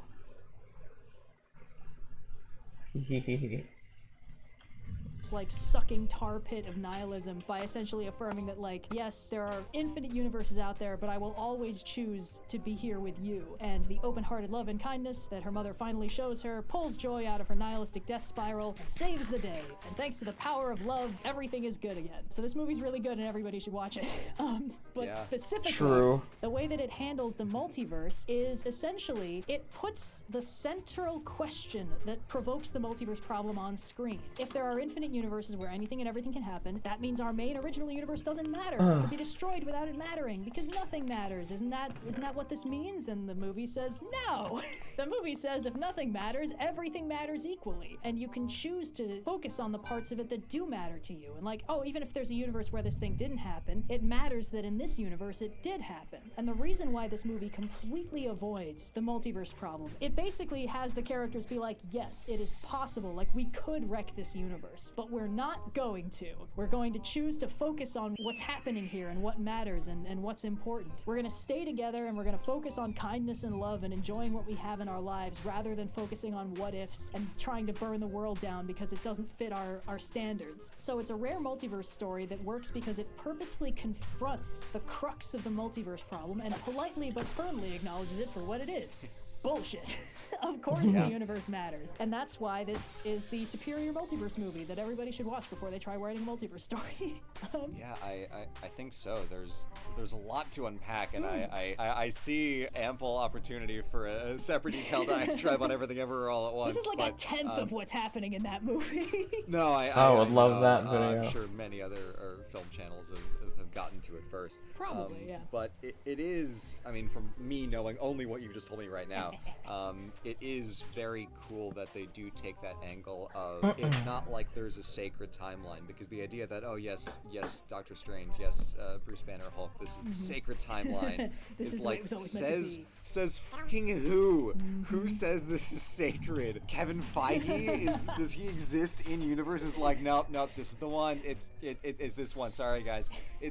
It's not that this one matters because it has more comic books about it, or we've had, however many Marvel films in it so far. Things matter because people exist in them, and people having thoughts and feelings create meaning from anything and nothing, which is how much larger conversation, me, an agnostic, still feels like the universe does matter, because there are people in it with thoughts and feelings who deserve happiness, and that is how we create meaning in a universe without having it prescribed for us by whatever. Right. Yeah. Something. It's a very clever way to philosophically confront the problem, not with like world building technicalities and like specific actuallys of how the multiverse works, because Superman did a thing in this one place and punched this guy and did whatever.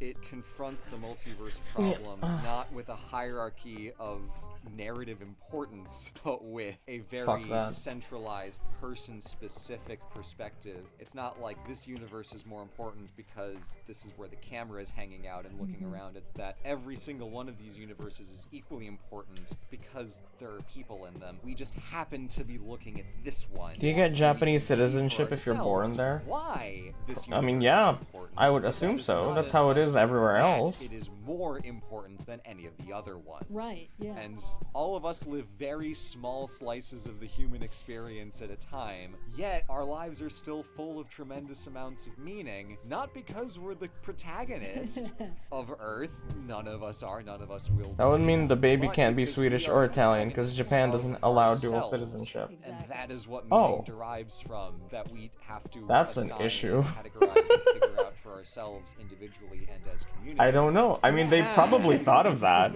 It matters in the because 9 we live months. it, and that's, you know, This looking mod at pack has yourself as the hero of 90 your own mods and it's story lagging is, so bad. it can be dangerous. Bean said that it's Expand about that to be the hero of every optimization, story. not But exactly sometimes the it's very amount of important mods to sort of apparently. sit in yourself and be I like, think I am that's what an she instrument said. through which the universe can care about itself, and then just sort of go from there. So this movie's really good, and everybody should watch it. I think genuinely the world would be a better place if everybody did. And one thing that I thought was cool about this world specifically is that during the sort of montage of How the fuck do I No, it's not you. It's the person who made the mod pack. Universes where she did like something I self-destructive think. and messed it up, going to like fix it in every single universe, even the ones that are like joke universes where they have hot dog fingers, or like she's working as like one of those really fancy chefs and her coworker is being ratatouille'd by a raccoon. She still helps him get the raccoon back. So it's like even in the silly universes, it still all matters. Yeah. And there's an ambiguity at the end of the movie of which universe we're in. We spent most of the story in the universe where she was fighting everybody, but it's not entirely clear. But also, it doesn't matter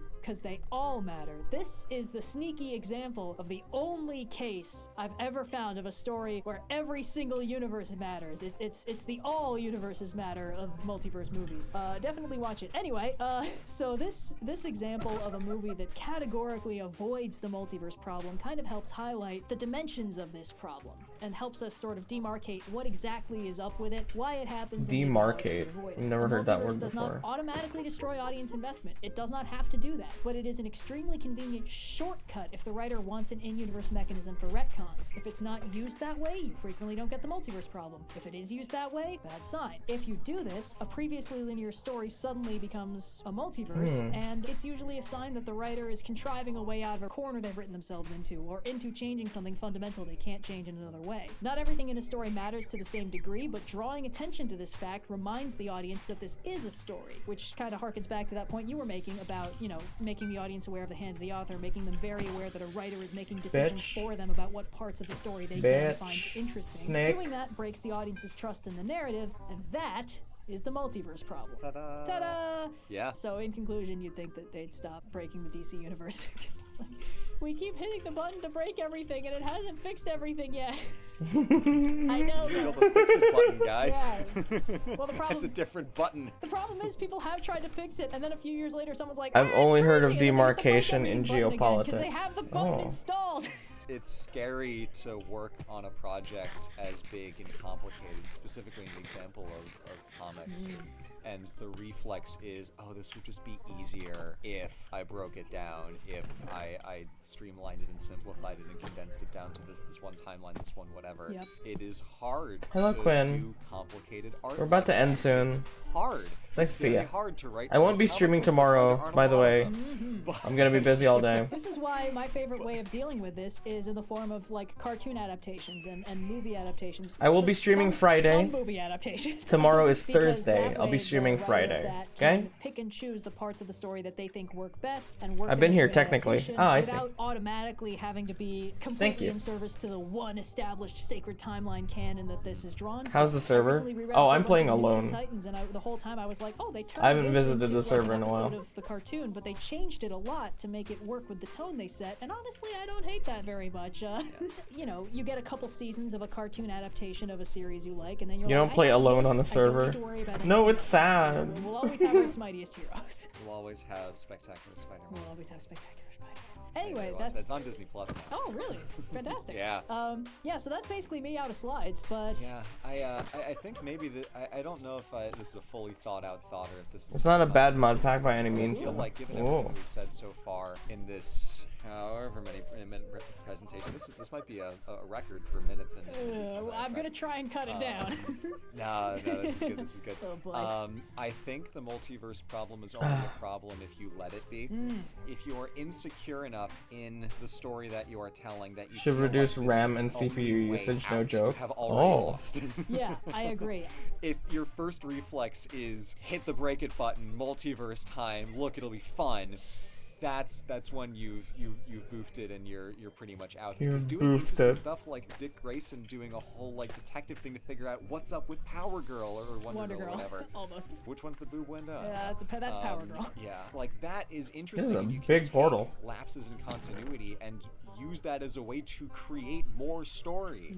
It's like, what's the deal with all these Robins? It's like they can all be a part of the thing. You can have more story and that can work. You can have Elseworlds and that can work, but the multiverse problem only rears its ugly head when you have to find a way to justify bringing the X-Men in 27 movies into a franchise. And only then have you fucked yourself. 27 movies. Yeah, I Oh mean, my this is part lord. of why, like, the I've start seen of every impetus single behind this MCU. video Never was mind. because I haven't noticed that seen I was Captain complaining Marvel. to everybody I knew about any Power Girl story is I funny. liked starting to make multiverse noises because I was like, why? Isn't she the one with the boob window? Why am I so suspicious of this? But I realized, like, no, this is a finely honed instinct. This is from our Saint days hates surviving women. in the savannah. I know whereof I speak. I can see what's on the horizon because once I'll play all the mods introduce 8 when. multiverse, our universe is but one of. Okay, look. I know how to upgrade the PC now. I know where to acquire the funding. I kind of have. We're gonna get a new GPU, the 3060 Ti. We're gonna get a new cooler for my Ryzen 7 because my PC guy was like, this is nowhere near enough to cool the full power of the Ryzen 7. So we're gonna have to get a new cooler. We're gonna buy 2 more RAM sticks that are exactly like the RAM sticks I have now. So no RAM stick fuckery will happen like we did last time. And that all of that will happen either late August or September, okay? And then that's when we'll do big shit. Because that's when my PC can handle it.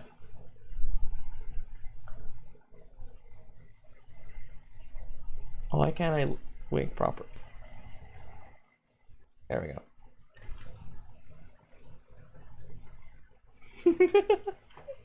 Okay, this is just about done.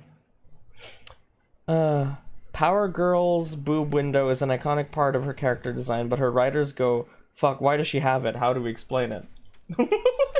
Okay. Saint, can I have your old GPU or whatever? I was planning on selling it. If you want to buy it from me. Also, how do I send it to you? Because, you know, this is just money sitting around. I want to sell it, so. Maybe I'll get someone to sell it for me, and I'll just take, like, a cut. No, they'll take a cut. What the fuck am I saying? It's my shit. I think I only need 1, 2, 3. 3 more obsidian to make this work. Too bad I didn't bring my diamonds. Oh well, I'll work on this when I get back. On Friday. Why don't you just sell it yourself? Yeah. Yes. Can I have a cut too? Of course. I wonder how much is gonna be because I need a GPU for streaming. Well, I mean, let me look it up. 1660 Super GTX 1660 Super price used, yeah. So wow, it costs as much as my Ryzen 7. So it's 14,700. But mine is used, so it's been in use for like 2 years. So how much do I slash off of that? Like 4K. So instead of 14, it'll be 10,000 maybe. Yeah, GPUs are fucking expensive. PC parts are so expensive. I can't do it anymore. I'm gonna throw up from the lag. We're gonna end anyway. So PH prices, to be honest, you can buy them for cheap here. Well, depends on what for cheap is. You don't know the conversion. It's Philippine pesos, yeah.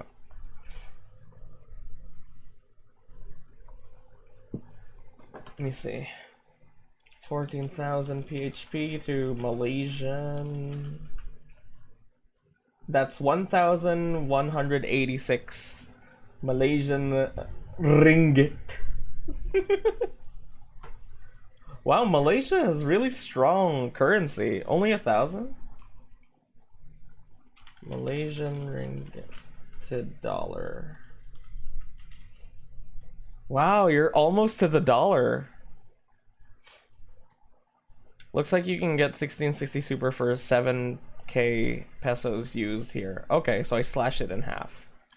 7k then. Just realize how expensive shit is right now. Shit is expensive all the time. It's been expensive. It will continue to be. Oh, Cosmic Gato, hi. Thank you for the follow. We were just about to end. Can you check in Iranian Rial? Oh, okay.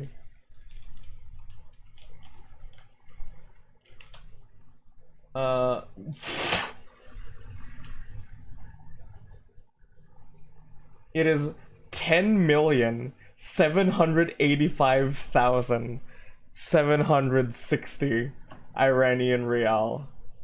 10 million.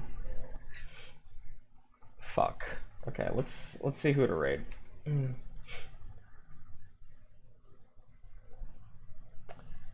Be the change you want to see. Used GPUs are dumb anyway. Use your market price. Okay, so 14k then. Yay.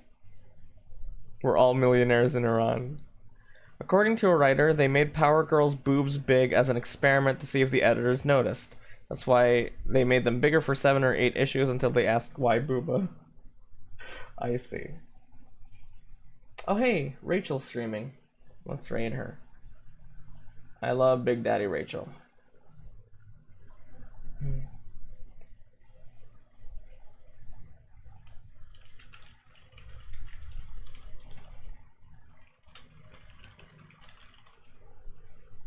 Okay. Rin just got those big scary red hands. Ooh.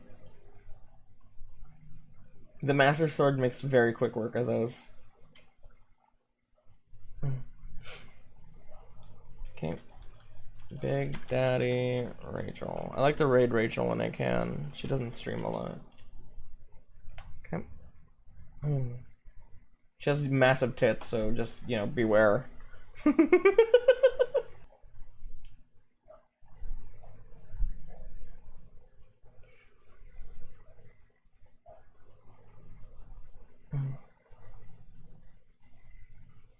Thanks for the stream. Yeah, thanks for coming. Thanks for staying. I know I fucked up and half-assed it today. I know. Friday will be better. We're gonna play horror games in the afternoon. That's always fun.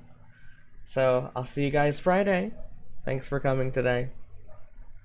Bye-bye.